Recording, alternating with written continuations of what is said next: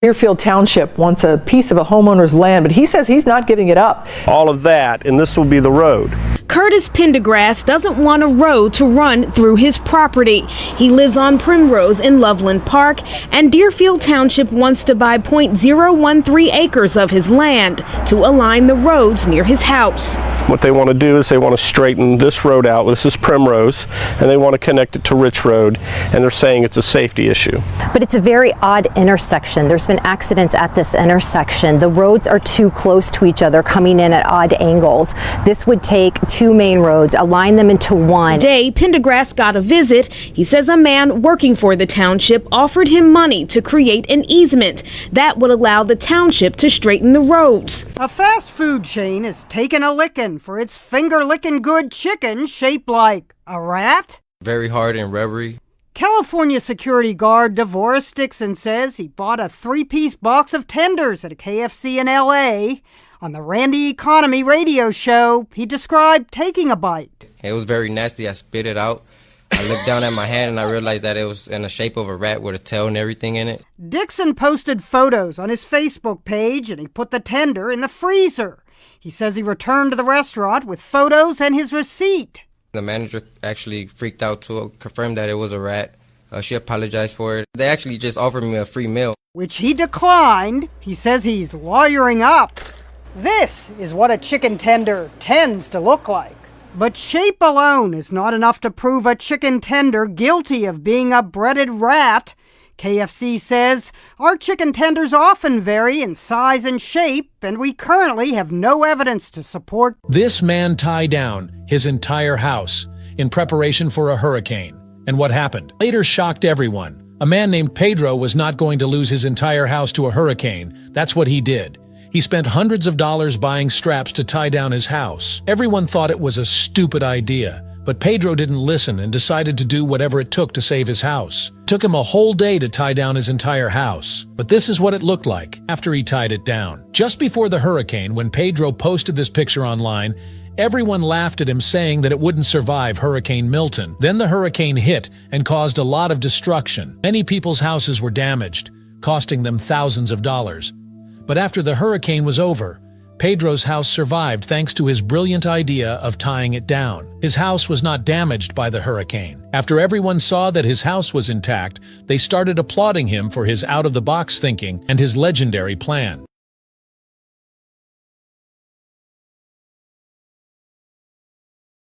$15 gallons of water a day. That's about 450 gallons, or about $30-something a month. Until this past July. $2,017.55. His meter reading showed he used 111,000 gallons. I was shocked, to say the least. But Ditmar paid it and applied for an unusually large bill adjustment. The city has 90 days to review and approve or deny those requests. But the very next month, Ditmar's bill showed he used another 14,000 gallons. The next month, the city says he used another 10,000. That got Ditmar moving. And I knew I hadn't used that much water, and so I went out and checked the meter myself. See for yourself. On October 28th, when we checked the meter with Ditmar, it read 806,930. But the city billed him based on an estimated meter reading of 807,000 all the way back on September 1st. And the bills kept coming. Personally, I think the water department has financial problems. She made headlines as the twerking flight attendant who lost her job after... She's the flight attendant whose twerking cost her dream job. I didn't think that... Nell Diallo was having a great time dancing and twerking in the aisle on an empty plane before an early morning flight. She posted the video on TikTok along with the caption, "What's wrong with a little twerk before work?" But after the video went viral, she says Alaska Airlines fired her. Nell had only been on the job for 6 months. She says she was twerking to celebrate the end of her probationary period. Why did you decide to post the video? And I was really proud of myself that I came so far. I just didn't think that my video and my post and the way I was dancing would be deemed as inappropriate. So how did you feel in that meeting when they told you you lost your job? I put on such a proud face every time I stepped on that plane. And for them to terminate me without giving me a chance it just was unfair. Kaganovich says when she invested in solar energy for her Las Vegas Valley home, she expected the panels to soak up the desert sun and for her power bill to drop. I believe in solar, but I'm trusting to a fault. That's not what happened. Since the solar panels were installed, these trees have been here for 30 years. In the shade. When the solar panels are getting sunshine, her power bill is about $13. When they're not, the bill is more than $200. That's along with her monthly payment for the solar panels at more than $250 from a 25-year loan to pay the solar panels off, an investment of more than $70,000. Kaganovich says Legacy designed the plan, Titan installed it, and she asked them both to move the panels into a better spot on her roof. She says the companies blamed each other and refused to move the panels. I just want them relocated. And a spokeswoman said, still though, Titan would relocate the panels. This is wild. In France, they have successfully trained crows to help clean up their parks by picking up the littered cigarette butts. The way that it works is a simple rewards program. They've trained the crows to find the discarded and littered cigarette butts, pick them up, and fly them to a specific trash can where once they drop the butts in, a reward for the crow is dispensed, usually nuts or seeds. These crows work 4 days a week and have been doing so since 2018, which makes this project pretty successful. And they have amazing memory and are often compared more to dolphins. Not only that, but they have facial recognition, which allows them to memorize human faces for years and years on end. So if you're in France or Sweden and you are a big litterer of cigarette butts, I would probably stop right now because the whole crow workforce probably knows who you are. In the United States, it is currently illegal to domesticate or train crows without a specific license, but I'm wondering if we should start employing them to clean up the trash at our beaches and parks. Neighbors have to look at this brightly painted fence every day, and they're frustrated that a woman decided on these neon colors. This past summer, Donna installed a tall privacy fence on her lot along Trotter's Walk in Newton County. Turned out to be too tall. Complaints came in. The county told her to cut it down to size. She did. But over the Thanksgiving weekend, she painted it. Dick Hopkins lives 2 doors down. The neon colors are making him see red. But it's only on one side of the fence. On Donna's side, it's a bluish gray to match the trim on her home. Donna says over the last couple of years, she hasn't seen eye to eye with a neighbor on the other side of the fence. She believed a little more privacy was best for everybody. But she says the county incorrectly told her a 6-foot fence was fine. Turns out, along the front yard, the limit is 4 feet high, which is why she had to shave it off. As for the paint job, the county does not regulate the color of a resident's fence. That paint is a 20-year warranty paint, so within 15 years, if it needs to be repainted, it'll be painted the same color. A father says he spent more than $100 grand to restore a vintage truck. But years after taking it in, the truck isn't even close to being finished. 2 years ago, Tim Hayes had an idea. My son always likes truck. He's been a truck kid. So he made his son, 14 years old at the time, a promise to restore a vintage truck and give it to him on his 16th birthday. They took it here to Classic Corner Iconic Cars in Oklahoma City to have it restored. They told me that it would probably be done around July, a little later than that. But long quickly turned to longer. He kept saying, oh, we're waiting on parts and we're waiting on this and that. Still now, almost 2 years later, with his son's 16th birthday just a couple weeks away, Tim says Jim with Classic Corner continued sending him invoices for work he claimed was happening on the truck those 2 years. But every 2 or 3 months, he hits you again. Hey, I need it. Here's another invoice. Tim says he's paid Classic Corner more than $115,000 worth of invoices. A couple weeks ago, he decided to cut his losses and pick up the unfinished truck. When Don Prather learned his Gilbert neighborhood was getting high-speed internet through fiber optic, we were certainly excited about it. What he's not happy with is how it was installed. It's a bit of a mess. That fiber optic cable that's supposed to be buried, and it's just completely exposed. Saying this has been going on for months. When workers first came out to install, they actually laid the fiber right across the top of the driveway, and we had to drive over it for a month or so. Then when he called the company to have them fix it, they put some not great looking caulk down and some duct tape, which isn't doing the job. That's the cable right there. You can see it wanting to pop out already. You still have wire exposed right there. Yes, there's a good 5 or 6 feet of wire there. We were worried about families and kids tripping over it. Prather says he's called 3 times to have them bury the line, but nothing happened. In one case, his work order was closed, with officials saying they did bury it, but as you can see, that's not the case. It's very frustrating. Like I said, it's dangerous and unsightly, and we just would like to get it fixed the right way. They look like tired travelers waiting for a flight, but take a closer look. These people are actually homeless. Well, since right now I'm completely broke, so I'm not going anywhere, just hiding different parts of the airport. Rebecca has lived here with her adult son and cat for almost a year. She says the airport is safer than the streets and overcrowded shelters. I left Phoenix with $15,000. It goes quick. The job and apartment she had lined up both fell through. Then she lost $3,500 in a rental scam.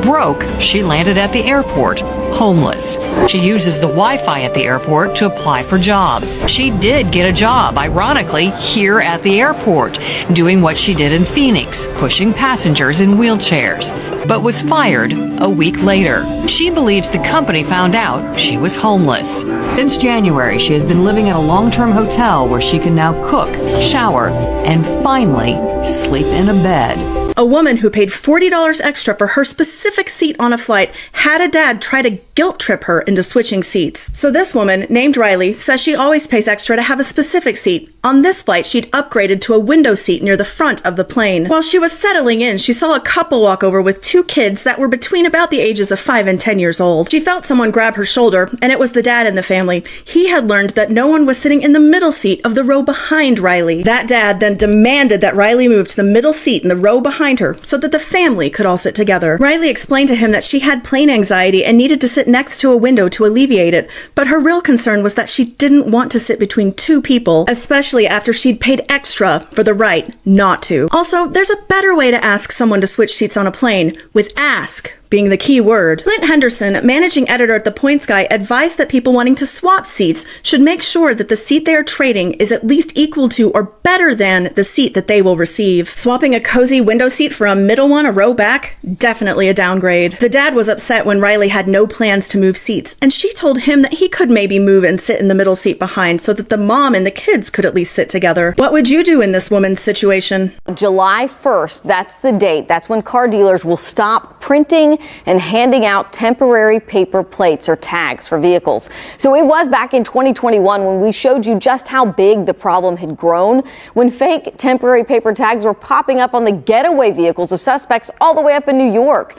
And criminals here are using them to fly under the radar of law enforcement. Well, some of you want to know, if dealers aren't issuing paper tags, what are they going to give you when you buy a new car? So dealers will have a stash of metal plates that will be assigned to new vehicles that they sell. The bill to eliminate paper tags was passed in the Texas legislature in 2023. And in that bill, it said that your license plates would stay with the car even when you sell it. But just this month, a different bill passed the state Senate to change that. So this new bill will require that the metal license plates stay linked to the person, not the vehicle. So whether Senate Bill 1902 passes or not, dealers will no longer print out paper tags beginning July 1st. So if you have one on your car, that's eventually going to be suspect to law enforcement, because they're going to be like, hey, like, these aren't even allowed anymore. A Kentucky homeowner calls it instant karma. He says a driver tried to run over a 9-foot snowman that he built outside of his home. This towering triple stack of snowballs in northern Kentucky has a lot of character. We were playing in the snow. She's from Mississippi, so this is the most snow she's ever seen in her entire life. I'm from Buffalo, so this is no big deal. I love the snow. Someone saw the soon-to-be Lutz family's creation and tried to fracture Frosty with the front end of their truck. But they quickly realized their mistake when the plowed-away snow showed Frosty's roots. Instant karma, Ken. It's hilarious. What goes around comes around, in good ways, in bad ways. So I guess probably everybody learns a valuable lesson here from Frosty. There may be a couple lessons in here. Believe in karma and smile through the tough times. Frosty sure is. I think you got the last laugh for sure. Boston is putting the brakes on so-called space savers. People there use everyday items to hold the parking spots that they've spent hours digging out from the snow. Now the city is just clearing them away, throwing them in the trash. Calling dibs on these coveted parking spots is a time-honored tradition in Boston with its own set of unspoken rules. You don't touch somebody's spot. You do not. You don't. After a relentless barrage of storms and more than 100 inches of snow, household items like high chairs, crates, and laundry baskets have practically become permanent fixtures on cramped city streets. Some of the items even come with a note. You know, we don't go to the suburbs and take people's driveways away, so I think that, that's our spot. But now the city is cracking down on the space-saving system, much to the dismay of some Bostonians. We have more mounds of snow than we actually have parking spaces. Monday, under orders from the mayor, sanitation crews began treating the placeholders like trash. She's the single mom with 2 kids, and that one-car garage, that's where she lives. You heard right. Nicole Jones and her children are forced to live in a garage right in the middle of one of America's wealthiest zip codes, Silicon Valley. This is the garage. Nicole, who's a bartender, pays $1,000 a month for the converted garage in San Mateo, California. I know it's a garage. Nicole says she can no longer afford to live in the area, where the average rent tops $3,000 a month. Employees from companies like Apple and Google, searching for housing, have pushed rents into the stratosphere. Nicole's cramped garage home is only 250 square feet, but big enough to hold her bed, widescreen TV, and a tiny kitchen. She even has a bathroom in the garage, with a toilet and a shower. After Nicole went public with her plight, she says she got a slew of hateful emails about her way of dealing with the lack of affordable housing in the Bay Area. She says all the publicity has spooked her landlord. She's afraid he'll evict her, leaving her and her children homeless. A Hespeler homeowner came home to a surprise Saturday morning. She says crews were working on paving her driveway without her consent. Tammy Corrigan has lived in this Hespeler home all her life. Our driveway was a gravel driveway, country and rustic. Not the prettiest, but it was ours. Now paved over. She says work to her driveway was done without permission. This is not supposed to be done. Corrigan says a man knocked on her door Friday night, offering a discounted rate to pave her driveway. We talked about the reasons why we did not want to have it done. He talked about the reasons why we should have it done. And Corrigan says she declined. At the end of our conversation with, I'll call you next week when we're ready to do this. And my words to him were, we will call you if we decide to do this. Then Saturday morning, Corrigan says she came home to a crew that was more than halfway done paving her driveway. Without our consent, without our want, without an agreement, without a contract. And it was very disturbing for us. Corrigan claims the man offered to pave the rest of her driveway and would take off $500 from the $7,500 bill. 4 city employees in Fort Worth have resigned and are facing a criminal investigation after they were caught on camera paving a driveway. Our Jason Allen explains what happened. Patching and repaving roads after water line repairs is part of normal water department work. Fully repaving private driveways is not. Are you with the water department? Do you work for them? Y'all work for the water department? Oh, okay. The work caught the attention last week of Bob Willoughby, who lives down the block. There were clearly marked Fort Worth water trucks on the street, but all the active work was on private property. He also recorded part of his phone call with the department before sending them the video. They didn't do no work there. They had to redo anything. They're just giving that guy a new driveway, okay? Within a day of the city seeing the video, all 4 employees had resigned from their jobs. The water department also talked to the customer who had the driveway paved. No one answered the door at the house today when we tried to ask about it.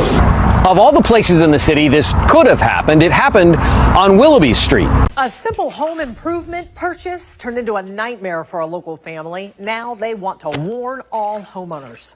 A $3,500 fridge. The fridge still works. Ended up costing Bradley Bird an estimated $700,000. The Birds purchased the fridge in December from Costco.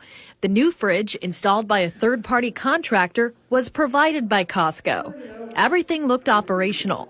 When my daughter got home from school that day, she FaceTimes me and says, Dad, the house is underwater. It wasn't until that frantic FaceTime 6 hours after the fridge was delivered that he realized the installer failed to properly install the water supply line, resulting in a major flood when the line burst. The water damage was extensive, affecting multiple rooms, furniture, electronics, musical instruments, and even the home structure. So far, I have spent about $300,000 on repairs, mitigation, third-party charges for reports and testing, and to get our belongings moved out and into storage. This woman was pretending to be a 14-year-old so that way she could sleep with teen boys. Her name is Alyssa Zinger, and in actuality, she's 23 years old, nearly a decade older than what she was claiming to be. In real life, Alyssa would work as a grocery clerk, but when she was on apps such as TikTok or Snapchat, she would pretend to be a 14-year-old girl who was homeschooled. And while she was doing this, she tricked at least 5 boys between 13 and 14 years old into dating her. And with some of these boys, she even went over to their houses and met their families. She even had their families thinking that she was 14. Now, one of these boys who she tricked into dating her actually started dating another girl. And in response to this, Alyssa started sending them revenge porn. These were videos of her sexually assaulting the minor that she was previously dating. And these videos circulated all over Snapchat. The boy told all of this to detectives. Now, aside from what she did, one of the more disturbing things about this case so far is that Alyssa has not accepted any responsibility for what she had done. She's also acting like she doesn't understand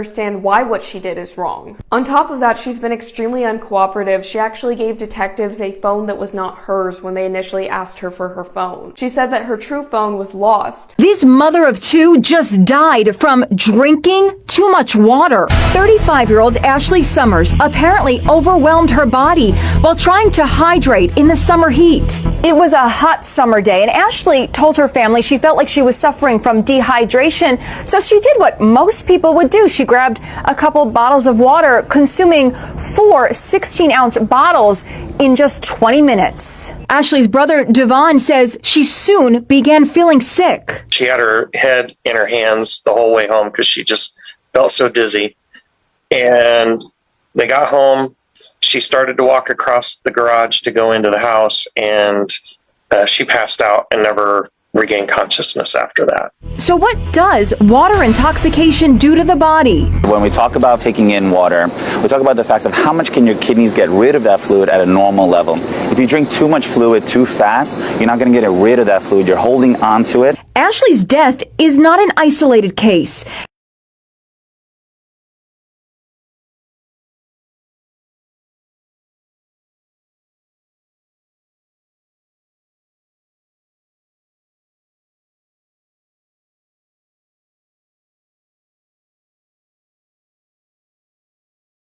Last month, he purchased a couch for his man cave, and this weekend he made a shocking discovery. It was filled with thousands of dollars in cash. Still have to pinch myself to make sure I'm not dreaming or something. And Kirby says that he had this ottoman for a few weeks before noticing that it was uncomfortable, and that's when his daughter decided to open it up. And then she started pulling out this. Oh my goodness. A total of $43,170 was found in the ottoman cushion. But Kirby says he didn't feel right keeping the money, so he reached out to the Restore to find out who had donated the couch. Turns out it was Kim Fouth Newberry. The couch originally belonged to her grandfather, and he died last year. It's just crazy. Today, the Restore held a big surprise for Fouth Newberry to give back every dollar found in the cushion. Why he's got money in cushions? I don't know.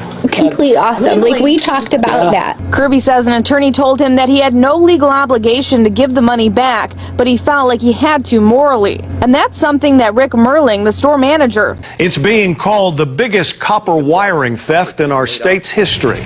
Thieves made off with thousands of feet of copper wiring from right under the State Department of Transportation's nose. Judging by the extent of what was stolen, the DOT says the thieves were working underneath the freeway for weeks. It looks like an ordinary day on the H3 freeway. Lights are working and traffic flowing, but right underneath the deck of this viaduct is the scene of the largest copper heist the State Department of Transportation has ever seen. The bridge inspectors went this week to inspect the bridge, and when they went inside the box girder itself, they found a lot of the wire was taken. So far, the DOT says more than 6 miles of the copper wiring network was stripped away.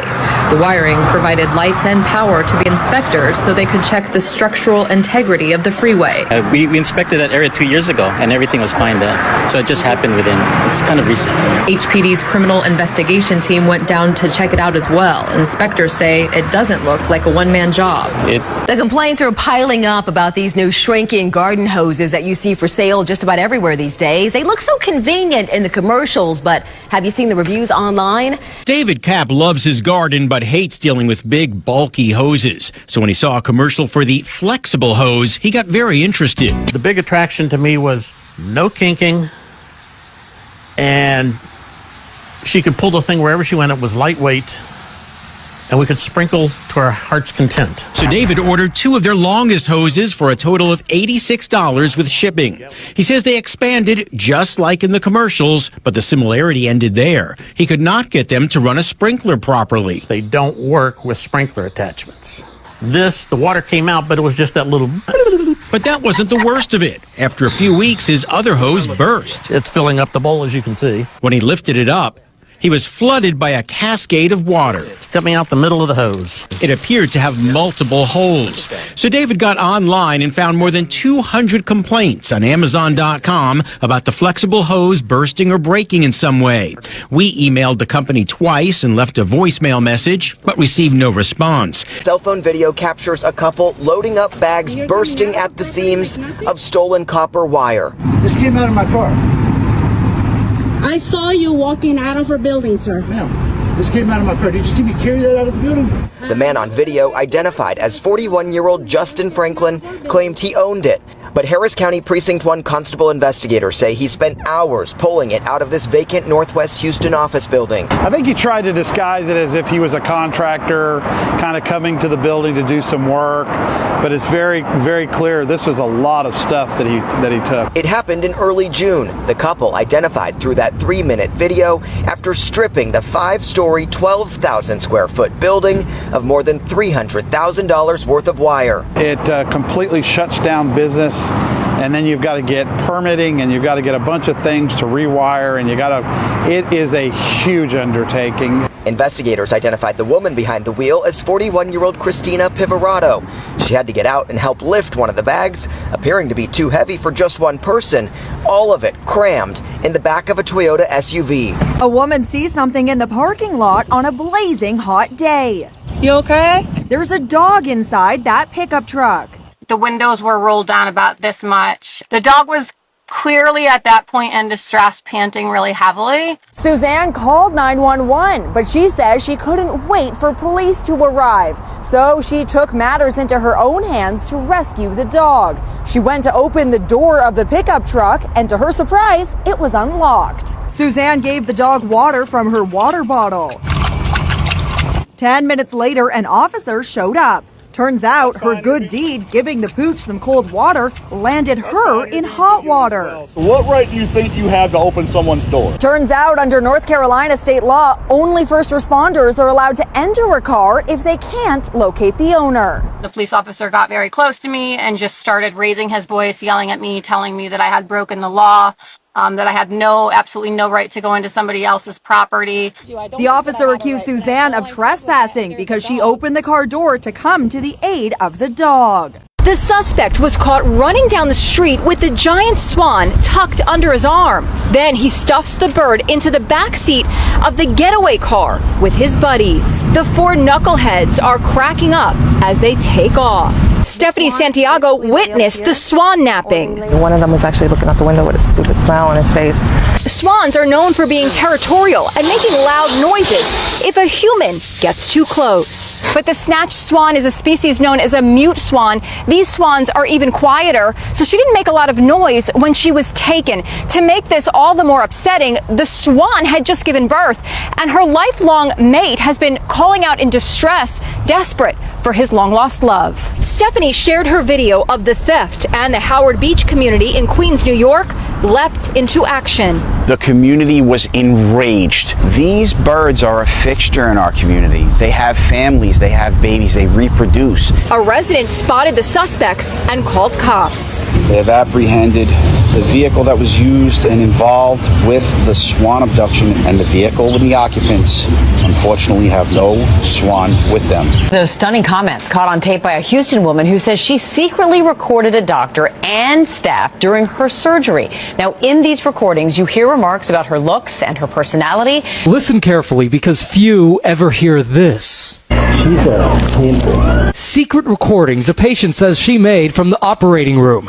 Ethel Easter says she hid a recorder in her hair extensions before going under the knife for a hernia operation. Easter says the hospital workers made disparaging comments about her body. I was appalled, I was distraught, I was violated, thinking that I'm lying there naked after the surgery, and they have me still uncovered talking over my body like this. And listen to this. Precious, yes. This is Precious over here, saying hi to Precious over there. It was racially profiling me, yes, I was offended by it. Easter says she decided to secretly record her surgery after a tense meeting with the doctor. In a letter to Easter, the hospital, Harris Healthcare, says it has... Some people get a gold watch when they work at a place for a really long time, like 27 years. That's how long Kevin Ford has worked at Burger King and other fast food companies, and he's never missed a single day of work, not one. He never even once called in sick. He was recently recognized for exemplary service by his peers with a goodie bag, and he proudly showed it off. Ford was incredibly gracious as he pulled out each item: a bag of Reese's candies, pens, and 2 rolls of Lifesavers. This is very nice from Starbucks. Thank you, guys. He posted the video on social media, and it's been seen by more than 2 million people. But the overwhelming sentiment? Seriously? Doesn't he deserve so much more? Now more than $215,000 has been raised on a GoFundMe page. Proof that Americans appreciate a man who works this hard all his life. I just really want to tell everybody out there how thankful I am. An angry customer who threw a burrito bowl at a Chipotle worker in Ohio received quite a unique sentence today after pleading guilty to assault. Rosemary Hain told the judge she responded the way she did because the food was disgusting and not what she wanted. The judge sentenced her to 180 days in jail, but suspended 90 of them. Here's why.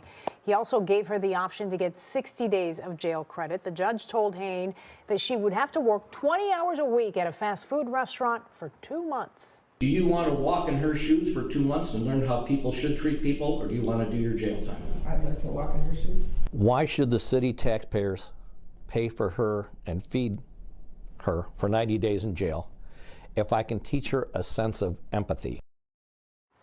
And after Hain completes her work assignment, she will have 30 days left to serve in jail. The assault victim says she is pleased with that sentence. One senior who ditched natural grass to make life easier is now seeing red, courtesy of the city. It may look real, but this is synthetic grass, and it's led to a turf war with City Hall. Homeowner Frank Leone installed the fake grass on his North York lawn because he's in his 80s, he's had a stroke, and has limited mobility. Shortly after the turf went in, a complaint was filed by a neighbor. Frank got a notice from the city. Receiving help from former councilor Karen Stintz, Leone called a bylaw officer to inspect the lawn, getting approval last October.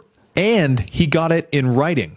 Leone thought it was over, but just a month later, a building inspector from the city said the lawn is not permeable, meaning water can't pass through it. And he's being charged for failure to comply with an order. This despite the approval of a bylaw officer. He's now being served with additional notices of violation, including fines, if he doesn't replace his grass within the next 30 days. According to Leone, he was told that the primary issue was a lack of water flow, even though his turf has many holes. And it allows water to flow through easily. The world's biggest time capsule, according to the World Record Academy. A classic roadside attraction for 50 years. They found it. I can't believe they found it. Finally unsealed, revealing a treasure trove of Americana. Half a century ago today, the town came together to freeze a moment in time. Pet rocks, a teal-colored leisure suit, very, very much 1975. Even an almost perfectly preserved Chevy Vega. But it was some of the smaller items that got the biggest response. This is clearly my mom's handwriting. Chris Galen reuniting with this note. I hope you had a good education, a happy, successful life. That moment is what capsule creator Harold Davidson would have wanted. I thought my dad was crazy. I think you need to be pushing 45 to understand how fast time goes, how little time you have to make memories with those you love. And that was what he was trying to do. The thing I'm thinking about as I think about the time capsule is it's not about what's inside of it, it's about what's inside of us and who we were back in 75 and who we are today. Honoring the past and the present on a day of celebration. 15 gallons of water a day. That's about 450 gallons or about $30-something a month. Until this past July. $2,017.55. His meter reading showed he used 111,000 gallons. I was shocked, to say the least. But Ditmar paid it and applied for an unusually large bill adjustment. The city has 90 days to review and approve or deny those requests. But the very next month, Ditmar's bill showed he used another 14,000 gallons. The next month, the city says he used another 10,000. That got Ditmar moving. I knew I hadn't used that much water, and so I went out and checked the meter myself. See for yourself.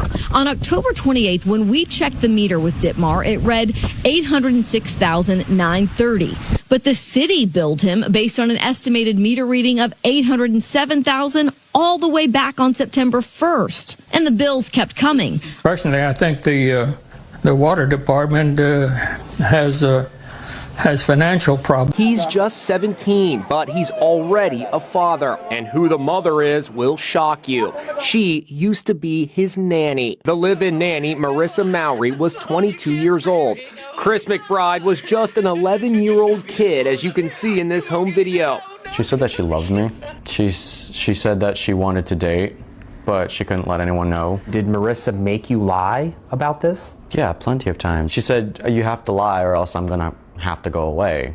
Chris remembers when his nanny told him she was having his baby. I was a little bit freaked. This photo shows him with his newborn son, Bentley. For 3 years, Chris kept the secret. Chris finally came clean to his mother, Nadine. Mom, Bentley's really my kid.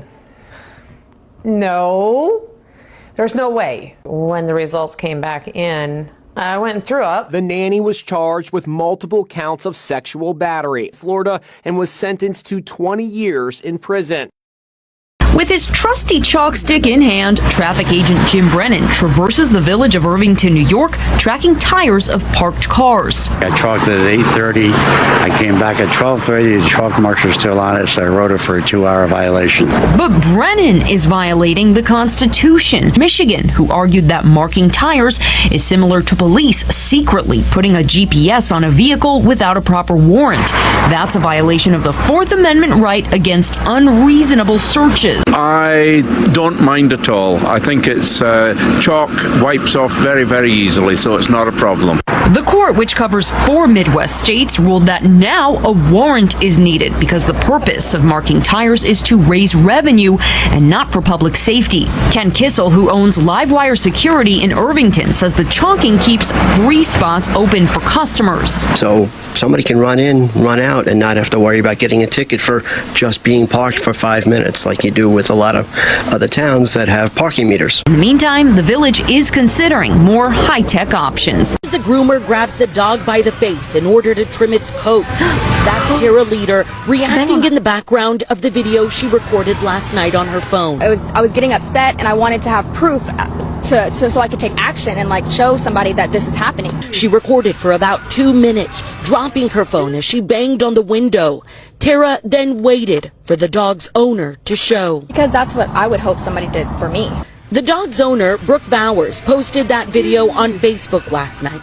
It's been shared more than 17,000 times. PetSmart says its groomers go through 800 hours of intensive training, and they must meet annual safety certifications. As for the dog in the video, she seemed very skittish. Whenever I first walked up to her and Brooke at the front of the store, she ran between her legs and just crouched down and hid from me and everything. So PetSmart is telling us that it cannot, Len and Mia, give us the identity of this employee that was terminated, but the PetSmart manager did confirm to us that right now there is no criminal investigation into what was captured Across Florida and the country, consumers are peeling into a problem with their cars. This is how it starts. You get a little Paint peeling on his car chip. It looks like a chip, but it's actually a flake. is becoming common for Ed Rinkowitz. See how it's flaking right here? See that flake? While he wishes this was some sort of flake, he says this is now his third Hyundai where the paint has started to peel off. My daughter's hood basically just flaked completely off.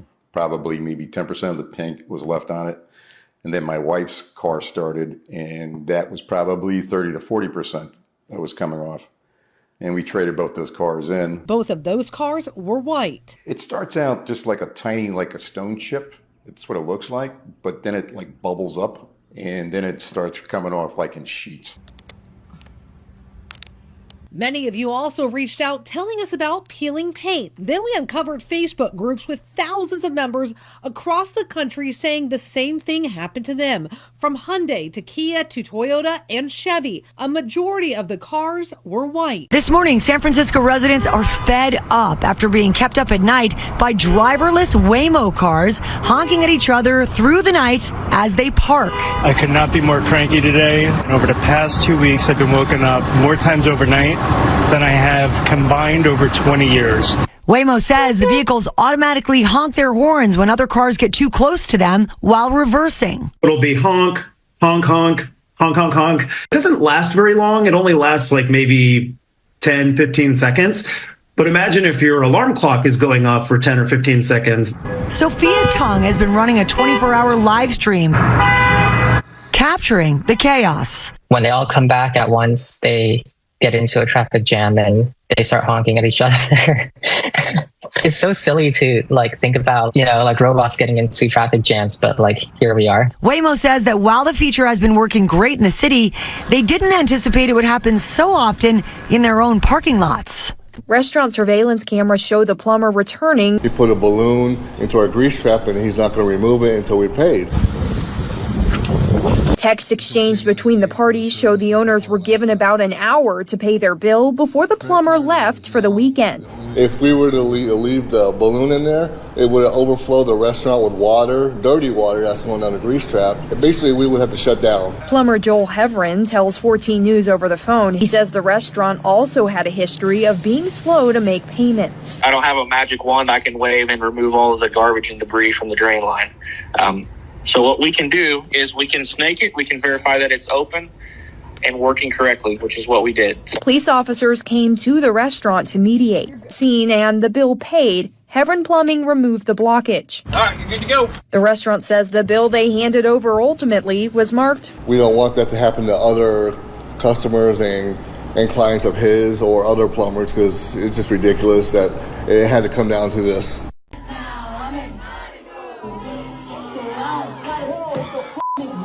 This is assault and this is battery. On July 29th of 2023 at Dre's nightclub and a day party, Cardi B, after already doing a set the night before, became extremely agitated after asking a very heat-induced, chaotic, and most likely intoxicated crowd to throw water on her.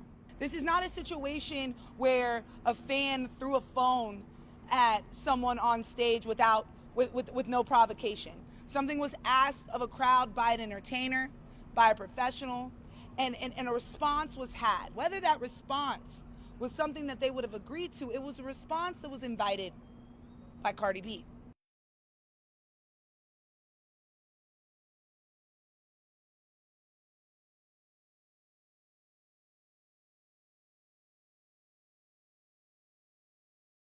They also threatened to pull it all up, which I said to them, go ahead, pull it up. We're not paying for it anyways. Tracy Becker is examining the subpar paving job outside her Port Alberni business. New asphalt she didn't even want when a crew came knocking on her door nearly 2 weeks ago. He came walking in and he said that he had some asphalt. The asphalt was left over from a previous job and that his workers were already paid by that contract. He quoted a price of $9 a square foot at 4 inches thick. When they were about 3/4 finished the job, the man came to Tracy with the price. Tilly told me it was going to be $28,000. She says the price included another pad by the road, but it was far more than the smaller 4-inch thick pad that was supposed to be just outside the shop. She says she had signed a paper that they said was for insurance of some kind, which she highlighted herself on the form. They threatened to put a lien on our business and take us to court. So she phoned 911. It's very, very sad. My heart is broken forever. You have no idea that she recorded their conversation behind the scenes. What the police said will shock you. Selena is a 30-year-old mother who has had a driver's license since she was 18. She has never had an accident and has never caused any sensation because all her points are still on her driver's license. One day, this young woman was sitting in her car and driving to the school to pick up her two sons. She heard sirens behind her. She was very scared because she knew it was the police, but she had no idea what they were doing. Then she stopped. A policeman got out of the car and asked her to show her driver's license and registration certificate. Then the police asked her if she knew that her taillights had gone out. Selena replied in a slightly helpless voice that she was indeed aware of the problem. However, she explained that the necessary repair costs were very high, reaching a daunting $600, and she was worried that she couldn't afford it. The police noticed the change in the conversation and asked her to open the trunk of the car. Selena unwillingly followed the police officer's instructions, her heart filled with anxiety. What happened next would shock you, and then she began to record this moment on her mobile phone. Later, I warn you that this must have been very terrifying for her. Well, it's an unusual window to the world. A makeshift loft has popped up underneath an East Bay bridge. As the people of Concord headed off to work this morning, there were others, literally beneath them, living in the shadows. A man named Tony lives under this bridge in a tent with a woman friend. Piles of trash have accumulated, but there is something unusual here. A tiny loft, complete with a window, has been built, almost like a bird's nest under the eaves. I didn't even see him build it. It was just kind of there all of a sudden. The occupants of the loft didn't want to go on camera today, but when pictures of the structure hit a local online news site and police got wind of it, everyone under the bridge got a 72-hour notice to leave. This afternoon, an outreach team from the county stopped by to offer help, but no one seemed interested, so they left. The director of Homeless Services says there's only so much they can do. We offer shelter beds for them to come in out from underneath the bridge and get connected to services. They have options to go and to find other places to live, perhaps connect back to family. Tiffany Walker had only made 3 car payments on her new SUV, and now it's totaled. She wants Tomball Ford to pay for the damages, but the dealership says it's not responsible either. This is her vehicle hours after she dropped it off at Tomball Ford for the first oil change and some warranty work. A total loss. I was shocked. I couldn't believe it. And then I immediately became angry. Tiffany says Tomball Ford employees told her while their mechanic was driving the vehicle during some repairs, another driver failed to yield the right-of-way, turning left in front of the mechanic, causing him to hit that vehicle. The police report supports that and assigns all blame to the other driver. The dealership is adamant the driver at fault's insurance, Allstate, should pay for the damage. But Allstate says its client is only 70% liable and the mechanic is 30% responsible, claiming he could have avoided hitting the other driver and suggested he was either speeding or distracted. Tomball Ford's general manager wouldn't talk with me on camera, but he told me it's an unfortunate incident, but the dealership is absolutely not at fault. The dealership just instructed me that I needed to be in contact with Allstate, which is the other party's insurance, and that they were not going to help with any of that part of this, and they would not claim it on theirs. A Louisiana Walmart employee by the name of Beth McGrath decided to quit, and she did it over the loudspeaker. Now, sometimes you come across a video that's just incredibly satisfying to watch, and that is the case with this video. Let's watch. Attention Walmart shoppers and associates. My name is Beth from Electronics. I've been working at Walmart for almost 5 years, and I can say that everyone here is overworked and underpaid. The attendant policy is bullshit. We are treated from management and customers poorly every day. Whenever we have a problem with it, we're told that we're replaceable.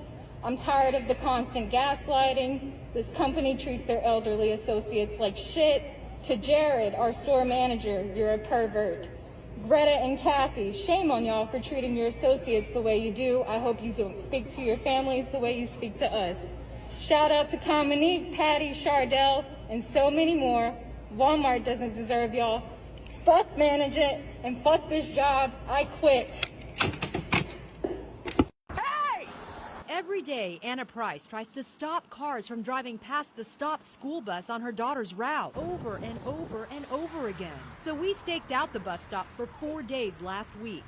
The first day we saw 3 cars drive by the flashing lights, and the next day wasn't any better.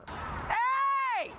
As we caught 2 more drivers on camera speeding right past the stopped school bus, and 2 others stopped right in front of us at the last minute. It happened again and again the next 2 days. I feel sick. Watching these cars not stop just makes me sick. Both Anna and Sherry say they've called the Orange County Sheriff's Office to report the problem, but they claim nothing happened until we showed up. We called both the Orange County School District and the Orange County Sheriff's Office about what we caught on tape. And on Thursday morning, Anna shot this cell phone video showing a white van blowing right by the bus and right by an Orange County deputy parked nearby surveying the scene.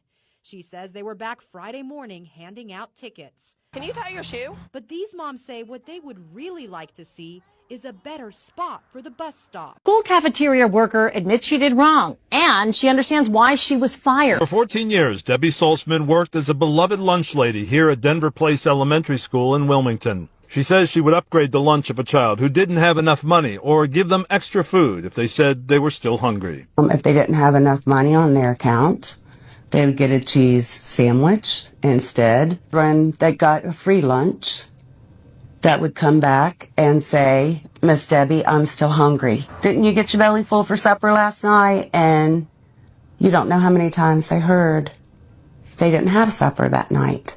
Saltzman says she kept Post-it note IOUs and paid out of her own pocket for kids, but the district suspended and terminated her this February for, quote, not keeping track of her register and providing food to her grandchildren without payment, end quote. Saltzman admits to giving her grandchildren extra food, too, but says it wasn't just them. I broke the rule. I'm the one that broke the rule. They look like tired travelers waiting for a flight. But take a closer look. These people are actually homeless. Well, since right now I'm completely broke, so not going anywhere, just hiding different parts of the airport. Rebecca has lived here with her adult son and cat for almost a year. She says the airport is safer than the streets and overcrowded shelters. I left Phoenix with $15,000. It goes quick. The job and apartment she had lined up both fell through. Then she lost $3,500 in a rental scam. We got breaking news as an earthquake just hit New York City, y'all. Damn, y'all, they can't catch a break. They just got hit with flooding. Then the other week, they just got hit with a shooting. Now a 3.6 earthquake. A 3.6 is not too crazy, but it's crazy that it just happened in New York. That's the epicenter, y'all. These earthquakes is becoming more frequent in places that we don't usually see them. Didn't just the other day in New York, a pothole blew open?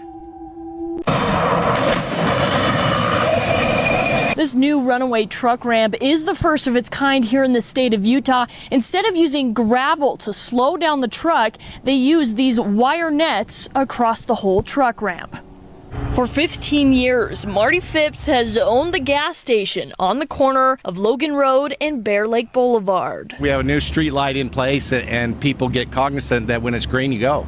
You don't look. Looking for something like this. First truck that took out the sporting goods store, it's kind of sad because that was probably the most valuable piece of property. A family pet writhes in agony. The dog scrapes his face on the ground, seemingly trying to wipe away the pain. Incredibly, the dog's owners say their mailman, for no reason, pepper sprayed their little poodle mix not once, but 11 times. It's heartbreaking to see our dogs suffering in that manner. Alfonso Galindo says his surveillance cameras show the postal worker holding the pepper spray under the mail in his left hand and actually spraying the dog as he approaches the gate. Here's the canister more clearly on a different day. He decides to walk right in front of the gate. A Walmart cashier worked with her father to steal hundreds of dollars in merchandise. At first glance, police say it looks like this cashier, Sasha De La Cruz, is ringing up purchases from another customer at this Port St. Lucie Walmart. The customer, Ricardo De La Cruz Padilla, is the cashier's father. Investigators say the loss prevention staff figured out she was breaking the law. And so they discovered that the the cashier was not ringing up all the items and was voiding a lot of items that were coming through there. It was a discovery unlike any other. The Gilmartins thought they were doing some renovations to a jacuzzi in their home, but what they found underneath, they couldn't believe. I want to jump in. First off, I guess, to be honest, Trevor Gilmartin recalls the moments and his first thoughts when he and his wife Haley dug out their jacuzzi only to find a hole beneath it. we did some testing to make sure the water was okay to get in. Obviously, safety was a little bit of an issue in terms of the fact that there's not like a ladder, and if I fall down in that hole, there's no getting me out. Take a look at this. New this morning, also caught on camera, a scary incident. This is on board a Royal Caribbean cruise ship known as the Icon of the Seas. The glass broke on one of the water slides on that ship, sending water rushing down to those on board. Chilling moments caught on camera after a Royal Caribbean Cruise Line passenger was injured while taking a thrill ride down the frightening Bolt water slide. The glass panel cracked and water began gushing through the hole that was left in its wake. Luckily, the passenger didn't fall through, but the extent of their injuries is still unknown as of Friday morning. Breaking news, a viral skincare scare is unfolding online, and it's about CeraVe. Once hailed as the one dermatologist recommended brand, CeraVe is now facing backlash as users across TikTok report severe skin reactions, including burning, breakouts, and red inflamed skin. The most complained about products, the foaming facial cleanser and the moisturizing lotion. Yes, they're top sellers. So what went wrong? Experts suggest that ingredients like niacinamide, though helpful for many, can irritate sensitive or compromised skin. A contagious smile, uniting strangers brought together by an act of humanity. And it all started with a knock on the door. Almay Belton is in a wheelchair and needs her father Anthony's help to get up their front steps every day when she gets off the school bus. Well, it was kind of hard mostly on her, because basically she's going up and down the steps, so basically you're constantly bumping and dumping down the steps, and you can see her jumping and jumping. Then at the same time, it's hurting me, because it's dealing with my back, and I'm getting older, not younger. Then last week, the pair received a visitor. My wife called and she says, "A man at the door." I said, "What you mean there's a man at the door?" She says, "A man with a big truck in the driveway at the door, and I don't know who he is." The man in the big truck turned out to be Joe Hill, owner of Premier Waterproofing. They should come here and mount my cows, and I could go to the court date. As temperatures sunk this season, Dennis Morin sparked up his wood boiler. It wasn't supposed to last into this winter. They wanted it gone a long time ago. 11 years ago, the state told Morin and his wife Anita their outdoor hydronic heater, or OHH, was uncertified and outdated. Today, it's still burning. The Agency of Natural Resources offered to cover half of the $20,000 price tag for a Phase 2 OHH, but the couple declined all offers. Morin says he needs concrete proof that a new heating system, like an updated OHH, could heat his barn of cows using the donated pine scraps he burns now. You have to show me that it could burn the wood that I got, because I don't want to take this one out and then I'm stuck with no heat. The Morins owe the A&R thousands in fines and only made it to one of many court hearings. Morin says he can't leave the farm during milking hours. They should come here and mount my cows, and I could go to the court date. In October, the Superior Court issued the Morins a second contempt order. Morin says he's waiting for someone to show up to his farm demanding action. Those were just rumors. Yes, you heard me correctly. She's alive and well. Jessica isn't dead. You wouldn't believe it after the many rumors that set the internet ablaze. But in reality, Jessica Radcliffe is alive, Brute clarified. And Jessica herself confirmed it by showing up at the water park. It's completely false. She was seen at the aquarium this morning. Let me explain. After Jessica was bitten by the orca, she was replaced by her colleague Nober, who is also an organ trainer. She came this morning to say goodbye to her animals, but the park's visitors don't want her to leave. Even the orcas reacted angrily, violently agitating the water. The park director declared that if Jessica leaves, her facility will be forced to close. Well, it started as a regular day at the laundromat, but then it turned into a very scary situation. A woman came face to face with a man with a bat before two men took him down, and a security camera captured it all. Eris says he never came to the laundromat expecting to be a hero, but he thinks it's everyone's responsibility to help each other. I didn't come in here to be a hero. I came here to wash clothes.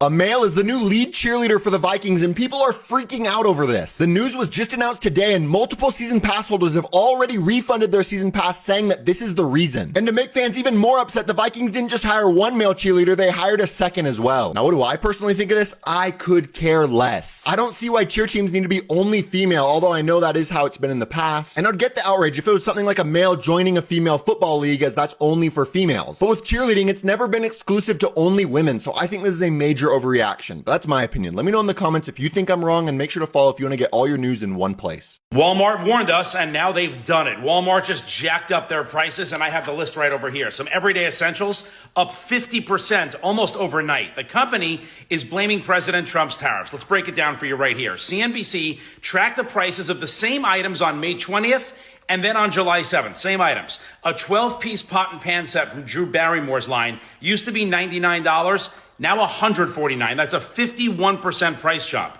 A Graco stroller went from $199 up to $299. That's another 50% spike since May. This was the Cybertruck that got polished, and they ended up calling the cops on it. As you guys know, Cybertrucks do not come polished. They just come with a regular steel look, just like that. And they ended up polishing the steel on this one, and it gave it that mirror-like finish, and a lot of people basically freaked out when they saw it going around, because obviously it was just reflecting everything and causing some glare. So much to the point that you actually couldn't see it while it was going around. And essentially what ended up happening was, I mean, there's no problem with it, so they couldn't do anything about it, even though it was causing all this glare. Imagine you're minding your own business and that thing just comes up like a shiny orb out of nowhere. The store doesn't tell police if they catch a kid shoplifting. They call someone even scarier. We might say, hey, I'm going to tell your mom, or... Lisa Harris knows just about every customer. It's been her dad's store since 1990.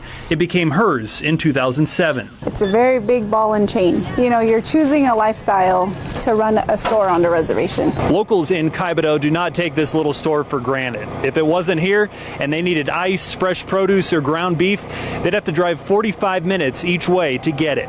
Some people do.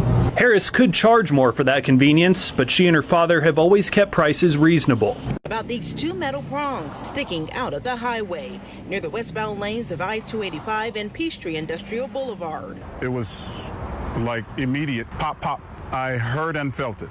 He says the impact after hitting the prongs caused more than $2,000 in damages to his BMW earlier this month. Now I'm really like at disgust to why would they leave something like this in the roadway. He says a Hero truck pulled over to help him.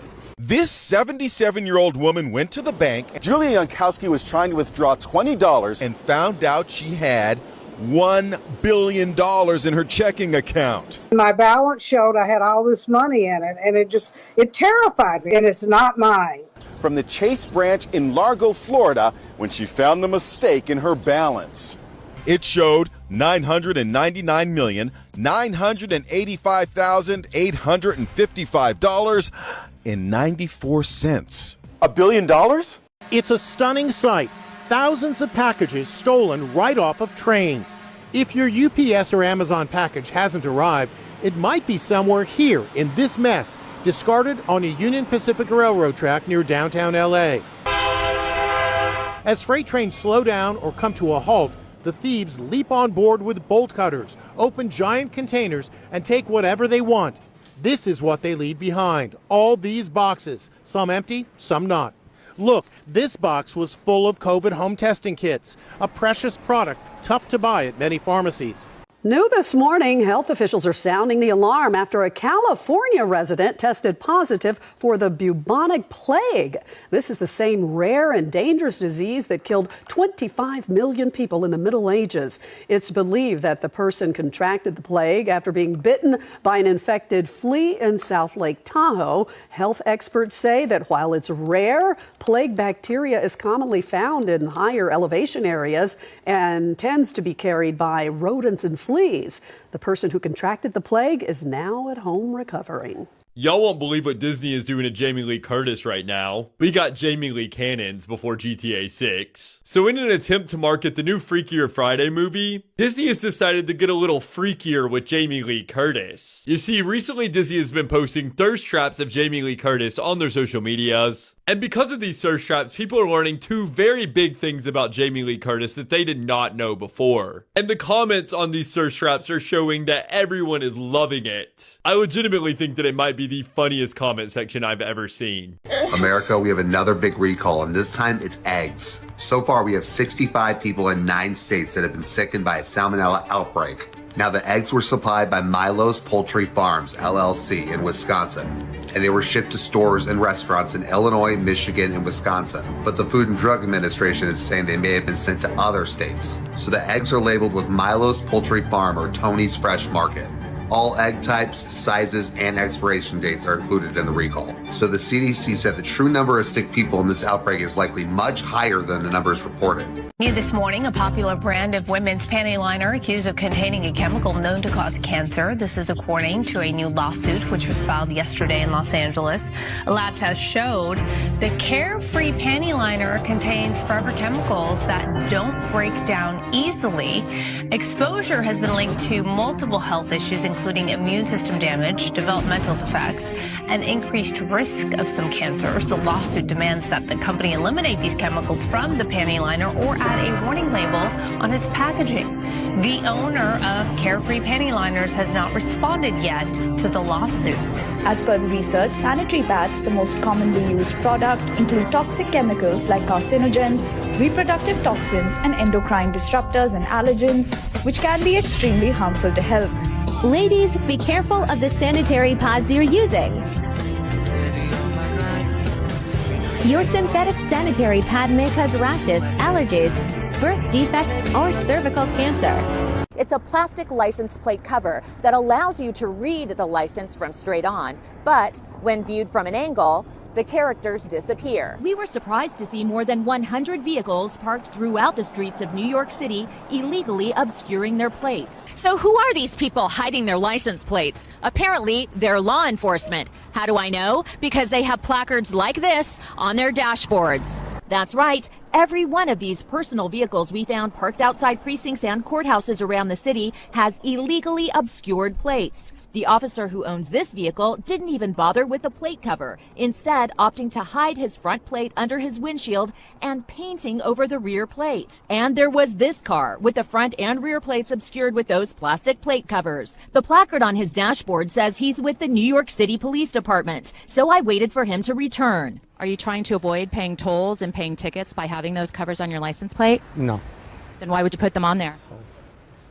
Do we have a screwdriver? He was so embarrassed, he decided to remove the plate covers. Where she bought the ticket to cash in her winnings. She thought she won at least $500. She says the clerk in this lucky store took her ticket, scanned it, and the machine sang a winning tune. It said, "Eee!" A beep made a sound on the machine, and then a pink sales slip came out, and he just grabbed it. Amelia says the clerk wouldn't give her that validation slip showing her winnings or return her scratch ticket. After some back and forth, he handed her $500 cash from the register. 1, 2, 3, 4, 5. But even with that money in hand, she had a gut feeling that something was wrong. When I called the lottery people and the police, it would appear that what he did was he took the validation slip, kind of crumpled it up quickly, threw it away or otherwise disposed of it, kept it away from the customer, and attempted to pay her approximately $500 in cash. If you found a weird-looking chip in a bag of Doritos, would you go on social media to ask what to do with it? Well, this girl did, and she's $20,000 richer as a result. Here it is, the $20,000 chip. Bet you've never seen one of these before. A puffy Dorito. And it just made this 13-year-old $20,000 richer. When Riley Stewart opened the bag at home in Australia, she found one of the chips completely bloated. I looked at it and I thought, this looks a bit funny. So she went on TikTok to share her find, writing, "I found a puff Dorito. Is this valuable or should I just eat it?" Thankfully, she didn't chow it down because Doritos decided to give her a $20,000 reward for finding the perfect puffy chip. I honestly thought it might have made a couple of people laugh, and then that was it. That's one pricey snack.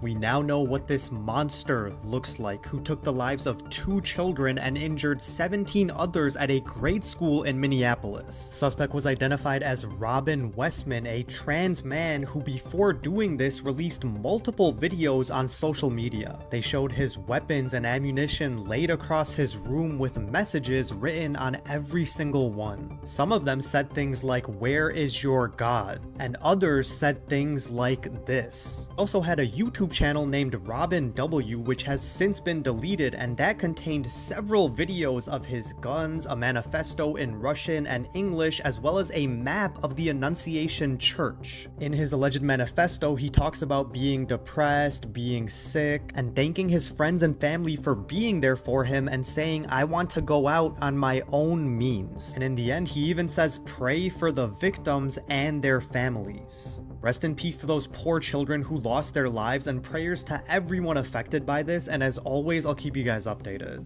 Breaking news. Every month during your period, you may be silently harmed by a deadly condition. Scientists warn that endometriosis, a disease affecting hundreds of millions of women worldwide, is highly dangerous, yet often overlooked. During normal menstruation, this condition causes tissue to grow in abnormal locations, invading the abdominal cavity and stomach to form mysterious brown lumps. Symptoms may start as mild discomfort but rapidly worsen severe abdominal pain, internal bleeding, and even organ rupture, which is 100% fatal. Without timely detection and treatment, it can trigger ectopic pregnancy or tubal pregnancy. Its spread is swift and stealthy, often becoming life-threatening before symptoms become apparent. More frighteningly, this disease is nearly impossible to detect through routine screening, sometimes taking up to a decade to diagnose. By the time many women discover it, the optimal window for treatment has already passed. This isn't ordinary discomfort. It could be your body's cry for help. State police say the couple living here after spending money that wasn't theirs. Investigators say Robert and Tiffany Williams had $120,000 deposited into their account at BB&T on May 31st through a mistake by a teller. But instead of contacting the bank about the deposit, the couple allegedly spent most of the money, all in 2.5 weeks between June 3rd through the 19th. Police say the Williams also used the money on bills, car repairs, cash purchases, and even gave $15,000 to friends in need of money. Once the bank realized its mistake, it transferred the $120,000 to the correct account. It contacted Tiffany Williams on June 20th and told her the couple had to pay back the $107,000 in overdraft fees they incurred. On June 21st, the bank called again. Tiffany said she and her husband would work out a payment plan. Court papers show that after those 2 initial phone calls from the bank, the couple had no contact with bank representatives, despite several attempts by the bank to reach them. Banned from Amazon. It's happening to more and more people, and you could be next. These 2 people from different parts of the country were both blacklisted by the e-commerce giant. I was really shocked and upset. They just sent an email and it said, "We've closed your account." So why the ban? Amazon said that these customers had consistently returned a large number of orders, but Jamie from Georgia disagrees. We had returned about 4 or 5 items within about 6 months. The last item Jamie returned was this $43.99 retractable laptop desk because she said it was missing parts. Nathan told us he returned 43 items over the course of 5 years. The final purchase was this small part for his faucet, which cost $10.99. I kept ordering a part and trying it and it didn't fit. So I just sent it back, ordered another one, didn't fit, sent it back, ordered another one. And I must have done that maybe 4 or 5 times. So how many returns is too many? Amazon won't give an exact number. A shocking accident just happened inside a food processing plant. One worker came into full contact with a highly corrosive chemical liquid, his skin severely damaged, and he's now wrapped head to toe in the hospital. fighting through treatment. It all started while he was waiting for the chemical transfer. Because of one small mistake, the pipe screws weren't tightened. Suddenly, the pressure built up, the pipe burst open, and the chemical sprayed directly onto his legs. He tried to run, but the floor was already flooded. The corrosive liquid spread instantly. He slipped, fell hard to the ground, and the substance poured over him completely. Witnesses say he kept struggling, but there was no escaping the burn of the chemical. Investigators confirmed the liquid was extremely corrosive. It not only destroyed skin tissue on contact, but even the fumes damaged his lungs and nervous system. Doctors say he's now fully bandaged, including his head. His life isn't in immediate danger, but recovery is highly uncertain. Right now, the factory is negotiating compensation, but responsibility has not yet been finalized. Nobody realized that within 24 hours of Kamil Mierzyk's head being snatched from a young fan, he quickly took 3 heartwarming steps to make amends, leaving the hat snatcher utterly regretful. After the recent US Open qualifiers, Mierzyk handed a signed hat to a young fan, only for it to be shamelessly snatched by an adult man. Although Mierzyk was busy signing autographs and couldn't respond at the time, he swiftly took action to make things right. First, Mierzyk promptly posted on social media, calling on netizens to help find the young fan. He vowed to personally track them down to give them a new signed hat, along with an additional signed tennis ball used in his second-round match against Karen Khachanov at this year's US Open to make up for the child's disappointment. Second, Mierzyk announced that he has ordered 10,000 identical hats, which he will give away for free to fans at future matches. He also gifted young fan tickets to all his matches this year, allowing them to watch for free. Finally, Mierzyk reached out to the US Open organizers, proposing a ban on the hat snatcher from attending all his future matches. He also called on other tennis players to join him in boycotting this individual from watching tennis events, ensuring the hat snatcher deeply regrets their actions. Are you fucking serious right now? Did Laken Snelling know that she was pregnant? On August 31st, 21-year-old Laken Snelling, a University of Kentucky cheerleader, was arrested after her deceased newborn was found hidden in her closet. Since then, people have been speculating and wondering if Laken knew she was pregnant. A lot of people are pointing to Laken's own TikTok account. A lot of people believe that this was a maternity shoot. But if we look at Laken's profile, she posted this on 6/18 and is hashtagging couples photography. But a lot of people believe that Laken looks pregnant here and that this is more of a maternity photo shoot. Laken also had some very interesting reposts on her TikTok account that now appear to be deleted. So shout out to one of my friends, Jalen. She was able to get screenshots of these reposts before they have now been removed. In this post that Laken reposted in July, this person is talking about giving birth to boys and never having a little girl. This video that Laken reposted, this person wrote, "My parents had a whole child at my age and I don't even know how to drive onto the tracks of the car wash." This one says, "Being 20 is so weird. Like, I'm an adult, but I can't really do anything, but people my age have kids." This one says, "Marriage is scary. What if he doesn't want to put our daughter in cheer the second she can walk?" Breaking news, the Statue of Liberty is at the center of a fierce debate. With America's 250th approaching, a proposal calls to laser strip her green patina, reveal the original copper, rebuild the upper interior, and reopen the long-sealed torch. Officials and conservators warn it's a bad, expensive idea that could permanently damage a national icon. History is the caution sign. 30 years after the statue reached the U.S., farting in nearby military arsenal fire triggered explosions that damaged her interior and closed the torch to the public. That same year, her copper skin fully oxidized, turning green. That patina isn't rot, it's the protective layer that has kept her intact for a century. Removing it would buy a brief shine. Experts say the copper would reoxidize in under 10 years, while aggressive cleaning could scar the metal and destabilize structures, risking irreversible harm for a cosmetic fix. So what matters more for the semi-quincentennial spectacle or stewardship? Is the green a flaw to erase or armor to preserve? Drop you comments. Whatever you guys need, we have it. The place where he stores hundreds of donated bottles of laundry detergent, fabric softener, and dryer sheets inside West Side High in Newark, New Jersey. My kids weren't coming to school. Good morning. What's up, baby? Good morning. Some of Cook's kids, he calls them all his babies, weren't showing up because they were wearing dirty clothes and getting bullied. I think we really put the microscope on basic needs of kids. How about giving somebody some clean clothes? Today, Westside has 5 commercial-grade washers and dryers. Principal Cook, who grew up in Newark, also started a program called Lights On. He opens his school from 6 to 11 p.m. on Fridays during the school year and 3 nights a week during the summer. 6 p.m. to 11 p.m., you're supposed to be home eating dinner, doing homework, sleeping. That's not the case. My babies are taking care of their younger siblings. Their parents are either working hard and just got to take all these odd jobs, or the parents are not there at all. The kids use the gym, dance, and are fed warm meals. Breaking news. On Sunday, September 7th, the night sky will treat us to a rare and unforgettable sight, a total lunar eclipse, also known as a blood moon. During this cosmic event, the sun, earth, and moon will align. Earth will move into the middle, blocking the sunlight, but instead of disappearing, the moon will shine brightly in deep red and orange. This glow is caused by sunlight bending through Earth's atmosphere and scattering, giving the moon a ghostly hue. The eclipse will be visible across Europe and the Americas, with the best viewing time being between 7 p.m. and 9 p.m. local time. That's when the moon will rise above the horizon and slowly turn into a glowing red ball. No special equipment is needed. The eclipse is completely safe to observe with the naked eye, but if you have binoculars or a camera, the view will be even more impressive. As the moon darkens, the nearby stars and planets will shine brighter than usual, creating a mysterious and fascinating sky. So mark your calendars below in the comments. Sunday, September 7th, from 7 p.m. to 9 p.m. Step outside, look to the east, and witness the night of the moon turning red. A Valley home inspector known for his videos exposing problems that he finds during inspections will not face discipline. You see that leaning block wall?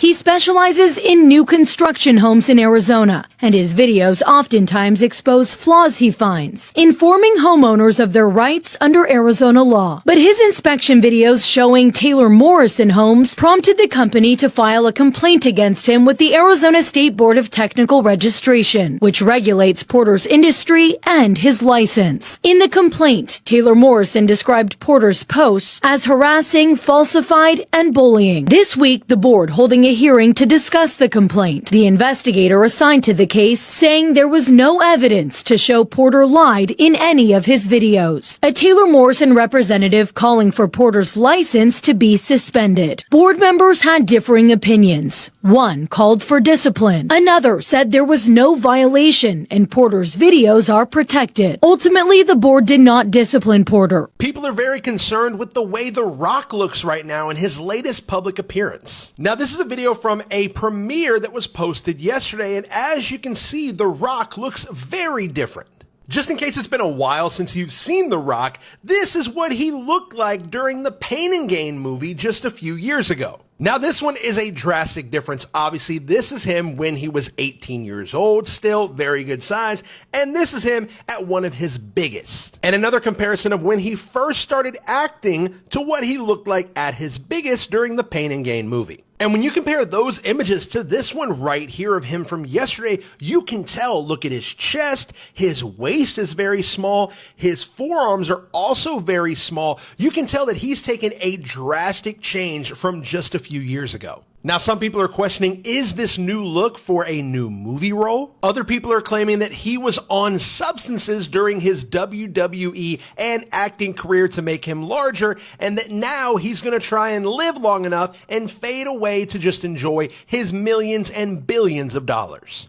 Here are all of the Love Island USA Season 7 cast members who attended the VMAs tonight. You guys need to see all of their looks. Let's get into it. Ace attended the VMAs. I feel like this look just screams Ace. It's very late 90s, early 2000s, which is definitely coming back in style. I like that he didn't wear just a basic suit. Now you're probably asking yourself, where's Shelly? Well, someone commented on one of Shelly's posts and said, Shelly, VMAs tonight, and she said, I wish I could have made it, but I had prior obligations. So unfortunately, Shelly wasn't there. Now both Nick and Alandria were there, but they couldn't walk the carpet together. More on that later. Let's talk about Nick's look. I actually really love the all black with the necklaces. It's kind of basic, but it's cute. Alandria looks absolutely stunning. I love the red on her, and this whole outfit is a 10 out of 10. Now, why didn't they walk the carpet together? Well, Nick posted on Snapchat and said, unfortunate news, Alandria and I won't be at the red carpet together for some reason. Check out these pictures of a McDonald's ice cream drip tray taken in Louisiana. It's covered with slimy filth. I couldn't believe my eyes. I was like, I've never seen something this disgusting. This guy used to work at the McDonald's, but says he got canned after posting the photos online. I asked my manager, I said, when's the last time y'all cleaned this? And she said, hurry up and bring it to the back before a customer sees it. Well, we wanted to know just how sanitary is your soft serve ice cream and yogurt. So we did some testing. We took samples from 40 places in the Seattle area, from fast food chains to independent shops, and then had them tested for bacteria. 9 out of 40 samples had elevated levels of coliform, a critical indicator of an unsanitary condition which by itself does not necessarily cause illness. As a consumer, I would expect that my ice cream to be coliform free. It would certainly be an indication to the restaurant that they ought to investigate their sanitary procedures. Follow me. Take you to know the latest real-time hot news. This wooded backyard is Binks's domain. She was a neighborhood cat, just showed up when she was about 2 months old. November 30th, while the family's 2 other big dogs were also outside, out of camera view, Lane Dyer says he let the 6-year-old Havanese out to go to the bathroom. Out of nowhere was attacked by a coyote. Then another coyote appears. But see that to the left? Well, that's Binks, saying not in her backyard. Jumped down and scared him off. Is the craziest thing ever.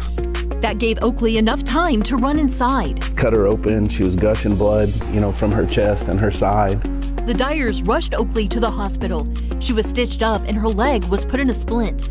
Doctors telling family Oakley may lose the limb. Thankfully, it's still intact. But while waiting for her recovery, the Dyers tried to figure out what happened. Thankfully, we had security cameras. We were able to go back and actually look to see what happened. It was inspiring to see just our little outdoor cat just jump at 2 coyotes that were attacking this little dog who she loves and run them off. Now Oakley is back to her old self, doing tricks, while Binks keeps a watchful eye on the woods.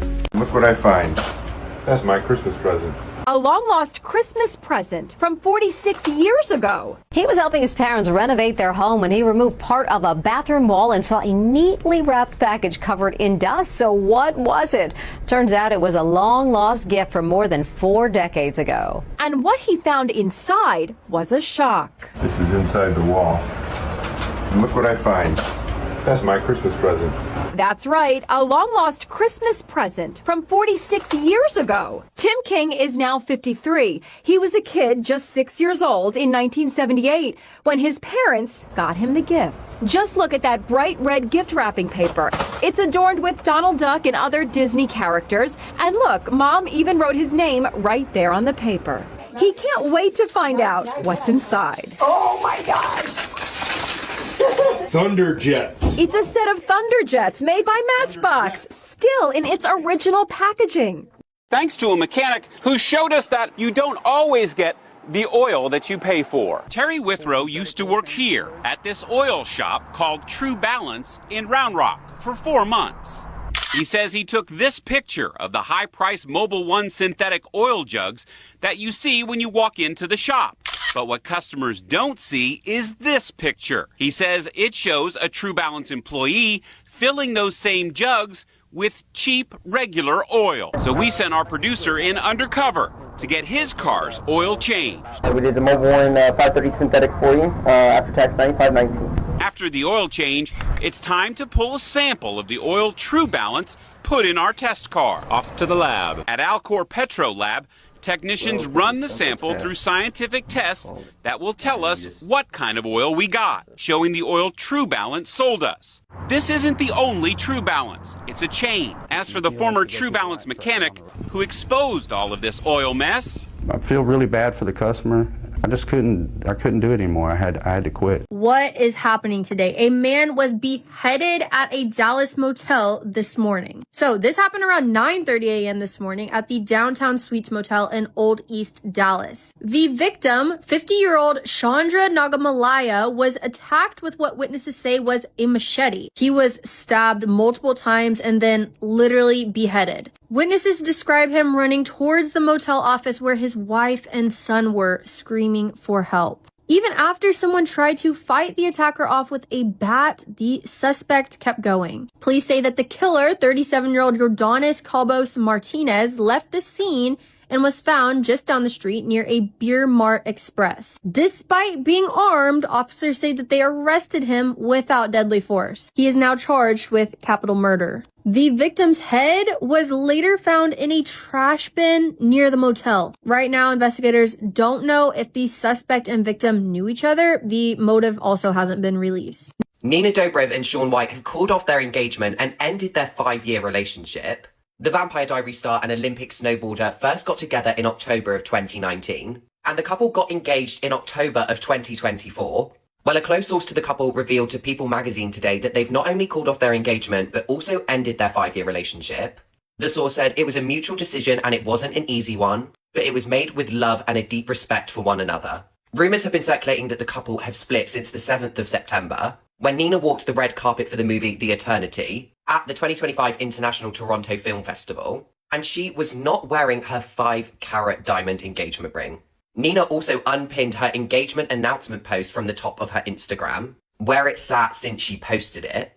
But I think the breakup has caught a lot of people by surprise because only 2 weeks ago were the couple spotted running errands around town together holding hands. Of course, I'm very sad for the couple and I really do wish them the best. If you guys have made it all the way to the end of the video and you love celebrity news and entertainment updates, don't forget to drop me a follow. What was he thinking? A knucklehead breaks into an alligator and crocodile farm, climbs over the fence and leaps into a lagoon. Surveillance video shows him trying to get out of the lagoon, but he doesn't make it in time. He's attacked by a beast with razor teeth. After finally scrambling out of the water, he teeters along a wall inside the exhibit. On the other side, 210 giant alligators. After his 4-hour-long escapade, he's spotted outside the park. A neighbor calls 911. He's hiding in the bushes now. He's injured. When police catch up to the dude, he's wearing only shorts and limping in pain with a badly injured foot. Workers found his shoes left behind, and yes, they were Crocs. Yep, you can't make this up. John Brugan, director of the St. Augustine Alligator Farm, thought it was a joke. There were 2 of these Crocs shoes floating around in the exhibit. And I said, oh, okay, clearly somebody wants us to think somebody got eaten. Then they saw the shocking surveillance footage and realized it really happened. She looks like any busy mom running to the grocery store, but Danette Worthy is not shopping for her family. She's in charge of school lunches for 19,000 students in Tuscaloosa, Alabama. Like lots of other school districts across the USA, they're having major issues here, getting enough supplies to feed the kids. So every day, the school's director of child nutrition jumps into her car and runs to the local grocery store. I needed to get some soy milk. We also bought some 9-ounce cups. We got some tortilla chips and also some tortilla shells because those are things that we are having a hard time getting. She also has to move supplies from one school to another, hauling heavy boxes of produce around. And it's not just lunch food in short supply. Millions of paper plates and plastic forks and knives are stuck on container ships. And there are also shortages of cafeteria staff. How is that milk? Some kids at schools across the nation are taking to social media to complain about inedible food and sour milk. But in Tuscaloosa, there are no complaints. To pull this meal off, we probably had to kind of finagle within our schools and move some food around, but every kid got fed. I kind of wish that they would have let me go, because I can't live like this. This mom is adjusting to her new normal after losing her hands and legs because of all things a dog lick. Marie Trainer woke up from a 10-day coma to find her limbs had been amputated. I cried the hardest I ever cried in my life. The life-changing tragedy had its origins during a vacation in the Caribbean with her husband. Marie says she was using her key card to access her hotel when she accidentally nicked herself on her wrist. It was a tiny little scratch, a silly accident. It hardly hurt. When Marie came home, her dog Taylor greeted her with lots of kisses. But the dog also licked Marie's scratch. 4 days later, Marie got very sick and was rushed to the hospital with a severe infection and septic shock.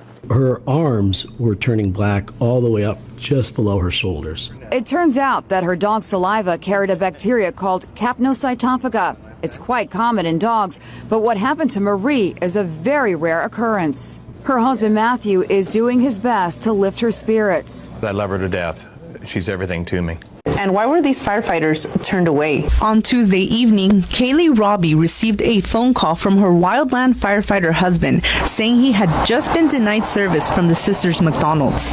Robbie's husband had just finished a 15-hour shift on the Grandview fire and was looking for something to eat along with the rest of his team, which was about 22 people. And the only restaurant open was McDonald's, which was closing at 10. Robbie and his team went through the drive-thru, but were told they could not be helped, although although the restaurant was still open. Kaylee said he told her it was because one of the employees said too many firefighters had already passed through with large orders. My husband then said, well, we're firefighters too. And they said, okay, we'll come to the lobby.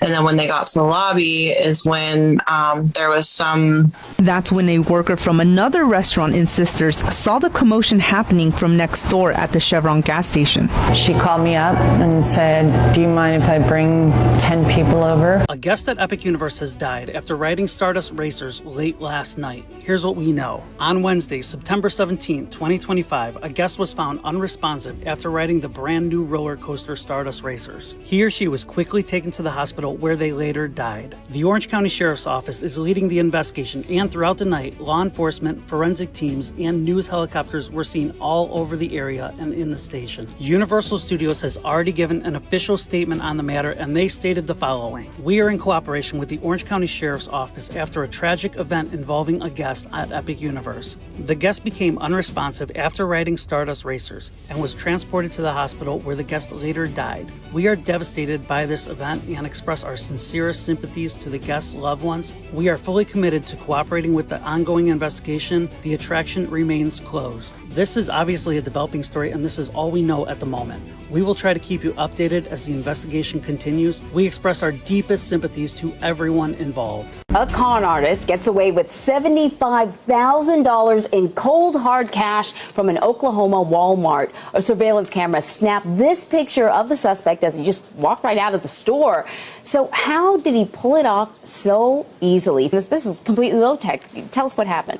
Absolutely. On July 4th, this man walked into this Walmart in Oklahoma, and he was wearing what looked like the uniform of the Loomis Armored Truck Company, threatening any violence. Actually managed to convince the Walmart employees that he was that employee, and they gave him a bag full of $75,000 in cash, and he walked out of the store into a Chevy Malibu, so like a sedan, not an armored truck at all, and drove away. And the Walmart employees actually didn't even realize they had been robbed for about half an hour until the actual armored truck showed up. I can't believe he would try to pull something like that off. It's so simple. I mean, and they had no idea who he was. Yeah. There was no IDing of him or anything along those lines. So listen, the fact that it was so simple, they must be concerned that this is pretty easy to duplicate. They must be concerned about copycats out there.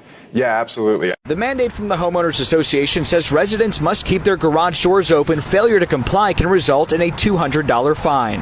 Auburn Green's resident Fred Waitlow cleans out his garage. And I got to remove all this stuff. This is personal belongings, pictures. But it's not something he wants to do. If we have to have this open from 8 in the morning till 4 in the afternoon, anybody can help themselves and steal your blind. And they do it in this Auburn Greens complex. This is not safe. Shally Ia keeps her garage door closed, fearing what might happen if it's left open all day. This will just be an open door policy and saying, welcome, take what you want. A member of the board who did not want to speak on camera said the policy was enacted because of a resident who was allowing people to sleep in his or her garage. I think they could have gone around this in a better, logical way, like, for example, maybe a monthly inspection. The on-site manager closed its window and posted this sign as we pulled into the parking lot and didn't return our phone call. Until it is, Shally and others plan to keep their garage doors closed. A very natural look. Butterflies, bees, and birds coming. It's not just some grass doing nothing. But her village mayor sees it very differently. When ugly is that overwhelming, you have to call it what it is. That front yard looks hideous. It's the outgrowth of a Town of North Hempstead grant to encourage native plant gardens. Wow. Free plants, great. I'm taking that. But the look clashes with her village code. She received this summons with a fine of up to $2,000. Fail to maintain yard. Zhang says this is maintained. Native Long Island plants grow without chemicals and help absorb rainwater. But the mayor says the transformation is troubling. Which property would you like to live next door to? Native plant advocates here in Port Washington have launched a movement to get suburbanites to ditch their lawns. They say gardens like this one are more attractive because of their benefits. Sustainable gardens are not just beautiful for the eye, they protect our drinking water. We're trying to move away from these big... Apparently Disney ain't know how serious this shit could get. As of today, Disney lost about $4 billion for playing around with the playground. Mind you, you got people that work for Disney, stars, etc., saying boycott Disney, Hulu, everything else. Shit's so serious on that Hulu app. When you try to cancel it, because you know that shit is $9.99 a month, they telling you, hold on, wait a minute. Don't cancel. We'll give it to you for $2.99 a month for the next X, Y, and Z, and then it'll go back to $9.99 a month. Nah, we don't want that. Ask Target, ask Walmart, and ask everybody else who went against the grain how they got their understanding. See, what everybody got to understand is that you got the big company, but we have to spend the money. So I say that to say this. Don't let them keep playing with us. As long as we allow them to keep playing with us, they're going to play with us, and they're going to do shit they're not supposed to do. That shit that they did, I don't want to mention it because you know how TikTok is, but they wasn't supposed to do it. Regardless of who told them to do it, they was not supposed to do it. So keep showing Disney. Make them an example. I'm out. Mind you, the person they're jumping and cheering for didn't even win. The real winners over here, totally excluded. This was at the Miss International Queen pageant, the largest beauty pageant for transgender women, held yearly in Thailand. This year's winner was Miss USA, Midori Monet. First runner-up was Miss Cuba. Second was Miss Vietnam. And honestly, a lot of people feel like Miss Cuba was being a sore loser. Throughout this competition, to say the least, I've been bullied. I have been told that I look like a man.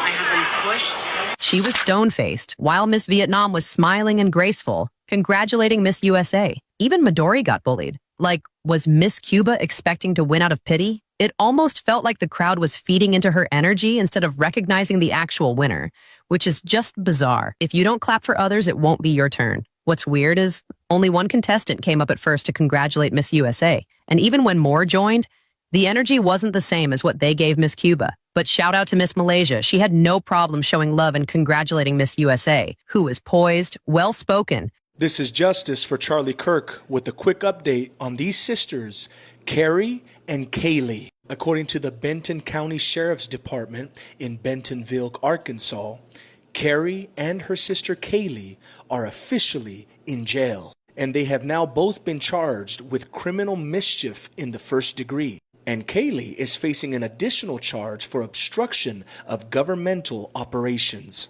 On top of that, Carrie has been fired from her job and has also been evicted from her home. And this is what happens when criminals try to play the Uno reverse card, because she has since made a GoFundMe account speaking against white supremacy and fascism. I'm sorry, honey. Your actions led to your demise. So you can thank yourself for that. But on a personal level, I want to thank each and every one of you. As many of you may know, my main account was just banned. And that's where I found the money, and there was 5 envelopes. What started as a cleanup turned into a payout for Walter Castaneda. He bought this house on Payne Avenue in May for just $1,000 and found 10 times that in cash. Most of the money was under these bricks, hidden in envelopes. But Castaneda says he found more under bricks from where a potbelly stove once was. The latest bill is dated with the year 1981. U.S. Bureau of Labor Statistics say if you factor in today's inflation, that 10 grand back then would be worth about $35,000 right now. Castaneda suspects the 10 grand was stashed for decades and thought of the others who lived here before he bought it. So he called around, eventually finding the right person. And, I'd like to split it with you. That person was Andrew Aranosi. He lived in the house from 1946 to 1967. But Andrew suspects most of the bills were hidden by his dad, and he never knew it. Tucked that somewhere, wherever he tucked it between the bricks or whatever. Castaneda decided to split the cash with Walter. That woman called consumer expert Amy Davis for some help when the HOA told her that she needed to remove the fence, the safety fence around her swimming pool. Their homeowner's insurance company told them they are required to have a fence around their pool, but just last year, 2 years later, the HOA told the family to take it down. 4 things motivated Susan Durgaprasad and her husband to install this safety gate around their backyard pool. It provides safety for the entire community and our family. But their homeowners association in Bender's Landing in Spring says this fence is not compliant with association guidelines and it must go. By email, Bender's Landing HOA President Bruce Johnson contends that corner lots like hers can only have a non-privacy fence constructed of iron. And the way Texas law works is it says if the deed restrictions don't impose a restriction, it's up to the owner to decide how to use their property. Still, the board has denied her appeal to allow her fence twice. Khan says she has 3 choices: move, pay for a much more expensive fence allowed by the HOA, or sue the board. The iPhone 17 Pro is breaking like crazy. So now that people have started to get their 17 Pros, it seems like this phone has some insane durability issues. Now this year for the 17 Pro, Apple decided to switch to an aluminum frame from like a titanium one that they had before. And because of this, a lot of people have noticed that the phone now not only scratches way easier, but it just seems way less durable overall. People have reported on release day that the 17 Pros in the store already have scratches on the frame. And during different drop and durability tests, it seems like the 17 Pro just cannot stand up against any type of force. The iPhone 17 Air, on the other hand, though, is way exceeding expectations when it comes to durability. Apple said the iPhone Air was the most durable iPhone ever, and they were not kidding. I've seen videos of people taking a hammer to the 17 Air, and this phone just does not bend. If you don't know, the 17 Air is incredibly thin, and everyone thought it was going to bend super easily because of that thinness. But not only is it not bending easily, it seems to also be withstanding drop tests and just every other test that people have been putting it through. They hop, they duck, they climb, they go through 2 at a time. 1, 2, 3, 4, here come the rest. 5, 6, sneak through the emergency door. Anything to avoid paying the fare. Here in New York City, the problem has gotten so bad, it cost $215 million in lost revenue last year. Watch as this guy just leaps over the turnstile. We just caught you jumping. Why did you do that, sir? He goes back and pays. This is what you're supposed to do, pay to get in like everybody else, right? This guy pays to get in, but then opens the exit door, and here they come. 1, 2, 3, 4, 5, 6 more. No one seems to worry about getting caught. Are there any cops around? You guys are not cops, right? No, we're not cops. Of all the places we checked, the worst problem was here, at the crossroads of the world, New York Times Square. It's an epidemic. Look. In just 2 hours, we counted 84 fare evaders, close to 1 per minute. Y'all, you can't make this shit up. There's been another incident at a church where somebody came in and started shooting. And then, as you see on the picture, they lit the church on fire too. Multiple people has been hit. This is the Latter-day Saints Church in Michigan, y'all. What's going on? What is really going on? So they said the dude walked in and just started opening fire on any and everybody he seen.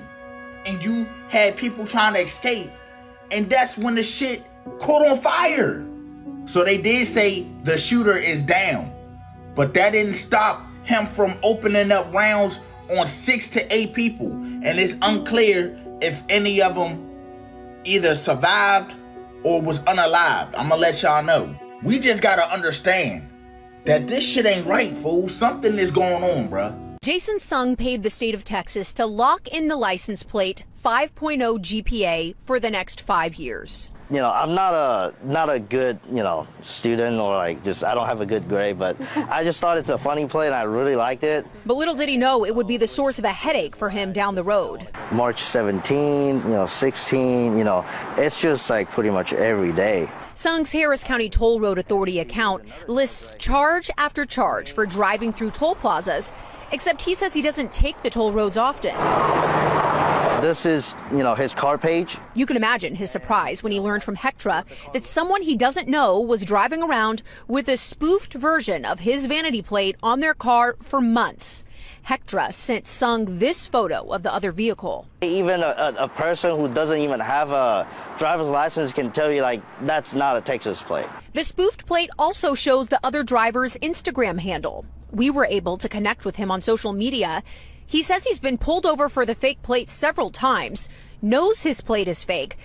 Listen first, please, Zach. Why you wearing your pants like this and showing your ass? 2 high school students had to spend time in jail after wearing sagging pants to school in Bolivar, Tennessee. I just took it and went on with I ain't even know what else to do. Antonio Ammons had to serve 48 hours behind bars in the Hardeman County Jail after school resource officer Charles Woods charged him with indecent exposure for wearing saggy pants. Woods said in a report it happened more than once. I really didn't like it. Ammons, who said he's never been in jail, was in a pod with other inmates. He showed us what his pants looked like at school. You can see part of the waistband of his underwear and his gym shorts. I think jail time might be a little too much, but at the same time, a lot of saggy pants. 4 students were charged with indecent exposure, but only 2 had to serve jail time. Too much. Too much? Yeah, too much. Students I talked with say jail is too much. Well, I don't think it's necessary just to go to jail. Just sagging pants. Are we still in high school? What are we going to jail for? So what do you think? Were the students unfairly punished? She looks like any busy mom running to the grocery store. But Danette Worthy is not shopping for her family. She's in charge of school lunches for 19,000 students in Tuscaloosa, Alabama. Like lots of other school districts across the USA, they're having major issues here, getting enough supplies to feed the kids. So every day, the school's director of child nutrition jumps into her car and runs to the local grocery store. I needed to get some soy milk. We also bought some 9-ounce cups. We got some tortilla chips and also some tortilla shells because those are things that we are having a hard time getting. She also has to move supplies from one school to another, hauling heavy boxes of produce around.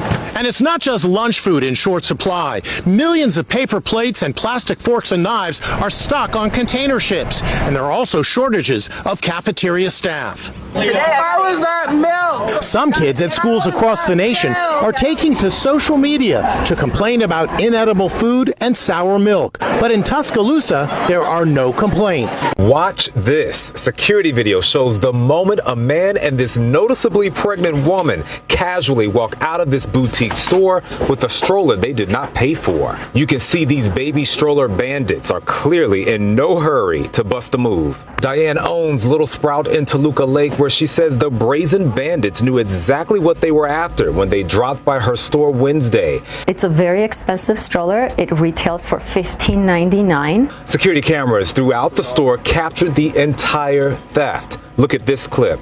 Diane, who is out of the camera's view, says this is the moment she greeted the pregnant woman who seemed to be browsing while on the phone. Diane says at this point she goes outside the store to help another customer. Then a man enters. The camera shows the mother-to-be and her male accomplice helping themselves to Diane's merchandise. Minutes go by, the crooks are gone, and Diane realizes the stroller is too. I pulled up our footage and I saw exactly what happened. I mean, I was in disbelief. It was like watching a movie. To the latest on that Royal Caribbean cruise heading back to New Jersey this morning after getting caught in hurricane-force winds. That ship is expected to return here tomorrow morning so they wouldn't have to endure yet another storm. Some of the first-hand accounts from passengers are really quite terrifying. Take a look at this new video. Rough seas ultimately causing the Royal Caribbean cruise ship to turn around. This morning, the ship is on its way back to New Jersey after hurricane-force winds gusting over 100 miles per hour and 30 to 40-foot waves prevented it from making it to its final destination of the Bahamas. Passengers used cell phones to capture scenes that looked like they were right out of the Titanic.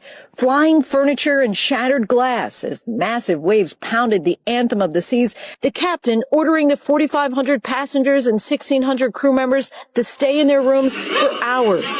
Royal Caribbean apologized to passengers in a statement Monday, adding, while the weather was unpleasant, the ship remained seaworthy at all times. We thank the captain and crew for guiding the ship safely back to better weather. The cruise line is promising a full refund to all passengers and a 50% discount for a future cruise. It's a control thing. They basically are trying to control the things that I do on my property. This past summer, Donna installed a tall privacy fence on her lot along Trotter's Walk in Newton County.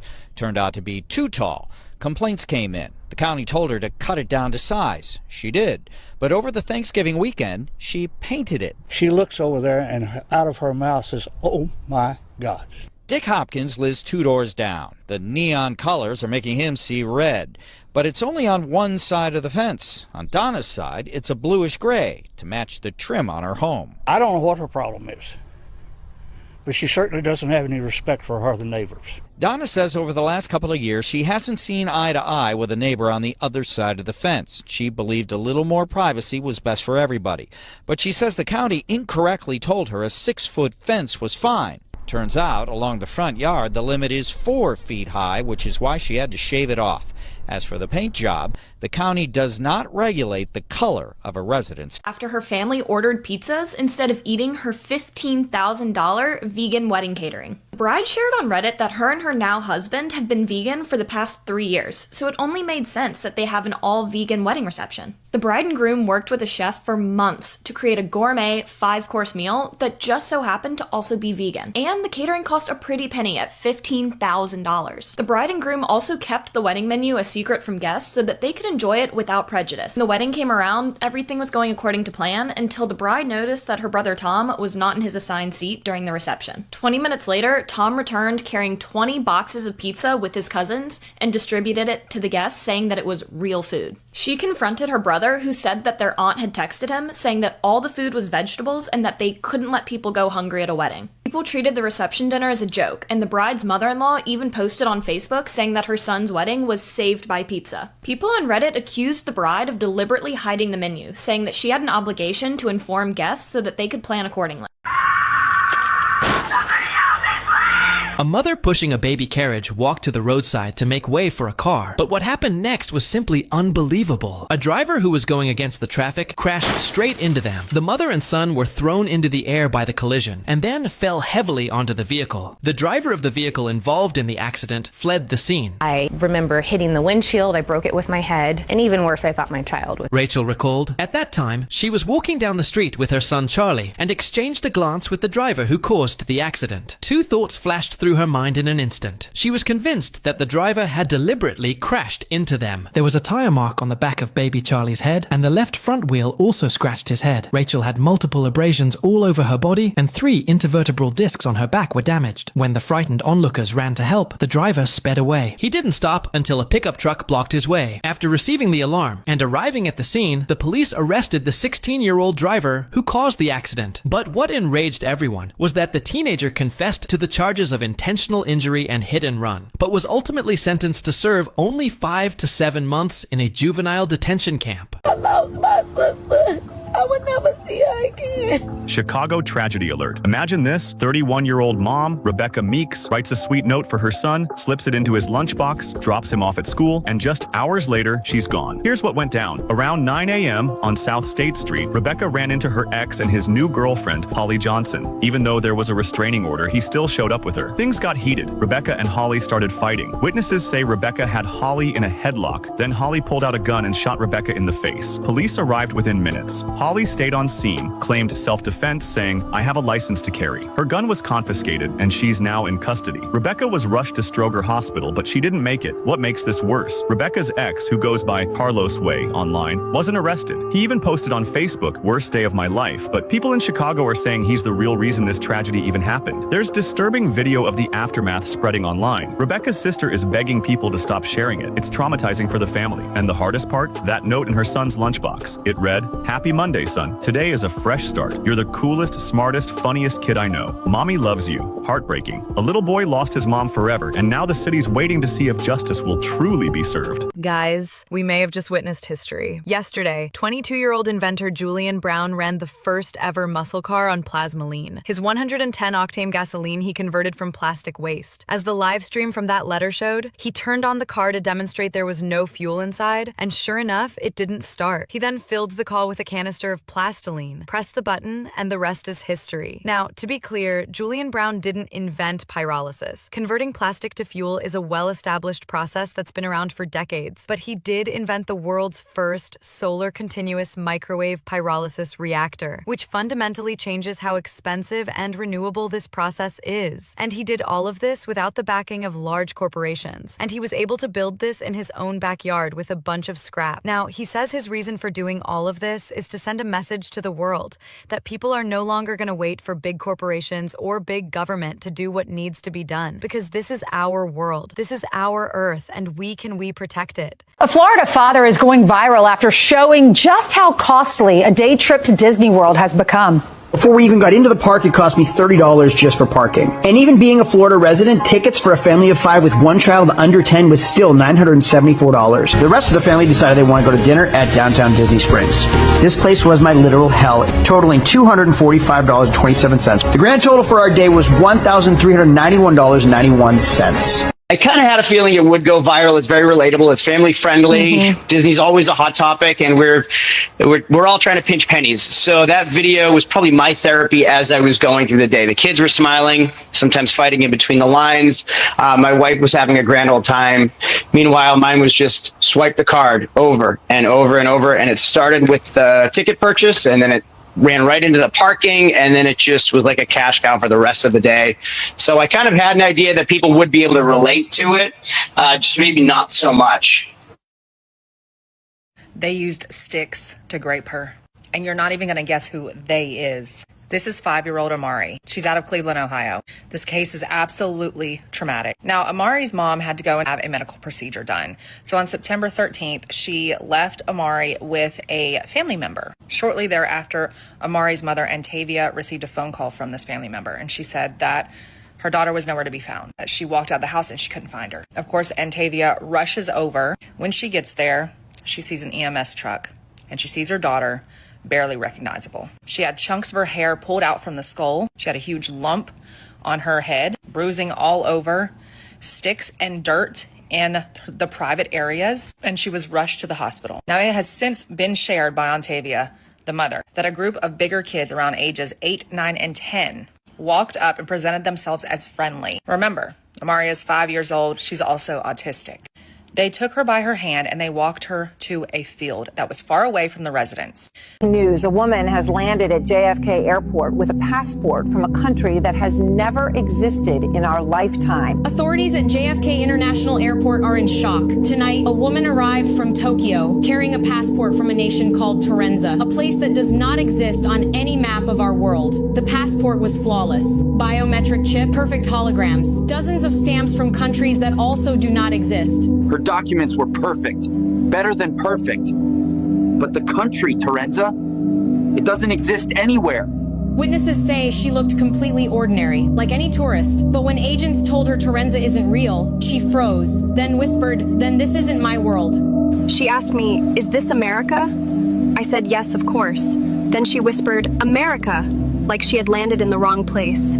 Authorities placed her in a secure room under surveillance. She sat calmly for hours. Then she vanished. Cameras show her fading away, like static on a broken television screen. So who was she? A lost traveler from another dimension? Is he finally regretting those gold chains implanted in his head? Spanish musician Dan Sur stunned fans back in 2021 when he revealed his jaw-dropping new look on TikTok, actual gold chains implanted into his scalp. Now, he embraces the title of being the first rapper in history to have gold hair implants. The procedure was far more extreme than it sounds. Hooks were surgically embedded into his skull, allowing the chains to hang directly from his head. To silent skeptics, Dan even proved the implants were real by showing that the chains don't float in water. While Dan seems satisfied with the bold aesthetic, medical professionals have sounded alarms about the potential dangers. Doctors warn that the procedure carries serious risks, including infections, skull fractures, and permanent hair loss. The weight of the metal chains could also strain the scalp and cause lasting damage. Despite these health concerns, Dan remains fully committed to his flashy new look, showing off chains in various colors, from gold to silver. But experts caution that this is one hip-hop trend fans should definitely not try to copy. What do you think about Dan Sur bold art? Share your thoughts in the comments. And identical twins decided to become doctors. Got into the same med school, the Medical University of South Carolina. They excelled right up to their second year final exam. And left thinking everything had gone incredibly well. Excited to start our third year of medical school. They were both accused of cheating. Absurd, and thought it would be easily cleared up. The cheating accusations came about when test proctors, cheating was thought to be the only... Did you cheat? Absolutely not.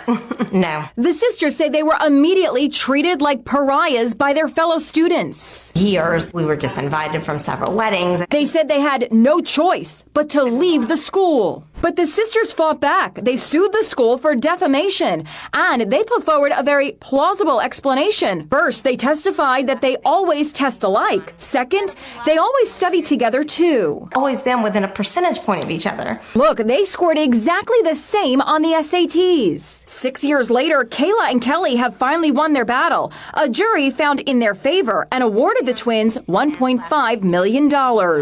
And identical twins decided to become doctors. Got into the same med school, the Medical University of South Carolina. They excelled right up to their second year final exam. And left thinking everything had gone incredibly well. Excited to start our third year of medical school. They were both accused of cheating. Absurd, and thought it would be easily cleared up. The cheating accusations came about when test proctors cheating was thought to be the only. Did you cheat? Absolutely not. No. The sisters say they were immediately treated like pariahs by their fellow students. Years. We were disinvited from several weddings. They said they had no choice but to leave the school. But the sisters fought back. They sued the school for defamation, and they put forward a very plausible explanation. First, they testified that they always test alike. Second, they always study together too. Always been within a percentage point of each other. Look, they scored exactly the same on the SATs. 6 years later, Kayla and Kelly have finally won their battle. A jury found in their favor and awarded the twins $1.5 million. A 10-year-old girl was kidnapped by a 27-year-old man that she met on Roblox.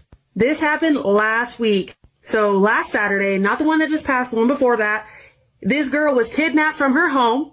She was last seen by her family, 10 years old. On Sunday, they realized that she was missing, so they contacted authorities. Once the investigation began, they found that this little girl was communicating with this man through Roblox and Discord. He then kidnapped her from her home and drove her 250 miles away. The police then went to the kidnapper's home and located the little girl. Luckily, she was safe. The man was then charged with kidnapping and SA charges. His name was Matthew Navel. And this happened in the Sacramento area. It is not the same world anymore, you guys. It is crazy out there. Please, please make sure that you are checking your children's chats. Turn the parental settings on. Talk to your children about chatting with random strangers online. It is not safe. Claims of hundreds of cockroaches inside a home. The dangerous solution. Bugs in the kitchen.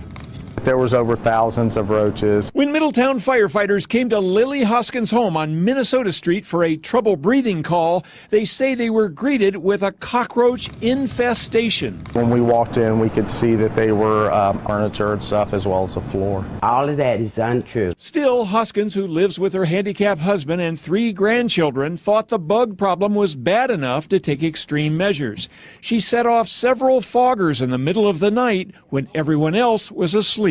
In the living room, one in the dining room, one in the kitchen, and one in the patio. She became overwhelmed and called 911. I got all choked up and I couldn't breathe. We started to get scratchy throats. But there were still children upstairs. Hoskins' husband Michael was sent to the hospital and later released. The children were unharmed but sent to their parents. This homeowner found 40 downed trees on his property. Some of them were 150 years old. This isn't because a storm came through, right? No. So what happened here? It was a hurricane of chainsaws. 40-year-old Sammy Shinway came home from work and heard chainsaws in the woodsy backyard he owns behind his home in Kenalone, New Jersey.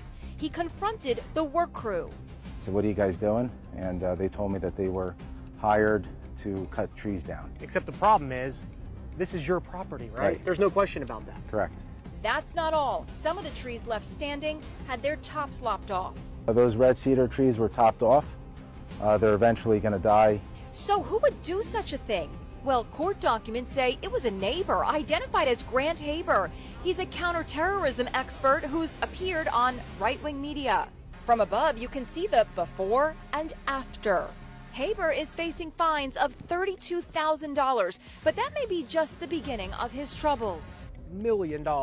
It's not about, Our camera repeatedly caught Tampa Solid Waste Truck 1277 parked with its engine running. GPS records show it was in the same spot 93 minutes that day. See plenty of garbage around that he could be picking up right now. On another afternoon, GPS reports indicate truck 1277 was in the same spot for 2 hours, 25 minutes before it headed back to the yard. The employees in the truck make about $20 an hour. Mark Wilfalk is director of Tampa Solid Waste Department. He oversees 200 employees who collect garbage and recycling from 79,000 homes and businesses. We have discovered some of that behavior probably maybe about a year ago or so. But even though every truck is equipped with GPS tracking, managers didn't know this crew was sitting around until we asked for the records.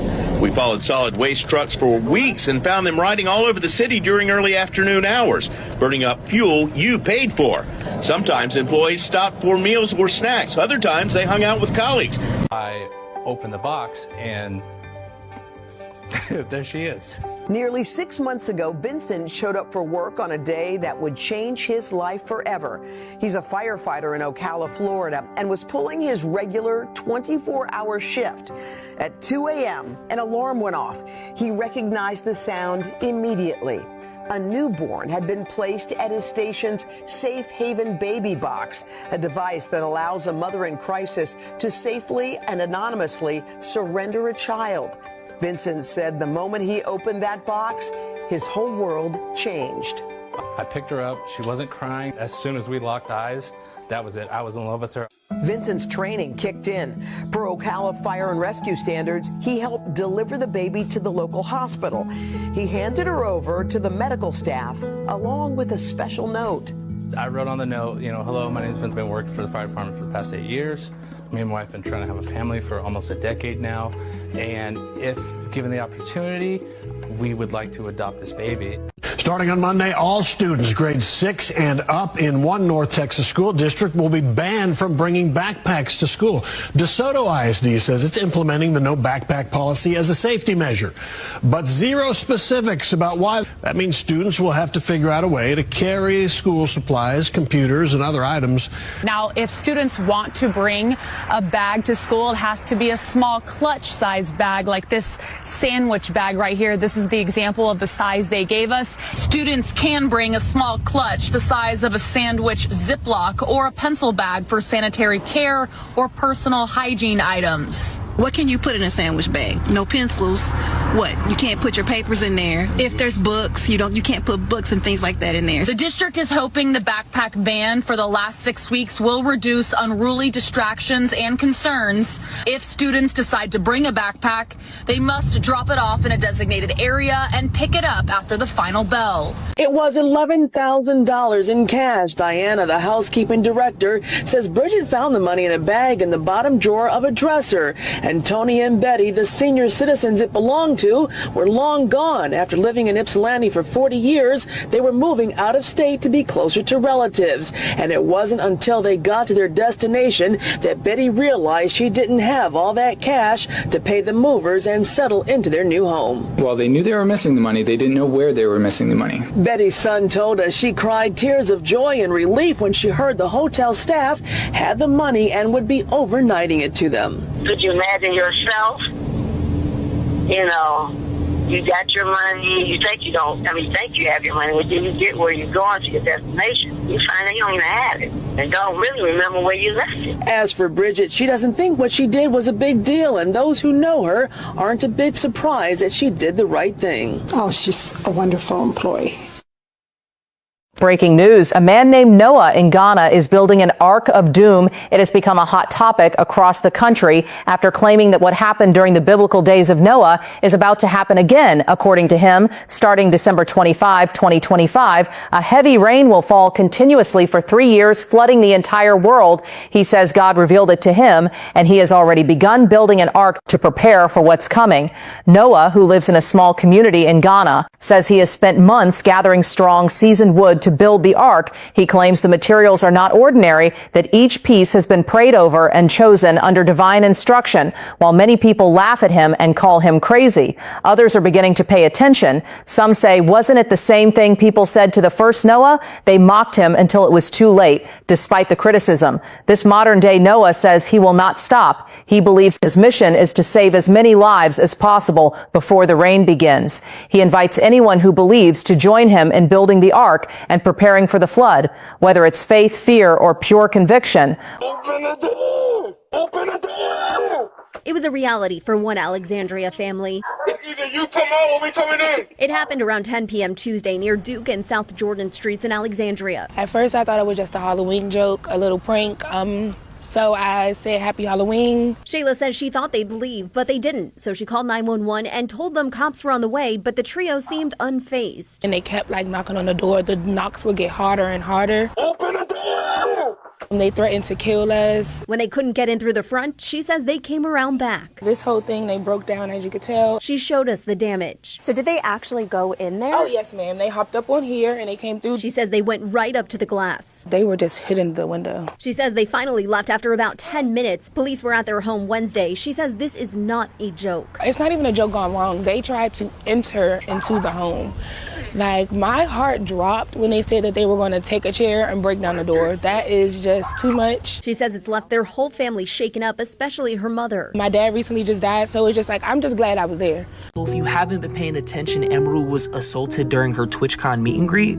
I can't play this clip for obvious reasons, but Emerald was having her meet and greet at TwitchCon, and when it was this guy's turn, he just ran up on her immediately. He tries to force himself on her, and so security comes out the cut and pushes him out the way. Bro, what would make you think to do something like this? A lot of these viewers that watch these female streamers, they're very weird. A lot of them will stalk them. A lot of them are very obsessed. They think that they have a chance with them. Some of them are not right in the head. They think that the female streamer is in love with them, dude.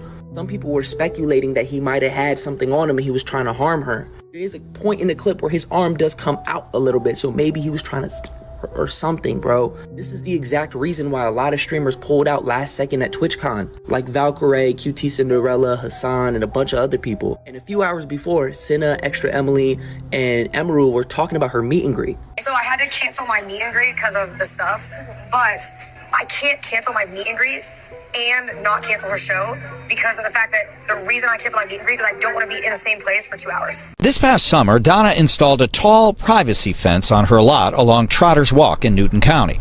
Turned out to be too tall. Complaints came in. The county told her to cut it down to size. She did. But over the Thanksgiving weekend, she painted it. She looks over there and out of her mouth says, "Oh my God." Dick Hopkins lives 2 doors down. The neon colors are making him see red. But it's only on one side of the fence. On Donna's side, it's a bluish gray to match the trim on her home. I don't know what her problem is, but she certainly doesn't have any respect for her other neighbors. Donna says over the last couple of years, she hasn't seen eye to eye with a neighbor on the other side of the fence. She believed a little more privacy was best for everybody. But she says the county incorrectly told her a 6-foot fence was fine. Turns out, along the front yard, the limit is 4 feet high, which is why she had to shave it off. As for the paint job, the county does not regulate the color of a resident's fence. That paint is a 20-year warranty paint, so within 15 years, if it needs to be repainted, it'll be painted the same color. Tonight, pain is added to a grieving family after witnessing the hearse carrying a loved one flip onto its top. Witnesses at a nearby barber shop couldn't believe their eyes after they say the driver of this red Toyota crashed into the hearse. He was cutting. I was sitting there, and we heard a boom. So he was like, "Oh!" That's when the hearse came up in the air and it was falling down. Witnesses rushed to help the injured trapped inside, the driver of the hearse and a priest. Firefighters were finally able to rescue the 2 trapped inside. Meanwhile, a nearby funeral home came to help. They were able to get the casket out, put it in to that other hearse, and have continued on. The family continued on to Arlington Memorial Gardens on Compton Road to say their final goodbyes. The accident was heartache to an already difficult journey. I mean, that's probably hard to see. It was people out here crying, and that was just a very hard thing to look at. The 2 drivers suffered minor injuries. The priest, however, was admitted to the hospital. If you see this blue bus anywhere in public, whatever you do, stay far away. Trust me, I am not kidding. Behind me is the Bonnie Blue bus. And, inside the bus is Bonnie Blue herself, along with the driver and probably some other people as well. And they are basically driving all over to get Bonnie Blue to meet some new people and bringing them in to the bus. Now, I'm not going to go into too many details, but you could probably guess exactly as to what happens in the Bonnie Blue bus. And I can tell you 100% sure that you do not want to be a part of this at all. The fact that she is touring all over in this blue bus and doing what she is doing It's just absolutely crazy. I cannot believe like people, actually volunteer to do, what they do. But nonetheless, yeah, if you see this bus in public, just stay far away. You do not want to be involved in any way, shape, or form. And I'm curious to know your thoughts about all this. A former South Suburban school lunch lady is now facing criminal charges accused of stealing more than $1 million worth of chicken wings. WGN's Andrea Medina has that story from Harvey. 66-year-old Vera Liddell is a former Harvey School District 152 employee. Cook County prosecutors allege she used her position to embezzle $1.5 million from the school district. Court documents accuse Liddell of ordering more than 11,000 cases of chicken wings from the district's food provider, Gordon Food Service, GFS, and picking them up with the district's cargo van. At this time, it's not clear what Liddell did with them, but a proffer presented at her bond hearing last week says the food was never brought to the school or provided to the students. Court records reveal the manager discovered individual invoices signed by Liddell for massive quantities of chicken wings, an item never served to students because they contain bones. Parents say it's upsetting to know someone may have selfishly taken the funds intended to nourish students. A woman who took a few bites of her chicken sandwich, that's because she says it was raw. And then I was like, this doesn't taste right. The texture was, how do I say, stringy. This is what Tiffany Jean-Marie took several bites of and swallowed. I immediately jumped up. I turned on the kitchen light. When I saw the chicken raw, I instantly felt sick to my stomach. Tiffany hit the drive-thru, picked up food from this Burger King on Military Trail in Deerfield Beach on her way home from work one night. By phone, a manager offered her an apology and says she could come back to the store for a refund. She did blame it on the trainees. She said we had trainees on the shift that night. I could have gotten completely sick. I am lucky. Tiffany called corporate to let them know they have a serious problem. I consumed raw chicken the 6th day, and I have not heard from corporate. Just hours after we told BK we were doing this story, Tiffany got a call from the franchisee apologizing, offering her a refund. He told her all employees here will be retrained. Yes, well, we just learned about a half an hour ago that officer, the La Mesa PD officer, was only 25 years old, and she was just trying to do the right thing. She was on duty last night on this freeway, 8 eastbound, when she saw the initial crash, got out and tried to help the victims, only to be struck and killed by oncoming traffic. So let's go ahead and show you a photo that the city of La Mesa just sent us again within the last half hour or so. Her name is Lauren Craven. She's the fallen officer from last night, joined the department in February of last year, so 2024, and was assigned to the patrol division, again, just 25 years old. That crash happened last night around 10:30 on the eastbound lanes of the 8 near Waring Road in Grantville. 5 cars were involved in the chain reaction crash that began with one car losing control and flipping over. A mom went viral after discovering her nonverbal autistic son wasn't silent at all. He was fluent in Japanese. For years, she thought he couldn't talk. Turns out he just wasn't speaking her language. One day, she's in a store and hears a group of Japanese women giving directions. Out of nowhere, her son starts following every single instruction perfectly. She's like, wait, what? So she asks one of the women to talk to him directly, and suddenly her quiet little boy is having a full-blown conversation in Japanese.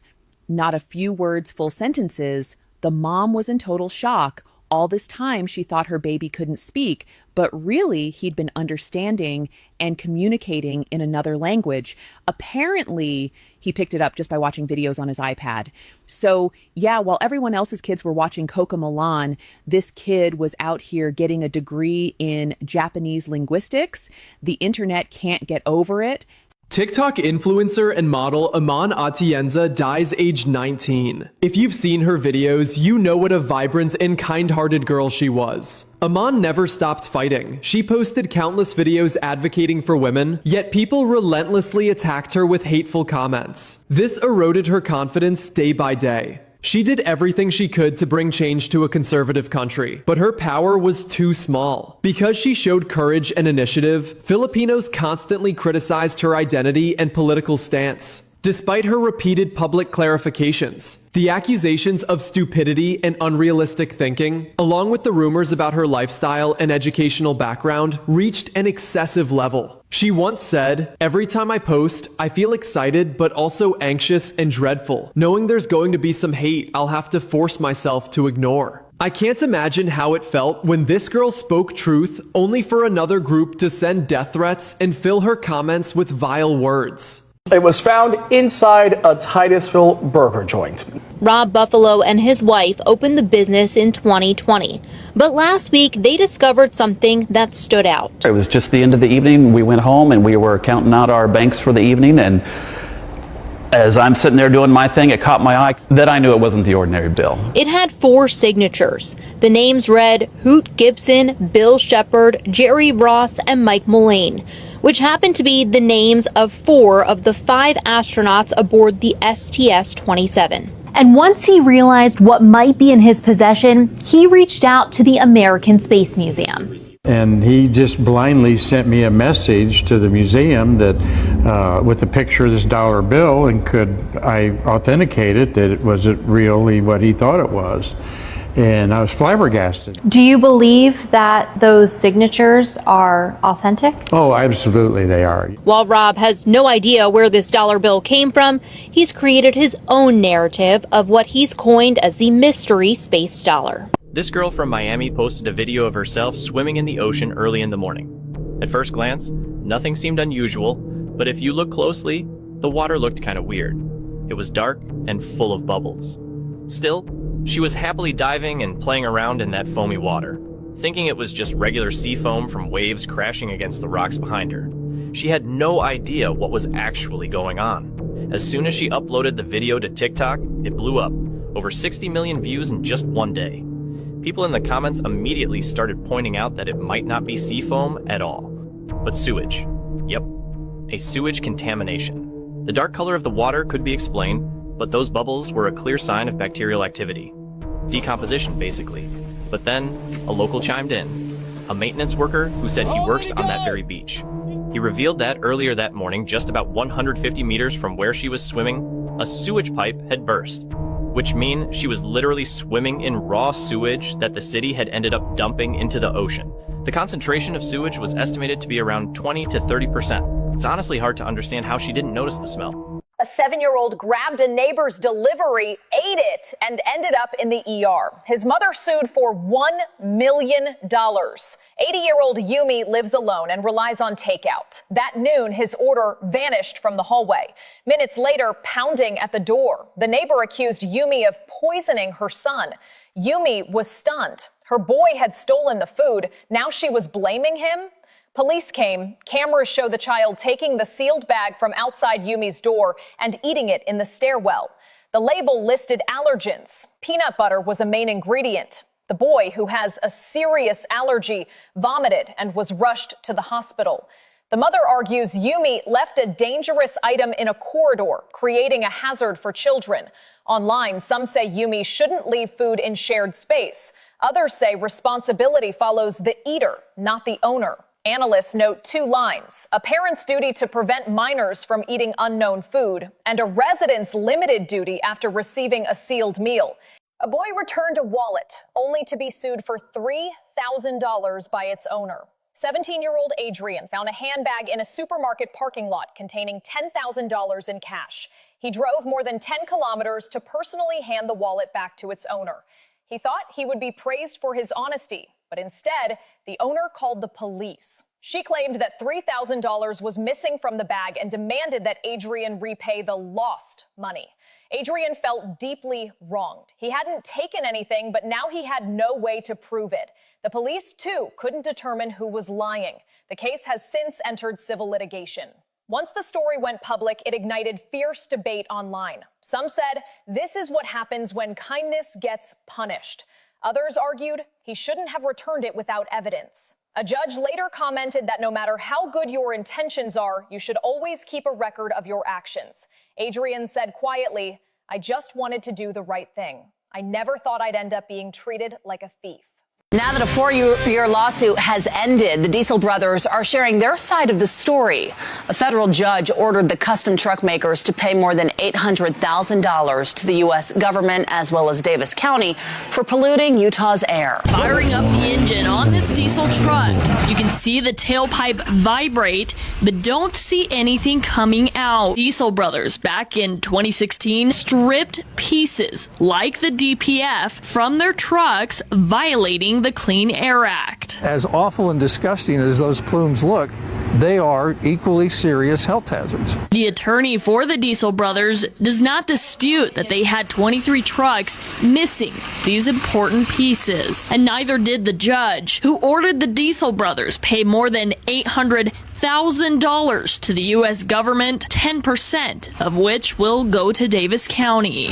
Meanwhile, the Diesel brothers say all of their diesel trucks are emissions compliant. We burn 100% renewable diesel fuel. A 6-year-old boy found a 2-inch long needle inside a Halloween candy cane, prompting police to warn families to recheck their stashes. The child bit into a fun-sized chocolate at home, felt something sharp, and a metal sewing needle was found embedded in the bar. The child was not injured. Detectives collected several wrappers and an unopened bar as evidence and are reviewing the trick-or-treat route with the family. Police and local agencies say similar cases have been flagged in multiple areas this week, including reports of needles found in other wrapped candies. While these incidents remain rare, investigators are treating them as possible product tampering and asking anyone who finds suspicious items to save the packaging and contact authorities. Families are urged to inspect candy before kids eat it. Check for torn or resealed wrappers, pinholes, misshapen bars, or unusual weight. At home, parents can also pass a small magnet over items to help spot hidden metal. When in doubt, discard it. For this 6-year-old, the episode has blunted the fun of the holiday. A 6-year-old boy found a 2-inch long needle inside a Halloween candy cane, prompting police to warn families to recheck their stashes. The child bit into a fun-sized chocolate at home, felt something sharp, and a metal sewing needle was found embedded in the bar. The child was not injured. Detectives collected several wrappers and an unopened bar as evidence and are reviewing the trick-or-treat route with the family. Police and local agencies say similar cases have been flagged in multiple areas this week, including reports of needles found in other wrapped candies. While these incidents remain rare, investigators are treating them as possible product tampering and asking anyone who finds suspicious items to save the packaging and contact authorities. Families are urged to inspect candy before kids eat it. Check for torn or resealed wrappers, pinholes, misshapen bars, or unusual weight. At home, parents can also pass a small magnet over items to help spot hidden metal. When in doubt, discard it. For this 6-year-old, the episode has blunted the fun of the holiday. Parents report that some children now want to throw all their candy away and may skip trick-or-treating in the future. A Sacramento senior uncovered an envelope of money she lost years ago. When the bank refused to accept it, it was time to call Curtis. Mary Venegas discovered the envelope she misplaced with $6,000 cash inside. She put it down somewhere in her yard the day she planned to deposit the money to cover her taxes. That was 4 years ago. Somehow it ended up on the ground with cardboard covering it. The bill's now dirty, water damaged, the corners eaten away. But on a fixed income, she really needs this money now, behind on winter utility bills. But she says Bank of America, where she has banked for decades, refused to take the money. And so we said, well, how come you can't take them? Because they're deteriorated. The Treasury Department does exchange mutilated money if 1/2 or less of the original note remains, or if its value is in question based on the condition. Bills damaged by fire, explosives, water, chemicals, animals, or insects. If the bank won't take the money, the government process to exchange it could take anywhere from 6 months to 3 years. What if I die before I ever received it? The grass isn't always green in Irina Green's yard, thanks to a big tree that you can see in this drone video, and a drought that led the county to impose watering restrictions last year didn't help. Looks like you got some pieces of sod here. Green says her yard is far from the worst in Riverview's Creekview subdivision. If you drive around my neighborhood, you'll see there's plenty of yards that are not up to par. But so far, she's the only homeowner to actually go to jail for failing to keep her yard up to her HOA standards. It all started with notices from the HOA's management company. And it went from the grass being brown to, there's a dent in my garage. Dents too small to see from the road. That was a part of my court case. The HOA filed a lawsuit against Green in Hillsborough County Court, demanding she correct the violations.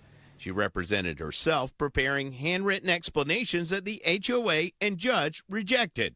Green appeared at a hearing last July in which the judge gave her an ultimatum. My grass had to be brung up to par. Truckers say it's been a daily and nightly thing. Teenagers going door to door, knocking on the doors, selling themselves truck to truck. Police spent the weekend trying to break it up, and truckers say in this lot, officers can just take their pick. Nothing surprises me anymore. I've seen everything but Bigfoot at a truck stop, Indianapolis trucker David Howington visits this truck stop every day along South Harding at 465, and he says the prostitutes were getting bolder by the day. Other truckers told police a 14-year-old girl has been among those working this truck stop, so officers tracked her down over the weekend. They say she denied being a part of it, but her 19-year-old sister, Jody Kinslow, went to jail. She's charged with trespassing, and police say she's been arrested for prostitution in the past. Even while our cameras were out here, we saw women that truckers identify as regular prostitutes going door to door, and police have called in CPS to investigate their family in hopes of keeping her 14-year-old younger sister from following in the older sister's footsteps in this illegal trade out here at the truck stops. Delta flight headed for Spain was forced to turn around because of an unfortunate situation. Negative. It's just a biohazard issue. We've had a passenger who had diarrhea all the way through the airplane, so they want us to come back to Atlanta. All the way through the airplane, yeah. Sadly, for those passengers, the diarrhea was not contained to the bathroom. Oh, my goodness. It happened about 2 hours into the flight. After making an emergency landing, everybody was transferred to a different plane. Delta says the original plane was deep cleaned and described the moment as a, quote, medical issue. That people were trying to spray vanilla, it didn't work. Secretly, I hope that this person who had the emergency, did something maybe you broke up with your girlfriend over text. Was this a medical condition? It's a medical. Why did they have this poor person such severe diarrhea? I mean, you feel for the passengers, of course, but that's at the very least just mortifying. You'd think if you order scallops, you'd get just that, scallops, right? Not always. We gathered samples of scallops from restaurants across the USA. Here at Fish House, a popular fish market in New York City, scallops are on prominent display. We ordered fried scallops. Then we sent them to Applied Food Technologies in Florida, where Molly Sims and her colleagues specialize in seafood DNA analysis.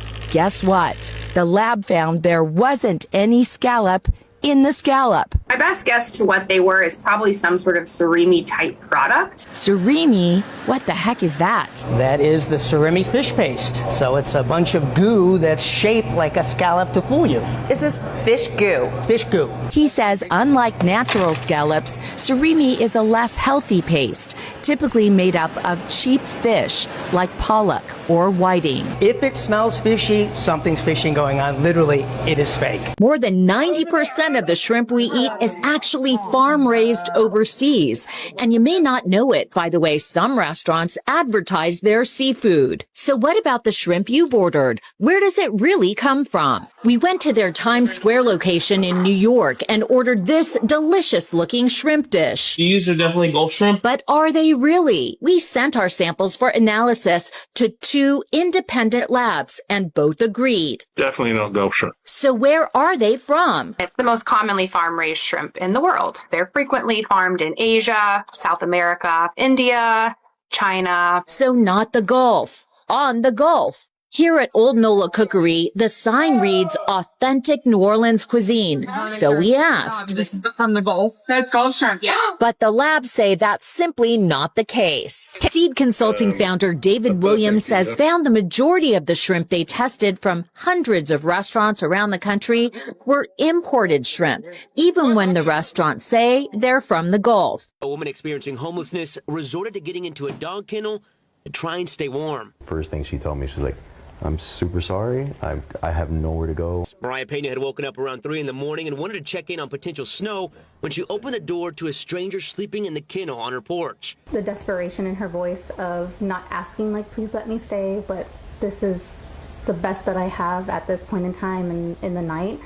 And so I think that also kind of got us a little heartbroken. Pena and Daniel Vartiz didn't feel comfortable allowing the unknown woman into their home where their child sleeps, but also knew they couldn't find it in their hearts to make her leave. I saw from her, she just nodded, and I can tell she was, of course, still half awake. She nodded, and she was just like, okay, we can't just let her sleep there. And although a dog kennel isn't the best place to get out of the elements, in a time of need, something is better than nothing. Got the thick blanket here, a bed sheet here. They tell us the woman was gone by the time they woke up today, but as another hard freeze rolls in, the couple says they'd be happy to help the stranger out once again. An alert from police. Someone is taking $1 bills and turning them into $100 bills. Authorities say it's happened about a dozen times in the past month. Ramos marked the bill with the counterfeit pen.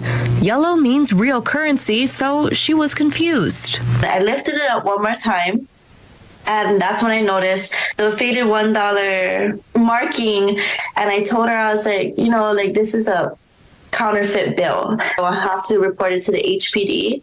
The woman gave Ramos another $100 bill, saying the money was from her payroll, but Ramos saw that it was fake too. Ramos says she also noticed faint letters on the fake $100 bill, which the $1 and $2 bill are still printed with today. And the $100 bill has been using this kind of seal since 1996. The woman asked for the money back, but Ramos said no and called police. Hawaii. This corner looked more like a crime scene than a school bus stop this morning. Parents called police after finding an electric fence just inches away from where their children wait for the bus. The man who put up the fence says he had finally had it with students trespassing and leaving trash in his yard. He figured the fence would keep them out. I'm not in charge of other people's children. All I can do is protect myself. But jolted neighbors thought the fence was too extreme. They called police, and police called Public Works, who questioned whether the fence encroached on a county easement. Show me what's the truth. You know, everybody's just giving me different words. The relentless homeowner not giving in because he says the signs posted in his front yard did nothing. It says no trespassing. What, you don't like kids? Me, I'm a parent, and I don't want any children around here to get electrocuted. That's a little too extreme. I mean, you're going to let the kids get electrocuted? That's not cool. They are coming to take your pets tomorrow, Friday, November 11th. A new federal law has just been quietly passed in the United States, and it's not about security. Starting tomorrow, any dog or cat found on the street, even in your own yard, without a new federal identification, can be seized without a warrant, without the right to appeal. This has nothing to do with public health. They are not being taken to shelter. They are being transferred to undisclosed biomedical control centers. Sources confirm that the first centers are enormous private facilities in Indiana and on remote federal land in Utah. Why? This is a matter of money. Large pharmaceutical companies have been lobbying for this for years. They need test subjects and are now legally confiscating your pets for medical experiments. Witnesses in Kansas are already reporting unmarked animal control trucks circulating through neighborhoods. These trucks are not local. They are using a fake law to steal your pets for medical experiments. Will you comply and register your pet for this? Yes or no? Answer in the comment. Like this video, save it right now, and share it with every pet owner you know.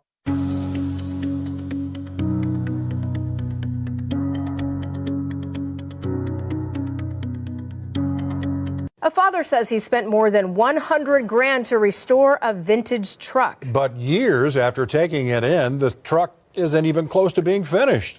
2 years ago, Tim Hayes had an idea. My son always likes truck. He's been a truck kid. So he made his son, 14 years old at the time, a promise to restore a vintage truck and give it to him on his 16th birthday. The two got to work and found this 1967 Ford. They took it here to Classic Corner Iconic Cars in Oklahoma City to have it restored. They told me that it would probably be done around July. But long quickly turned to longer. Still now, almost 2 years later, with his son's 16th birthday just a couple weeks away, the truck is still nowhere near ready. To make things even more complicated, Tim says Jim with Classic Corner continued sending him invoices for work he claimed was happening on the truck. To date, Tim says he's paid Classic Corner more than $115,000 worth of invoices. Should you eat McDonald's French fries even once in a while? After you hear this, I think you'll say no. Okay, first of all, you can see how perfectly white they are because they allow no blemish in their potatoes. Oh yeah, not one blemish. And how they accomplish that? They get rid of this little aphid that is the guy that causes this, and they spray it with one of the most toxic pesticides on the planet. After the farmer sprays it, he can't be in the field for 5 days. Oh, after they harvest them, it has to go in a special atmosphere-controlled environment for 6 weeks. That's how toxic it is. It's not safe to eat. Guess how many chemicals, or guess how many ingredients I found in this? Oh, not one, potatoes. Potatoes are one of the 11 that I found, but I had to write them down. Vegetable oil, which consists of soybean oil, canola oil, corn oil, and which are horrible for you, by the way. Natural beef flavors, not so natural. It's hydrolyzed wheat and hydrolyzed milk. Horrible for you. Wheat, milk derivatives, dextrose, sodium, acid, and pyrophosphate and salt. 11 plus ingredients and a load of chemicals. I don't suggest it. Thieves made off with thousands of feet of copper wiring from right under the State Department of Transportation's nose. Inspectors discovered the massive heist this week while checking the viaduct's box girders and found entire power lines ripped out. The stolen wiring powered lights and equipment used during structural inspections. Now, inspectors will be forced to examine the freeway in total darkness using flashlights and lanterns. Officials say the theft won't affect drivers, but the price tag definitely will. Repairs could cost taxpayers millions. HPD's criminal investigation team says this was no amateur job. Multiple people, specialized tools, and intimate knowledge of the structure were likely involved. The fact that the copper was still live when stolen has shocked officials. It's your tax money and mine, a DOT representative said. We now have to replace all of it because we're federally required to keep these inspections going. That's why Keen, Esney, Treat, and the area Valm. And they're getting rich doing it. I paid $1 for each one of these. They'll resell them for $4 each. This Dyson vacuum cleaner that they bought at Lowe's on clearance for $137 We'll clear $1 million in sales this year. You heard right. Kristen and Justin Herbert are flipping household products. It's called retail arbitrage. Buy lots of the same item at a low price, then sell high. Well, let's go make some money.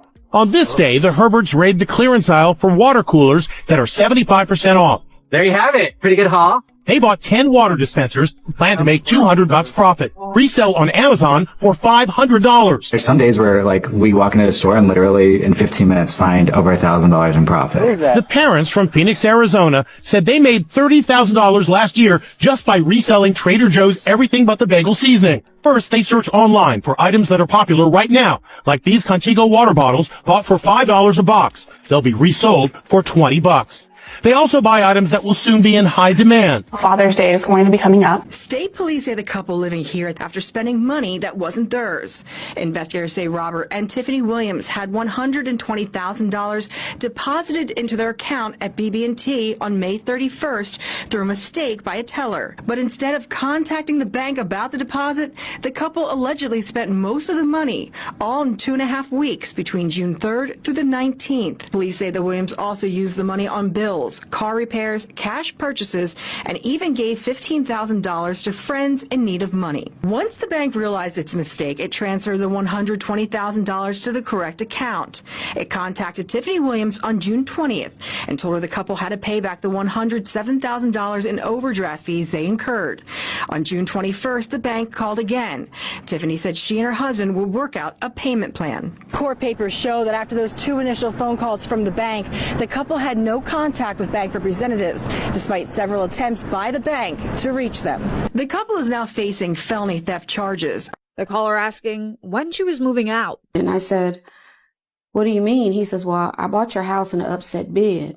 This was news to Rogers. She had already paid off her Pitt County home of 12 years. So I kind of thought it was a joke. But she soon found out this was no trick. Her home, valued at $413,000, was sold for just $221,000. It turns out her HOA foreclosed on her home 11 months ago, after it says Rogers didn't pay her dues. well, why didn't you pay the $1,400? What's your response to that? That's all I hear. And I say, I would have if I known. Rogers claims she had no idea she was in an HOA. She also says she got no notice of the debt or the foreclosure or even of the sale. No one ever came to your door. No one ever called you. No one ever sent you an email saying you owed this much. No. And she never signed the official papers. The HOA never served her lawsuit papers. They just didn't do it. That is fatal. Put the gun down!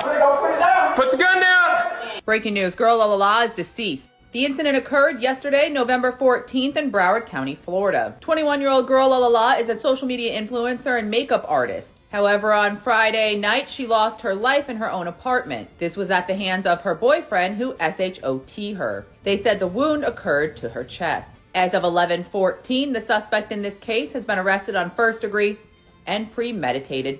It has also been stated through many social media postings that the two had a very bad relationship in terms of DV. However, at this point in the investigation, they have not publicly confirmed a motive, but the relationship between the victim and the suspect is under close scrutiny. Authorities are continuing to gather evidence, and a formal court date has been set for the upcoming weeks. As you can see behind me, the suspect in this case was arrested on 11/14 by Lauderdale Lakes Police Department.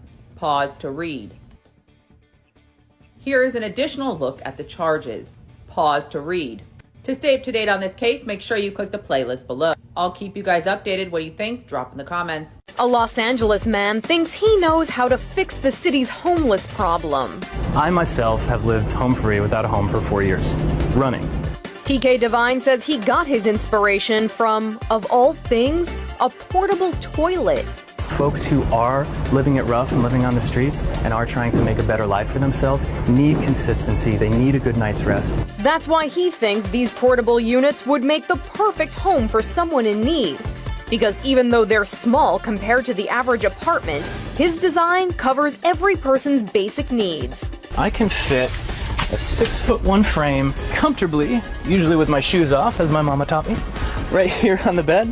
And it's as big as a twin bed. I cook myself a nice little meal or heat up some leftovers that were sitting in the fridge. The Porta Home is made out of a larger porta potty because it was designed for people with disabilities. But in order to create it, he had to remove the potty part of the porta potty and add another one in the back of the unit. It's a unique concept that he says has been met with caution. That's video of Oakland Department of Transportation crews tearing up homemade speed bumps at East 21st Street and 19th Avenue this week. Neighbors installed them out of desperation 8 months ago after claiming they pled with the city for 4 years to address dangerous sideshows in the area, and nothing was done. We paid for that piece without labor and money. And then the city overnight took it away without excuse and without notice. Michael Andamescal and his neighbors spent $3,000 installing the speed bumps. It's a DIY project, Andamescal says the city's DOT director verbally approved last year. He said they were going to be replaced in 8 years when the street is repaved. The city told the group they were removed because they created a hazard. A day later, Andamescal says the sideshows return. Councilmember Charlene Wong took over representing the district the day after the removal. The new council member is frustrated residents and her staff weren't warned before the city scrapped the bumps. I have not gotten clarity from the director as to why that decision. This Audi S4 was Vince Hansen's pride and joy. On November 7th, he took it to Titan Motorsports in Orlando to have performance parts installed. 2 days later, when Hansen went to pick it up, he was told a technician would take it for a quick test drive while he paid the bill. But then the phone at the shop rang, and the news was, hey, we really don't know how to tell you this, but your car was just in an accident around the corner from the shop. this is what Hansen's car looked like after the mechanic driving it struck another car on Boggy Creek Road. According to the crash report, the mechanic was at fault and was ticketed for making an illegal U-turn. Hansen assumed Titan Motorsports would pay for the damage, but he claims when he asked for their insurance information, it was, hey, you know, you have insurance for your car, and you really should open up a claim. Hansen showed us a letter from his insurance company to Titan that stated the shop's operation. This guy came in with an incredible deal. He would clean the air ducts in the whole house for $29. He looks around the house, even the attic. But instead of checking out the air duct system, he seems more interested in the stuff stored up there. Finally, he takes out his flashlight and peeks inside. Total time, a couple of seconds. Take another look. In the blink of an eye, he's done. Dust is already inside the system. Okay, is it dirty right now? Yes, yes. We knew it wasn't dirty. All totaled, he wants to charge us $700 to clean and sanitize the system. So much for that $29 special. I'm not actually the homeowner, and I'd like to know whether or not you were doing a bait and switch here. It's a big difference, but that's what you have, ma'am. The blower motor needs to be cleaned because it's dirty. I'd like to ask you how you know the blower needs to be cleaned. Because I opened the system and checked it. No, you didn't. Yes, I did.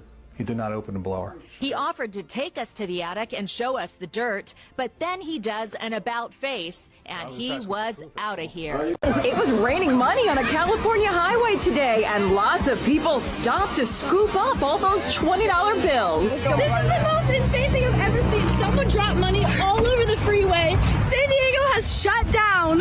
Oh my gosh. Thousands of dollars in cash fell out of a Brinks truck when the rear door suddenly sprang open. Motorists pulled over and jumped for joy as they picked up the money, just like they won the lottery. But not so fast. Cops are warning the money grabbers to turn in the loot. I highly suggest that they come in before we come knocking on their door and just turn the cash in. 2 people were arrested at the scene with the cash they collected, and the FBI is studying videos to find others. In the meantime, people can dream. This is the most insane thing I've ever seen.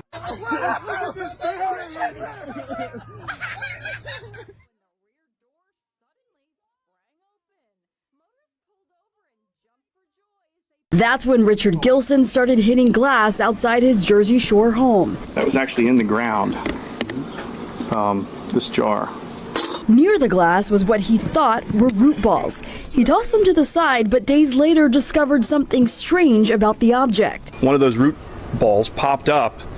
Lo and behold, it wasn't a root ball. It was actually $1,000 wrapped in burlap. These are $100 rolls of 10s and 20s. And, you know, he had them all wrapped up in a $1,000 bundle. There were 2 wads of cash dating back to 1934. When we looked it up, the value of $2,000 back in 1934 was $40,000. Initially, Gilson thought the money must have been tied to a bank robbery some 9 decades earlier, but learned the property was owned by a James Dempsey during the Great Depression, and that the owner had asked his daughter to bury the money somewhere in the front yard. It's a lot of money, but it's not life-changing, obviously. I think the story's more interesting, the history of the fact that this fella did this 90-some years ago, and people had asked me, what are you going to do with it? This wallet has been missing for 46 years. That wallet was filled. I can't believe it. And here's the woman who lost it. Way back in 1975, Colleen Diston went to the movies here at the Majestic Theater in Ventura, California. She can't remember what she saw, but there's a good chance it was the #1 movie that year, Jaws. You're going to need a bigger boat.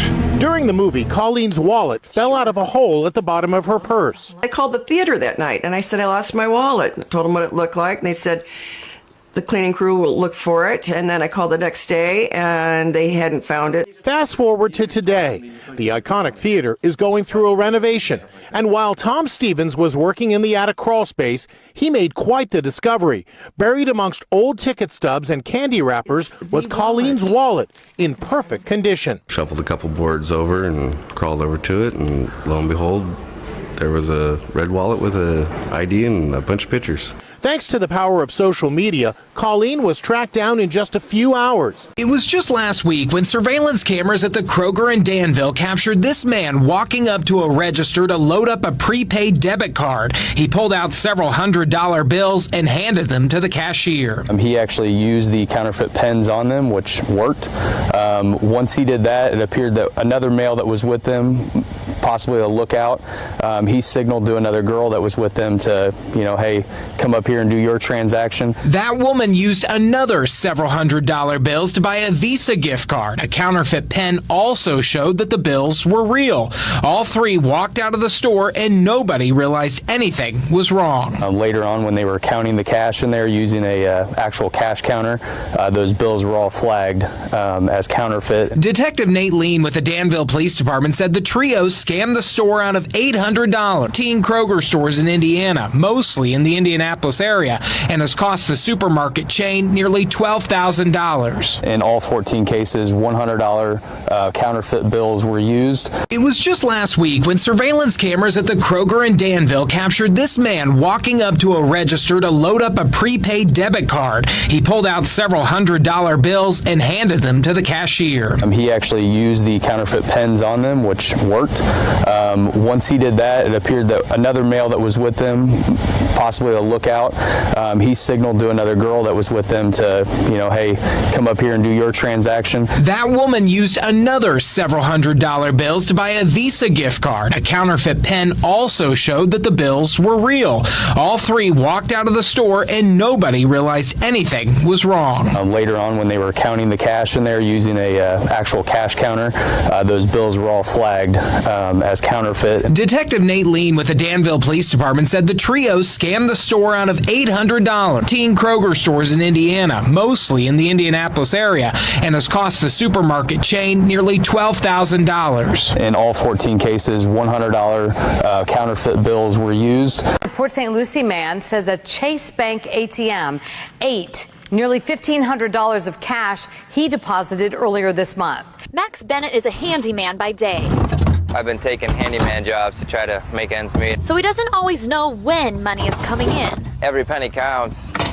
But just when he landed a job worth thousands of dollars. A big job, like the biggest job I've gotten. He says his bank blew it. The job paid him a deposit to secure the work, so Max pulled up to this Chase Bank ATM along St. Lucie West Boulevard to deposit $1,500 cash. It just sat there for a minute or two, making these funny noises with the little time clock. The machine spit out a $50 bill, malfunctioned, and kept the rest. It's the worst feeling to have the ATM just steal your money like that. But the machine did give him a receipt with an 800 number to call for help. The bank said it could take up to 10 business days to investigate Max's claims and credit his account. That's absolutely unacceptable. Last week, he got an update. This man is asking the public a very simple question. He says McDonald's sells 6.5 million burgers in a single day, yet he has never seen any massive cow farms, cow rearing centers, or large slaughter facilities where huge numbers of cows are kept and killed to produce all that beef. So I was curious the other day and found this online. McDonald's sells 6.5 million burgers in one single day. That's 195 million burgers a month. Now, I don't know about you, but I don't see cows lined up around every corner waiting to be turned into patties. I mean, seriously, do the math. Even if you stretched one cow into a bunch of burgers, you're still talking millions of cows just to keep up every day. So I started asking myself, where are all these cows coming from? Is there some secret super ranch hidden underground? Are they growing cows in labs, cloning meat behind closed doors? People laugh it off, but think, when was the last time you even saw a cow farm big enough to supply this madness? They raped that little girl with sticks. They bit all over her private parts. They took her to a field, held her down, and beat her black and blue. Like, are y'all for real right now?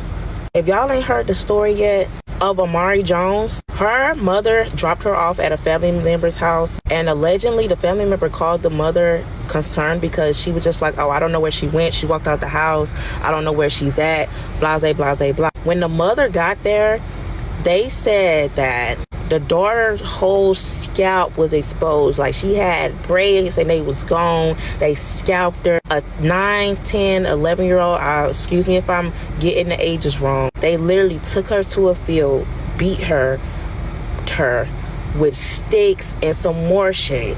Bit her all over, even down there, literally until she was unconscious. Thank God she's still alive. I see people saying RIP, she ain't gone yet. Not even yet, she ain't gone, period. A man was ordered by his homeowners association to keep his RV door permanently open for inspection or face eviction. Carter had been homeless for 6 years. He recently inherited $214,000 from his mother's estate and used the money to purchase property near Conifer. He moved his RV there and bought a shipping container to store tools, dreaming of building a home.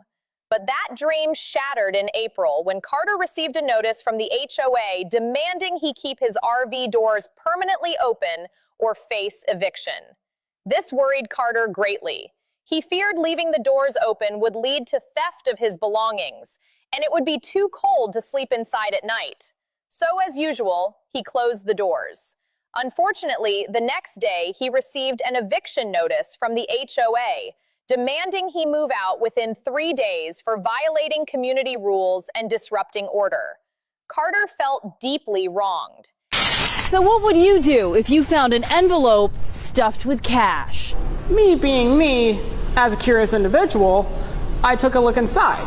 There was $1,200 in that envelope. This is not mine, so I'm not taking it. He went straight to customer service where his friend Willie Thomas was working. And I'm like, holy Toledo, this is a lot of money, but it had an address listed on it. Willie saw the names Terry and Amanda Grover on the envelope, but couldn't find contact info for the couple. Within 10 minutes, they came in, it's like, yeah. I'm like, this is your lucky day. When he told me that somebody turned in the envelope, I was so happy.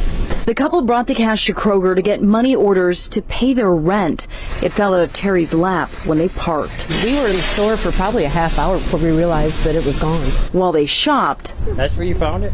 Right there. That's where I found it. Mike found the money and brought it inside. We live in a world where honesty is hard to find. I care about what is right, and that's why I returned the money. The video shows the driver gets out of the truck, unlocks the lid, and looks inside. Next, you see the driver pulling items out, leaving them hanging over the side of the bin, which makes it appear overflowing. The driver gets back into the truck and dumps the garbage in. We saw the video. That makes your jaw drop a little bit when you know that they're scamming you. They're trying to rip you off. Wallen called the company and told them about the video. One of the individuals there told me that it's common practice. All they were doing was just rearranging the load so it dumps better.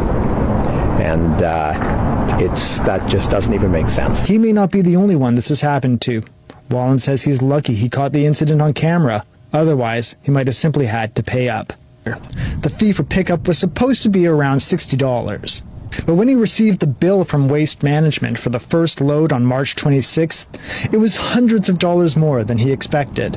His bill included this photo taken from the truck, showing garbage sticking up. What do you mean I have a bill for that day? I didn't do anything. I was really just shocked. Taylor Davis says she went to the emergency room at Emory Decatur Hospital for a head injury. She sat in the waiting room for hours, but with no end in sight, she decided to leave. And I realized, I shouldn't be sitting in the emergency room for 7 hours. But a couple of weeks later, this surprise came in her mailbox, a bill from the hospital for nearly $700. I didn't get my vitals taken. Nobody called my name. I wasn't seen at all. I just came, sat in a chair for 7 hours and left. Davis says she was convinced it was a mistake. So I called them and they're like, it's hospital protocol. Even if you're just walking in and you're not seen, when you type in your social, that's it. She says she was told it was an emergency room visit fee, or a facility fee as it's called in some cases, and it's often added to a person's total hospital bill, so it might not be as noticeable as it is in this case. An email sent to Davis by an Emory Patient Financial Services employee says, quote, "You get charged before you are seen, not for being seen." It was $11,000 in cash. Diana, the housekeeping director, says Bridget found the money in a bag in the bottom drawer of a dresser. And Tony and Betty, the senior citizens it belonged to, were long gone. After living in Ypsilanti for 40 years, they were moving out of state to be closer to relatives. And it wasn't until they got to their destination that Betty realized she didn't have all that cash to pay the movers and settle into their new home. Well, they knew they were missing the money. They didn't know where they were missing the money. Betty's son told us she cried tears of joy and relief when she heard the hotel staff had the money and would be overnighting it to them. Could you imagine yourself? You got your money, you think you have your money, but then you get where you're going to your destination. You find out you don't even have it and don't really remember where you left it. As for Bridget, she doesn't think what she did was a big deal, and those who know her aren't a bit surprised that she did the right thing. Oh, she's a wonderful employee.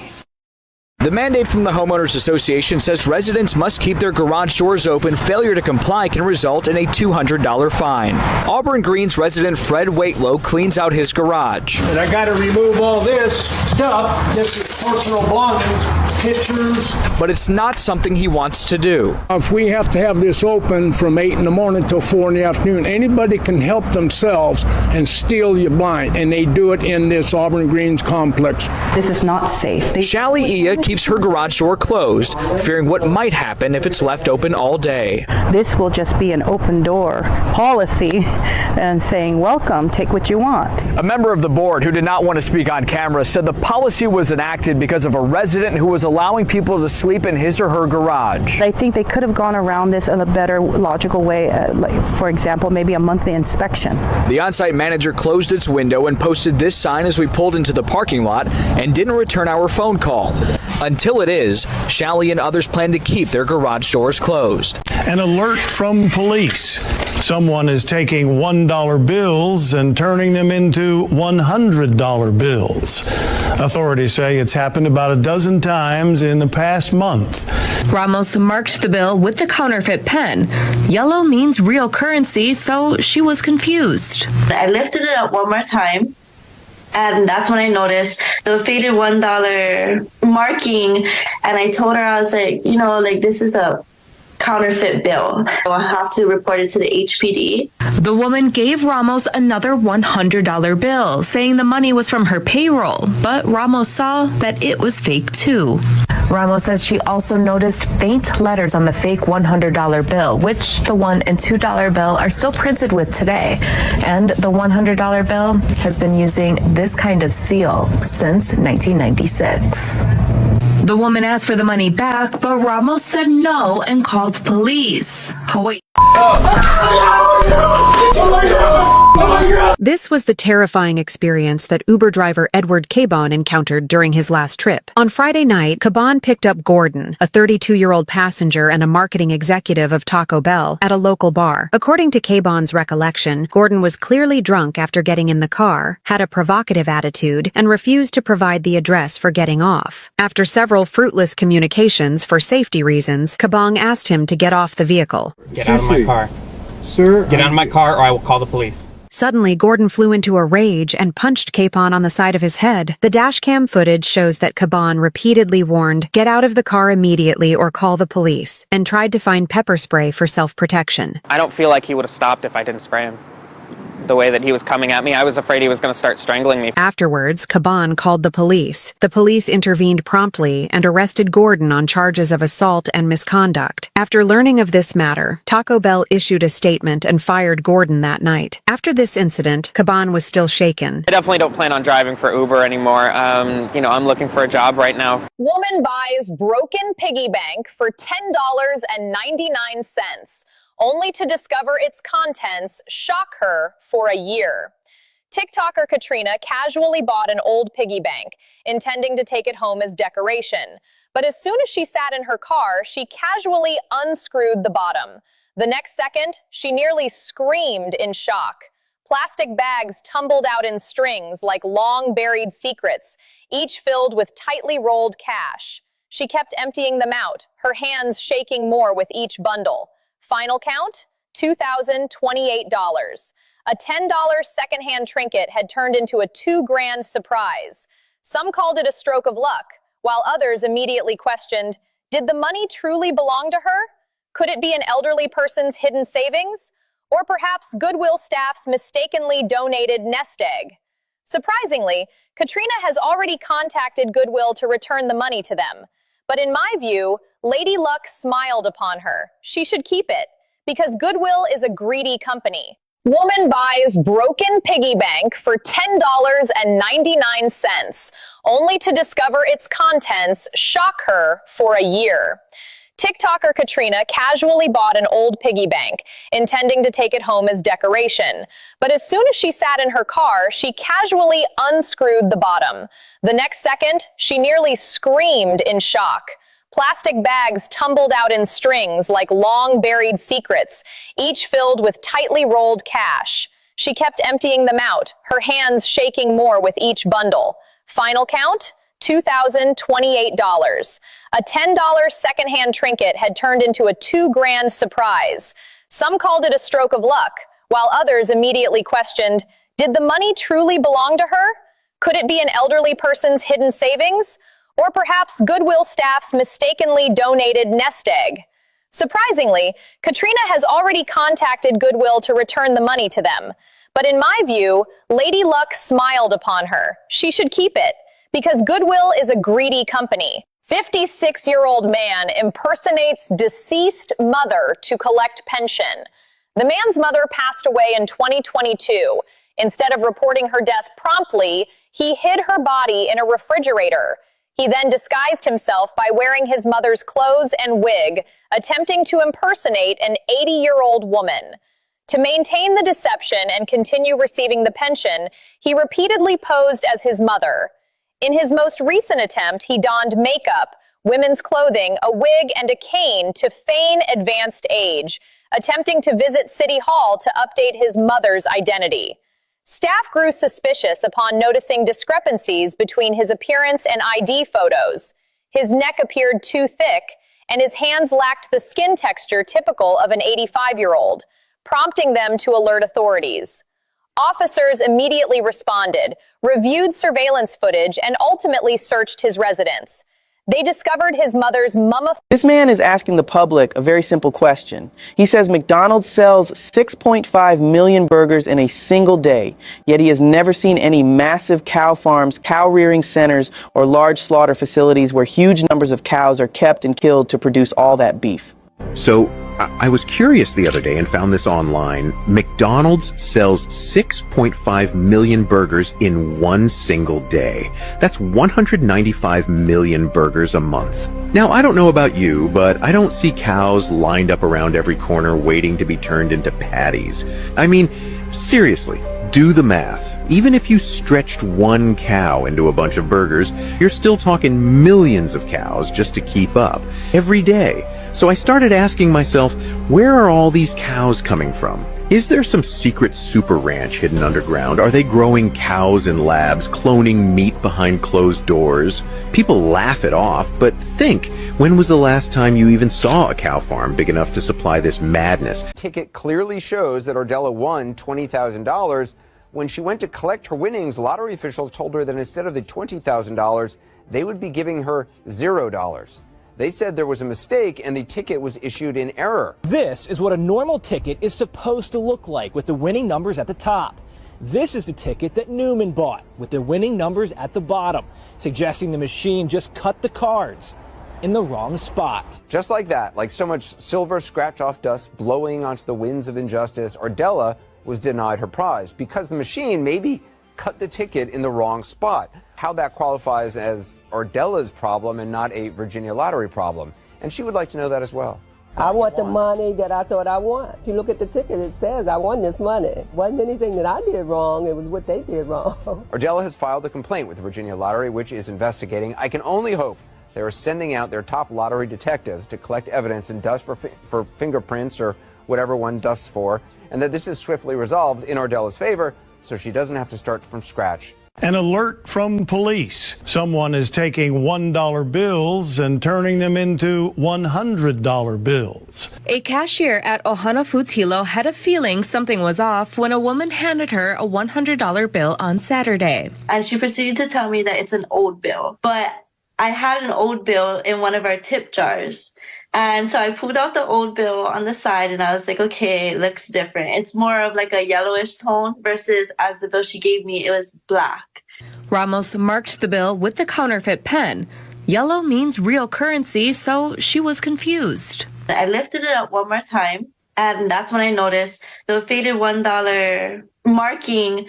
And I told her, I was like, this is a counterfeit bill. It's not $100 and I'm not able to give it back to you. I will have to report it to the HPD. The woman gave Ramos another $100 bill, saying the money was from her payroll, but Ramos saw that it was fake too. A man who paid a doctor bill with 2,500 pennies might need $14,000 more to pay his fine. Apparently, Jason West was not happy with the $25 fee at a clinic in Vernal, Utah, so he showed up with a bag full of pennies. He asked the office if they accepted cash, and when they said yes, he dumped the pennies all over the counter, all 2,500 of them, and the office staff, they weren't laughing. In fact, they called police, who cited West with disorderly conduct, a fine that carried a fine of $140. So, now at 9, do you think that this guy should have to pay it? Karen Thomas writes, money is money. Machines can count it up, and they just need to stop and get over it.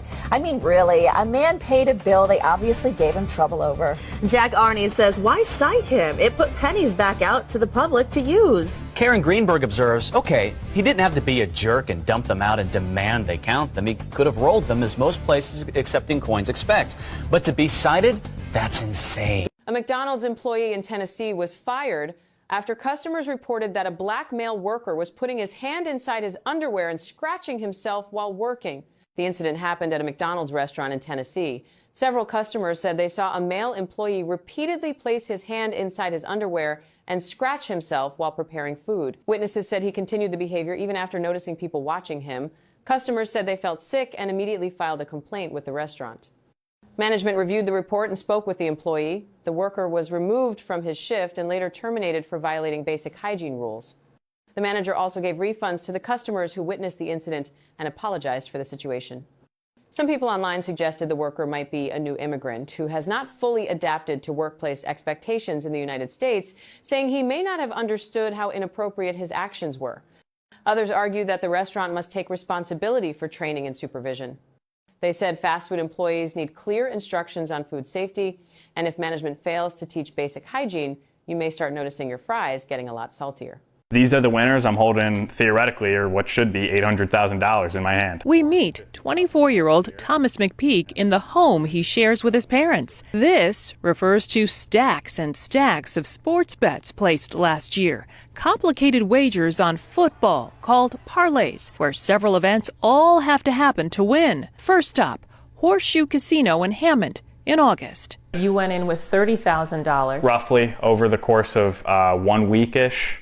And your wins were $350,000? $350,000. The next stop, the Isle Casino in Bettendorf, Iowa in September. Both locations happen to be owned by Caesars. I take about $20,000. I sat at the kiosk for 4 hours just punching in my bets. Bet after bet after bet after bet after bet. McPeak looks for wagers where he believes the odds are in his favor. Most of the tickets did not win. In my hands right now, these are all losers. But a few of the tickets were winners.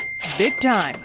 And I won $350,000. A plumber just doing his job at Lakewood Church discovered an undisclosed amount of money. It was the craziest phone call we've ever had. This morning, the co-host asked people about valuable things they found and received a call from a plumber who recently did some work at Lakewood Church. There was a loose toilet in the wall, and we removed the tile. Well, they removed the tile, and about 500 envelopes fell out of the wall. And I was like, oh, wow. Back in 2014, the mega church made headlines after someone stole $600,000. In a statement, Lakewood Church said recently while repair work was being done at Lakewood Church, an undisclosed amount of cash and checks were found. Lakewood immediately notified the Houston Police Department and is assisting them with their investigation. HPD has not confirmed the money stolen years ago and the money found by the plumber are related.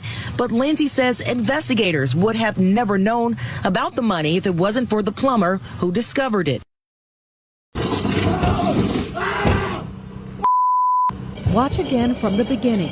As the tow truck driver grabs the chains to secure this red Ford Focus, a man runs behind him and hops into the driver's seat, turns on the ignition, and hits reverse. Memphis police say this unfolded just before 8 this morning here at the University Gardens Manor Apartments. As the victim screams in pain, a woman can be seen disregarding him, instead directing the driver how to escape. Memphis police say the man and woman fled the scene, and miraculously, the victim is able to walk away, sharing his horrific experience on social media. Memphis police say a witness on scene told them they had sold that car to the woman in the video, who they say wasn't making payments. She told police she'd put the car up for repossession and contacted the repo man to pick it up. Ticket clearly shows that Ordella won $20,000. When she went to collect her winnings, lottery officials told her that instead of the $20,000, they would be giving her $0. They said there was a mistake and the ticket was issued in error. This is what a normal ticket is supposed to look like with the winning numbers at the top. This is the ticket that Newman bought with the winning numbers at the bottom, suggesting the machine just cut the cards in the wrong spot. Just like that, like so much silver scratch-off dust blowing onto the winds of injustice, Ordella was denied her prize because the machine maybe cut the ticket in the wrong spot. How that qualifies as Ordella's problem and not a Virginia lottery problem. And she would like to know that as well.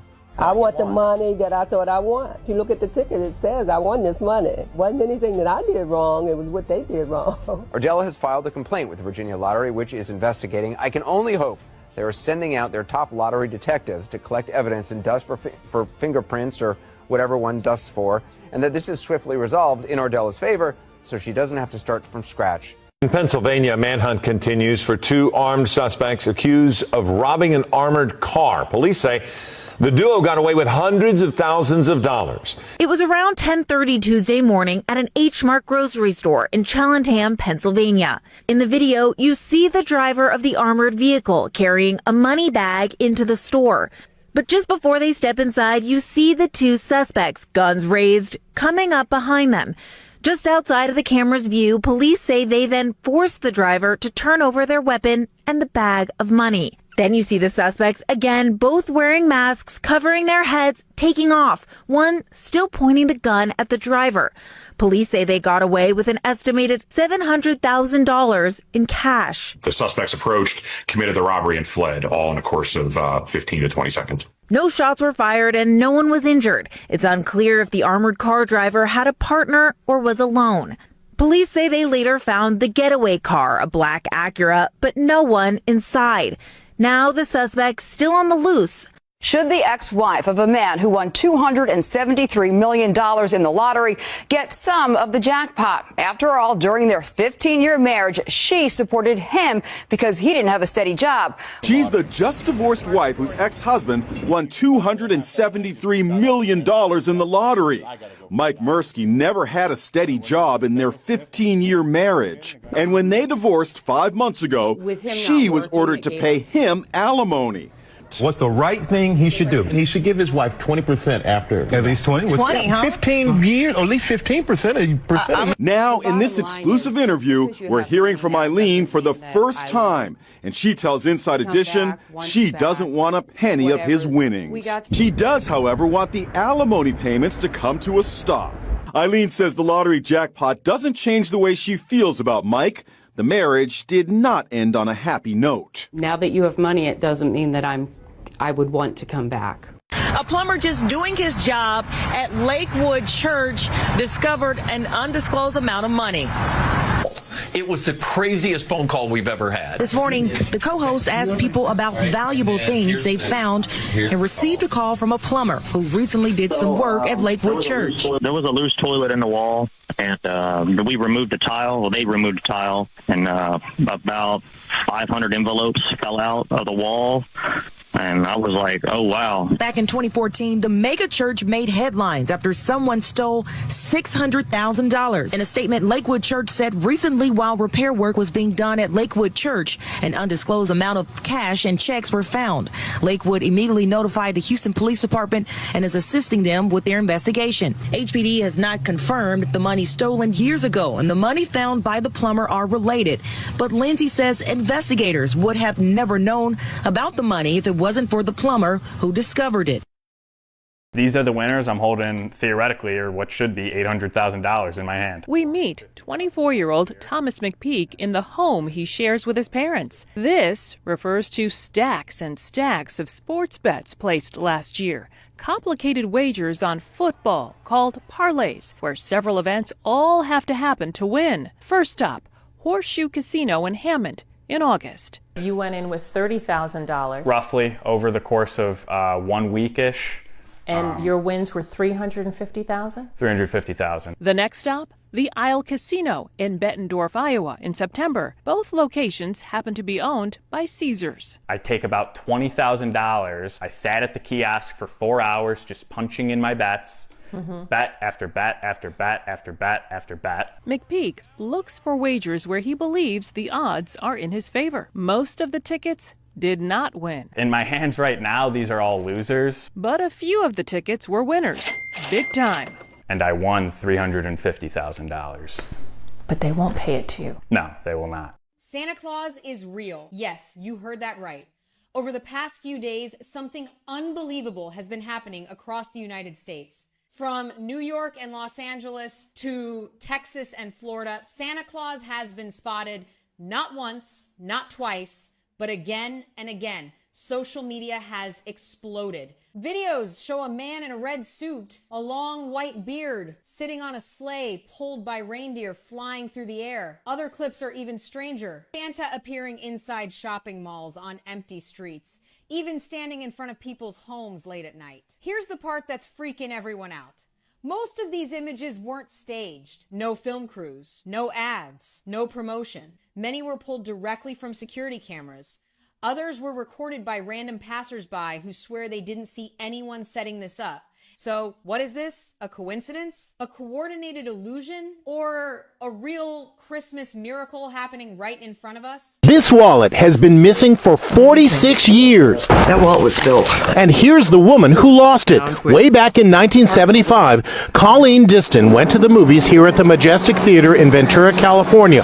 During the movie, Colleen's wallet fell out of a hole at the bottom of her purse. I called the theater that night and I said I lost my wallet. I told them what it looked like and they said the cleaning crew will look for it. And then I called the next day and they hadn't found it. Fast forward to today. The iconic theater is going through a renovation. And while Tom Stevens was working in the attic crawl space, he made quite the discovery. Buried amongst old ticket stubs and candy wrappers was Colleen's wallet in perfect condition. Thanks to the power of social media, Colleen was tracked down in just a few hours. First I started laughing. Because I was just like, oh, this can't be real. Inside that packed wallet, a time capsule of the early 1970s. The only thing missing from the wallet was a check for $200. Now, thanks to employees at the theater, A Boston cab driver found $187,000 in cash in his taxi last week and immediately tried to return it. My mother always said, do the right thing. Raymond Buzzy McCausland told local media he gave a ride to a man who said he had been homeless for 6 months. The man got out of the car and said he'd be right back. But the man didn't return and he left his backpack behind. So McCausland drove to the man's hotel to return the backpack. He looked in the bag to find some ID and ended up finding something else. And I saw these 3 bundles. It looked like maybe 20, 30,000. I didn't know the whole bag was full. When he couldn't find the man, McCausland took the bag of money to police. The owner of the backpack called police and was able to provide proof of ownership. The man had reportedly just cashed in his inheritance. The man gave McCausland a $100 reward, and according to the Boston Globe, the driver won't have to pay rent on his cab this weekend. For Newsy, I'm Lauren Stevenson. Check this out. Surveillance video captures a 5-year-old hugging a sculpture on display last month. Their young son knocked over a $132,000 sculpture inside of a community center. After rushing to help that boy, the boy's mother soon learned the sculpture's hefty price tag. No, it's $132,000. I'm sorry. We're finished here. When the customer in front of him at the window pulled out a 100 spot from his wallet, DeMoss says he took his cell phone and started recording. His cell phone video shows this guy trying to pay for a $13 order with a $100 bill, a bill that immediately caught DeMoss's eye. Whenever there's anybody trying to hustle somebody, you can tell I've lived here my whole life. The $100 bill passed a pin test used to detect fakes, but failed a counterfeit UV scanner the restaurant keeps near the cash register, a device you can buy for as little as $25. And when the Darien employee asks for another form of payment, the guy starts acting a little funny. Do you have anything else you can pay with? 'Cause I'm going to need that change back. The man ends up paying for his meal with smaller bills, 1s and 5s from his wallet, but asked for the $100 bill back. It's a lot more frequent than people know. Since the customer paid and there was no arrest, St. Pete police can't say for sure if the bill was a true fake, though they do say it's a good warning for small business owners to protect themselves. The store doesn't tell police if they catch a kid shoplifting. They call someone even scarier. We might say, hey, I'm going to tell your mom, or... Lisa Harris knows just about every customer. It's been her dad's store since 1990. It became hers in 2007. It's a very big ball and chain. You know, you're choosing a lifestyle to run a store on the reservation. Locals in Kaibato do not take this little store for granted. If it wasn't here and they needed ice, fresh produce, or ground beef, they'd have to drive 45 minutes each way to get it. Some people do. Harris could charge more for that convenience, but she and her father have always kept prices reasonable. Steve, Trisha, she made that sale. She got the cash, a whole lot more than this. Everything was going well until she went to this ATM and she tried to deposit the money, but the machine kept tossing it all back out at her. Now, this is a real $50 bill, something the victim says she thought she was holding. It's heavy, it was crispy. In her hand, 50 grand. Dora had 2,500 reasons to be relieved. I just wanted to pay off my car. That was the balance, and I wanted to pay it off. But the problem? It's not real money, though. Sure, that's the portrait of our 18th president and what appears to be a serial number. But look closer. There's no watermark or security thread. I wasn't wearing my glasses, and that's a big mistake. One, she says, started online with an ad on Craigslist. It's a beautiful engagement ring. Dazzling from every angle. The buyer who called her, totally in love. He was to propose to his girlfriend that evening, so he really wanted that ring. They agreed to meet. It is the story that got the nation talking. A blind man confronted on a flight. Passengers walking off the plane in protest. Last Wednesday from Philadelphia to Long Island, New York. She sat next to Albert Rizzi on that flight. He lost his vision 8 years ago because of meningitis. The flight attendant asked Rizzi to stow his guide dog Doxy under the seat, but where he was sitting in the back row, he didn't have a seat in front of him. So I said, well, the dog can come under my seat. Mary says the dog only came out to put his head between Albert's feet, never roaming the aisles. So what would you do if you found an envelope stuffed with cash? Me being me, as a curious individual, I took a look inside. There was $1,200 in that envelope. This is not mine, so I'm not taking it. He went straight to customer service where his friend Willie Thomas was working. And I'm like, holy Toledo, this is a lot of money, but it had an address listed on it. Willie saw the names Terry and Amanda Grover on the envelope, but couldn't find contact info for the couple. Within 10 minutes, they came in, it's like, yeah. I'm like, this is your lucky day. When he told me that somebody turned in the envelope, I was so happy. The couple brought the cash to Kroger to get money orders to pay their rent. It fell out of Terry's lap when they parked. We were in the store for probably a half hour before we realized that it was gone. While they shopped, That's where you found it? Right there. That's where I found it. Mike found the money and brought it inside. We live in a world where honesty is hard to find.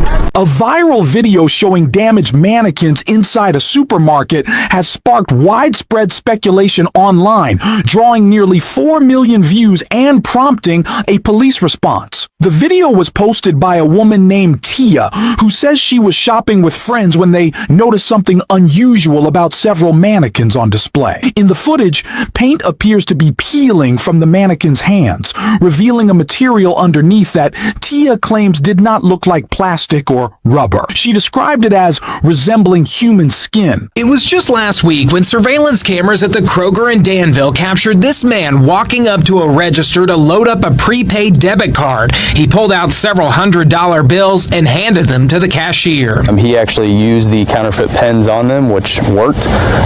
Once he did that, it appeared that another male that was with them, possibly a lookout, he signaled to another girl that was with them to, hey, come up here and do your transaction transaction. That woman used another several $100 bills to buy a Visa gift card. A counterfeit pen also showed that the bills were real. All three walked out of the store and nobody realized anything was wrong. Later on, when they were counting the cash in there using a actual cash counter, those bills were all flagged as counterfeit. Detective Nate Lean with the Danville Police Department said the trio scammed the store out of $800. 10 Kroger stores in Indiana, mostly in the Indianapolis area, and has cost the supermarket chain nearly $12,000. In all 14 cases, $100. Renee Nicole Good is a kind person, but she lost her life today. Renee Nicole Good was 37 years old and lived in Minneapolis. She was a mother, a wife, and a poet. According to reports, she was inside her SUV when an ICE agent fired a shot through the windshield, killing her.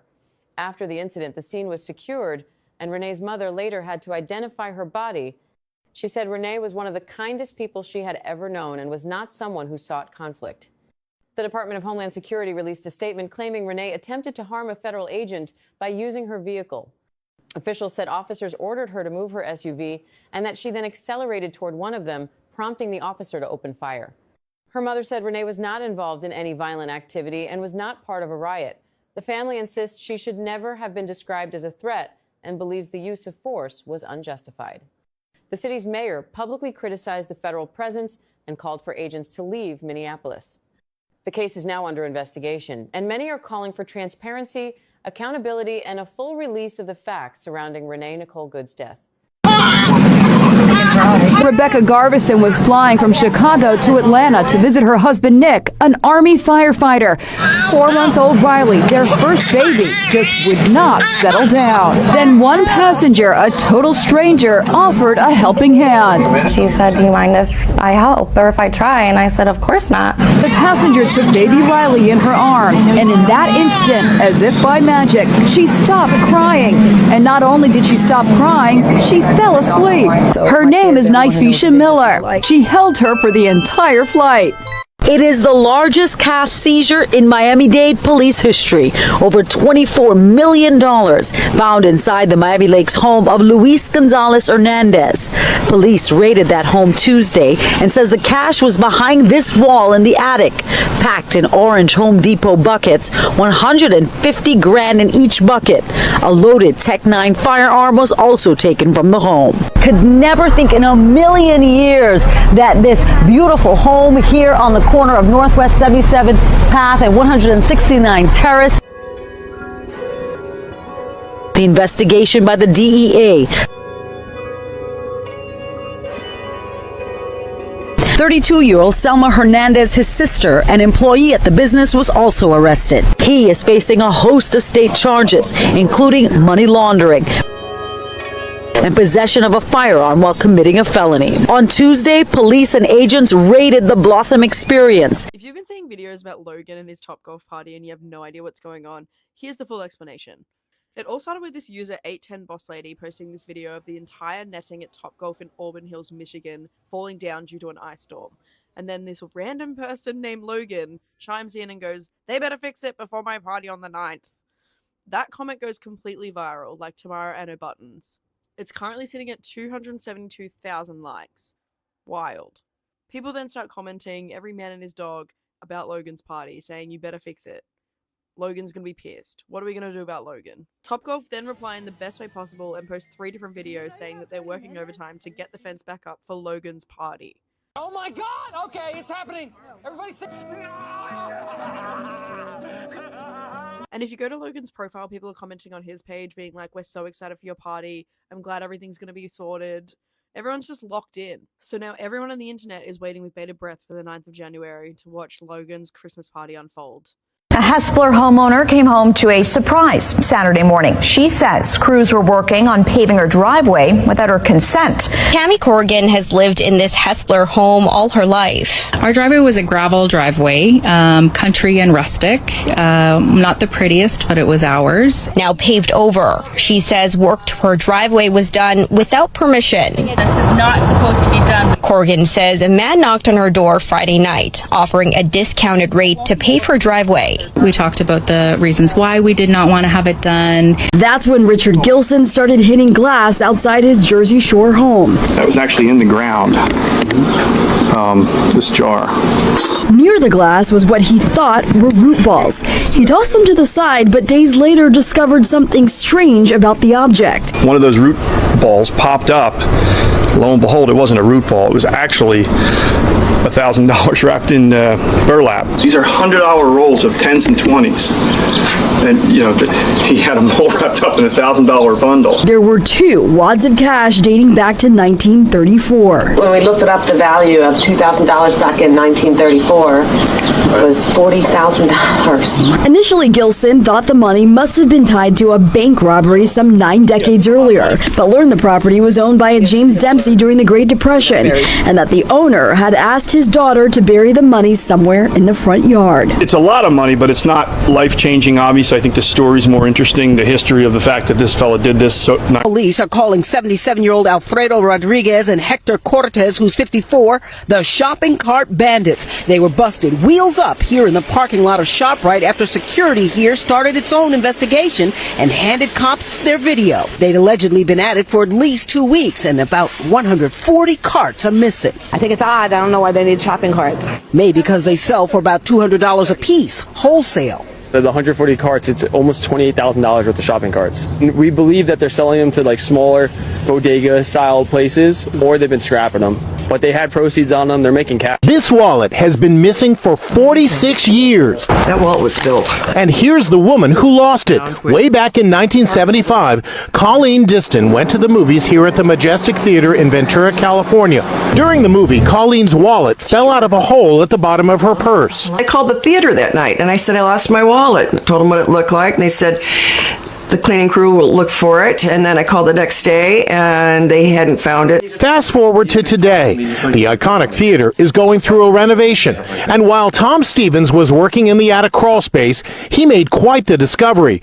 Buried amongst old ticket stubs and candy wrappers was Colleen's wallet in perfect condition. Thanks to the power of social media, Colleen was tracked down in just a few hours. First I started laughing, because I was just like, oh, this can't be real. Inside that packed wallet, a time capsule of the early 1970s. The only thing missing from the wallet was a check for $200. Now, thanks to employees at the theater, it's a stunning sight.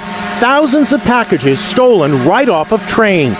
If your UPS or Amazon package hasn't arrived, it might be somewhere here in this mess, discarded on a Union Pacific Railroad track near downtown LA. As freight trains slow down or come to a halt, the thieves leap on board with bolt cutters, open giant containers, and take whatever they want. This is what they leave behind. All these boxes, some empty, some not. Look, this box was full of COVID home testing kits. Kids may see it as an innocent senior prank, but when 23 locks are filled with epoxy glue and rendered useless, your joke probably crosses the line. Auburndale police are now trying to track down the vandals, believed to be 2 teen boys seen here on these grainy surveillance pictures. Monday, a locksmith spent most of the day trying to make repairs, but determined nothing could be done. All 23 locks need to be replaced. It'll cost roughly $100 a lock. Crime Stoppers is now offering a cash reward for information leading to an arrest. A Sacramento senior uncovered an envelope of money she lost years ago. When the bank refused to accept it, it was time to call Curtis. Mary Venegas discovered the envelope she misplaced with $6,000 cash inside. She put it down somewhere in her yard the day she planned to deposit the money to cover her taxes. That was 4 years ago. Somehow it ended up on the ground with cardboard covering it. The bill's now dirty, water damaged, the corners eaten away. But on a fixed income, she really needs this money now, behind on winter utility bills. But she says Bank of America, where she has banked for decades, refused to take the money. And so we said, well, how come you can't take them? Because they're deteriorated. The Treasury Department does exchange mutilated money if 1/2 or less of the original note remains, or if its value is in question based on the condition. Bills damaged by fire, explosives, water, chemicals, animals, or insects. If the bank won't take the money, the government process to exchange it could take... Grandpa to the rescue. He's driving his car when he sees two toddlers on the busy highway and scoops them into his arms. John Brittingham was heading down A1A in Cocoa Beach, Florida. This is what Brittingham saw first, the twin girls on a side road. Here they are on another car cam. They're very difficult to see because they're so small. Brittingham pulls over and races back. He waves to alert drivers. The girls are now in the middle of the highway. That's when he grabs one, then the other. Brittingham says he found the girls' family at an Airbnb they were staying in. Old $2 bills sitting around the house. Listen to this. They could be worth thousands of dollars. Some newer bills, such as those printed in 2003, could have significant value. One $2 bill from 2003 with a very low serial number recently sold at auction for $2,400, and it later resold for $4,000. The auction site U.S. Currency Auctions estimates any uncirculated $2 bills from nearly every year up to 1917 are worth at least $1,000. That's a good return on investment for $2. Yeah, I think I have one of those laying around somewhere. Dig it out. Dig it out. An alert from police. Someone is taking $1 bills and turning them into $100 bills. A cashier at Ohana Foods Hilo had a feeling something was off when a woman handed her a $100 bill on Saturday. And she proceeded to tell me that it's an old bill. But I had an old bill in one of our tip jars. And so I pulled out the old bill on the side and I was like, okay, it looks different. It's more of like a yellowish tone versus as the bill she gave me, it was black. Ramos marked the bill with the counterfeit pen. Yellow means real currency, so she was confused. I lifted it up one more time. And that's when I noticed the faded $1 marking. And I told her, I was like, this is a counterfeit bill. It's not $100 and I'm not able to give it back to you. I will have to report it to the HPD. The woman gave Ramos another $100 bill, saying the money was from her payroll, but Ramos saw that it was fake too. She is lucky, surviving thanks to mere seconds. Those seconds appear to have made all the difference for a woman who is trapped inside the back of this garbage truck. It's an amazing story. San Antonio firefighters say that she would have been crushed if the driver hadn't heard her cries for help. Yeah, there you see her actually climbing out of the back of that truck. Katrina Weber shows us the dramatic rescue by fire crews and what happened in the moments before they showed up. An alert about car trouble came in the form of screams, a signal this truck driver was hauling more than trash. A young woman was fired from her job for telling a fellow passenger to stop wiping her child's bottom in public. The woman was sitting by the window when a middle-aged woman with a small child sat next to her. The child kept crying. Soon, the young woman smelled something bad. Before she could say anything, the older woman opened the child's diaper and started wiping the child right there on the bus. She took her time cleaning the child and even placed the dirty diaper on the seat. Some of the mess touched the young woman's pants. Angry and shocked, the young woman told her she should not change a diaper on a public bus because it affects everyone. The older woman argued back and said the young woman did not understand how to take care of kids. Someone recorded the moment and the video went viral online. Instead of getting support, the young woman faced heavy criticism. Her company said the attention was bad for their image and fired her. Now the young woman says she plans to sue both the middle-aged woman and the bus system. Some people say she did the right thing. Others say she should have stayed quiet and just washed her pants. If it were you, would you speak up or stay silent and deal with it later? The woman filing the suit claims in a 24-ounce venti, a customer receives 14 ounces of coffee and 10 ounces of ice. And this morning, the coffee giant is fighting back. A new federal lawsuit alleging that mega coffee chain Starbucks is burning their customers when it comes to iced beverages. The suit alleging the brand serves up more ice than coffee, underfilling drinks in order to make more money and higher profits while using intentionally misleading advertising practices. Chicago resident Stacy Pincus filing a proposed class action suit.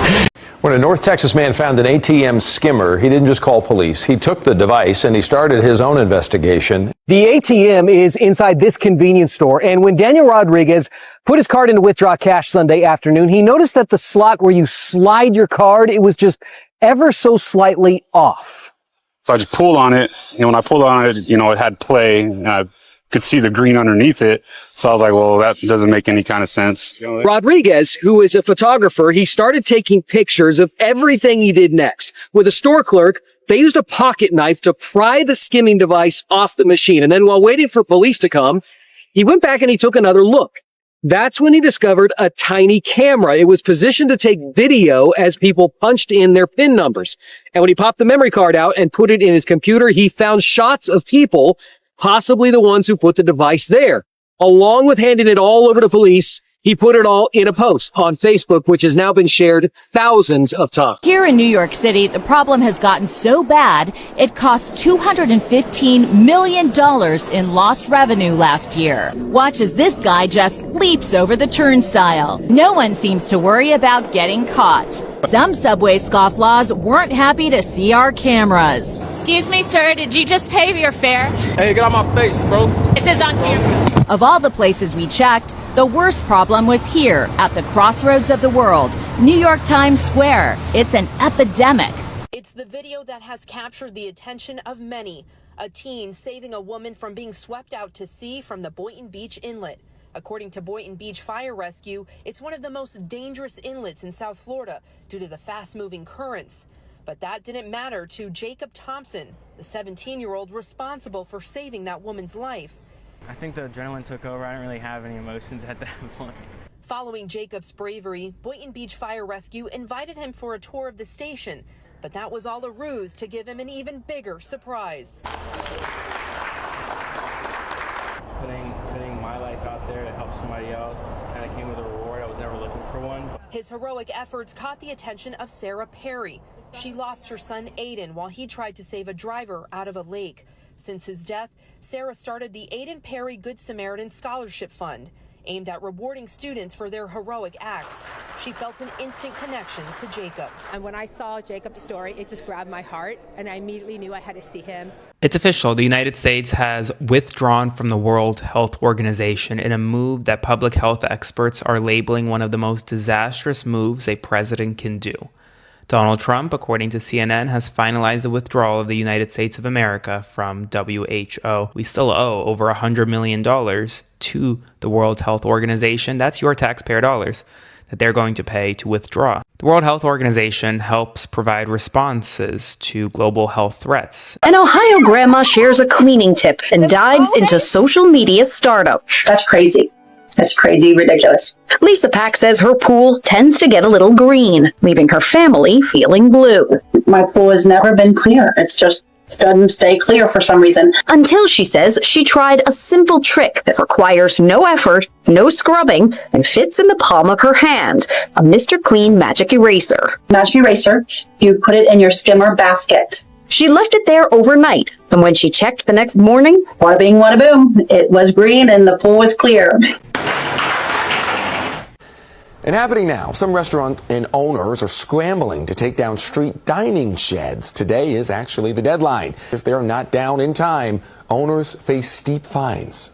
Starting at $500 for the first offense and $1,000 for each violation after. Even he was thinking about to pay the penalty to keep it, but it is going to be too high for us to afford it. Some were demolished Friday in Hell's Kitchen. Restaurants can still apply at any time to keep their outdoor dining each year from April to November. The girl's mother and aunt are in jail tonight, and we've just learned the mother's boyfriend has also been arrested. Investigators have revealed disturbing new details about the death of Jacqueline Mimi Torres Garcia, saying that she suffered from physical abuse and malnourishment. Police say it came at the hands of her mother, her aunt, and the mother's boyfriend. The initial reports were that someone was in the rear of the property dropping off items to include that storage bin. The investigation into Jacqueline Garcia Torres' death began with an anonymous caller who reported suspicious activity in the backyard of an abandoned New Britain home on Wednesday. Just one small thing.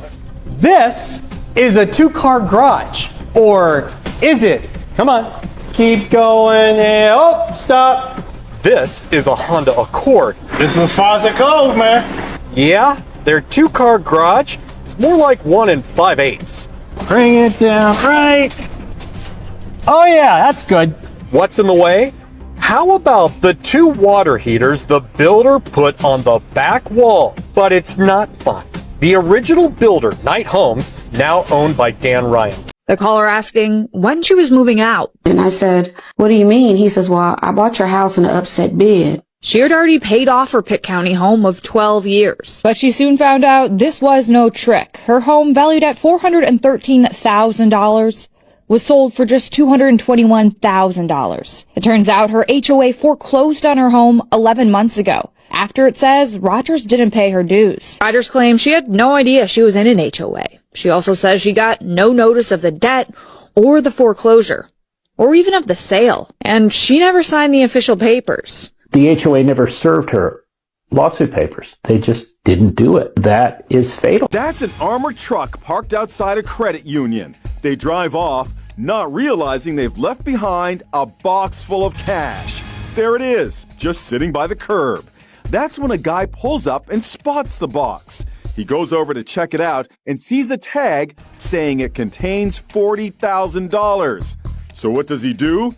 He heads right into the credit union outside Detroit and gives the money back. You can practically see the look of relief on the faces of the staff. And I thought, oh my gosh, this is a lot of money. George Condash is the honest man who returned the cash. Did you ever consider taking the money? No, never once. Never once. I mean, I just returned money. That's all I did.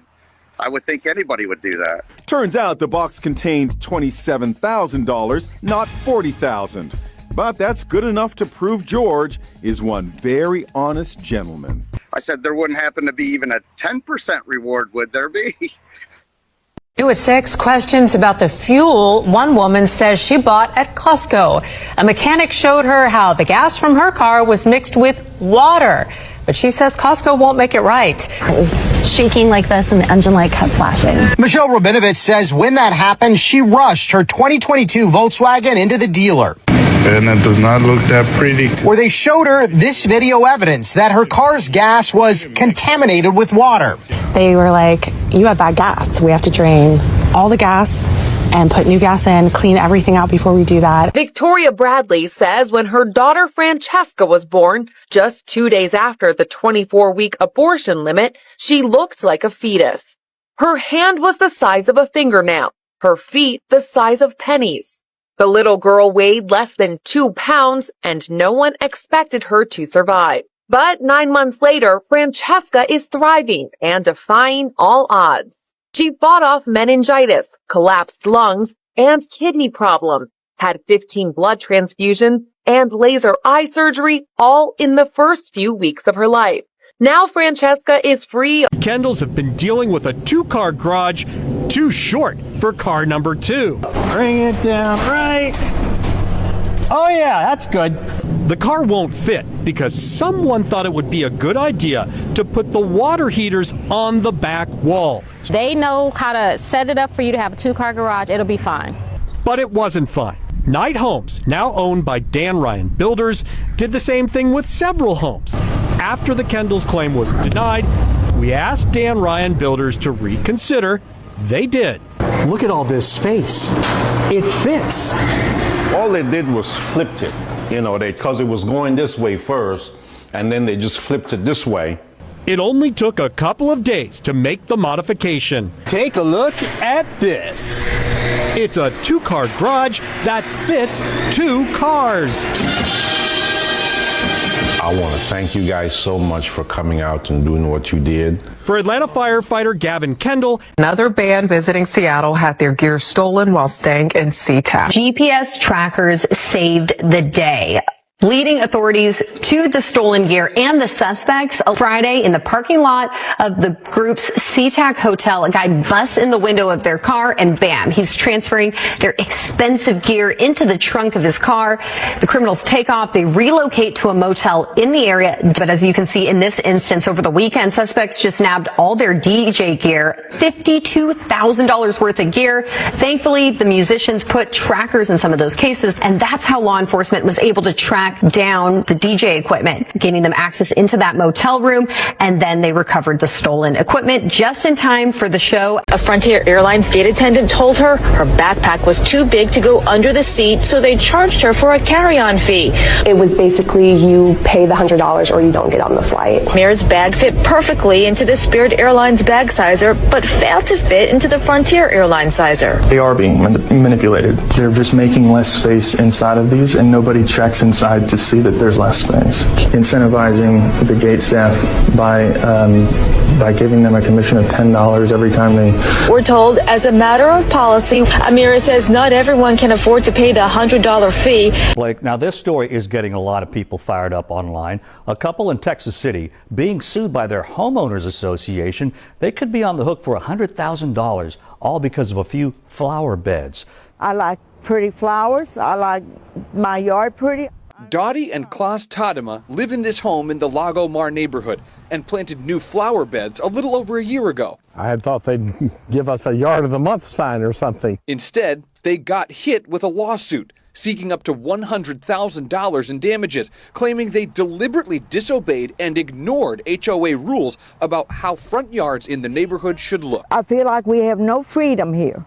The couple paid the HOA $25 for an application to allow the home improvements. The HOA rejected that application in March. So the HOA filed this lawsuit about 6 months later. But I had no idea. I had no control over my yard.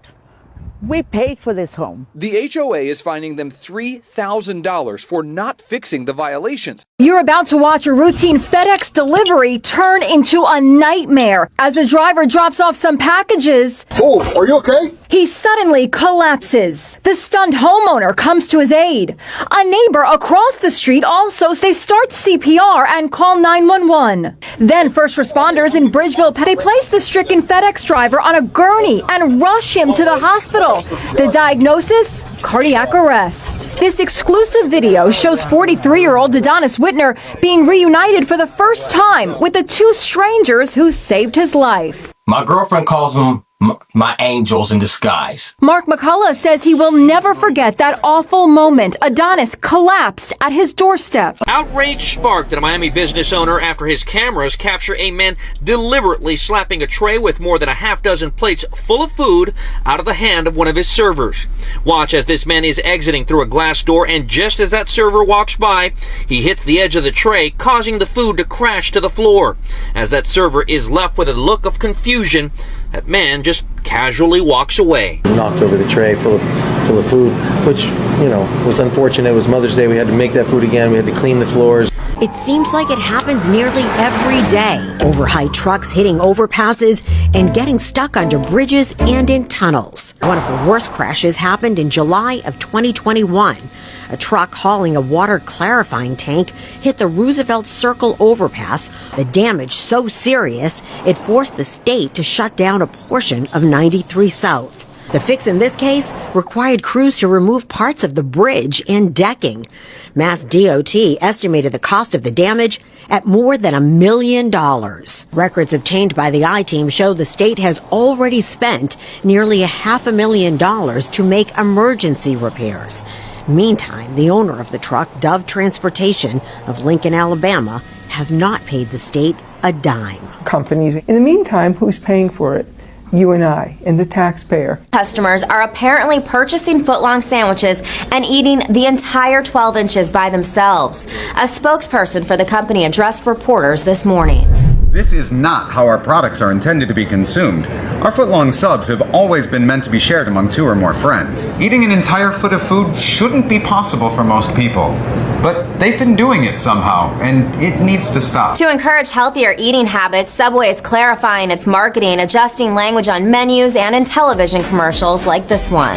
$5 footlongs? Wow, that's $2.50 per person. Subway's corporate leadership says they were horrified to learn of the misunderstanding. It's honestly frightening. Don't mess with this nun. When she heard a would-be burglar on her roof, she kicked away his ladder, leaving him stranded. Watch as the would-be thieves set up a ladder to climb onto the roof of a Christian community center in Buffalo, New York. As one guy climbs up the ladder, the other knucklehead walks away. Sister Mary Jonas. She notices the ladder and looks up to see the guy on the roof. Then she's struck with the ladder away from the building, leaving the bad guy stranded on the roof. The dude is left flabbergasted. No way out but to jump to the ground and flee. But not before Sister Jonas could give him a good old-fashioned scolding. Get away. Go. And happening now, some restaurant and owners are scrambling to take down street dining sheds. Today is actually the deadline. If they're not down in time,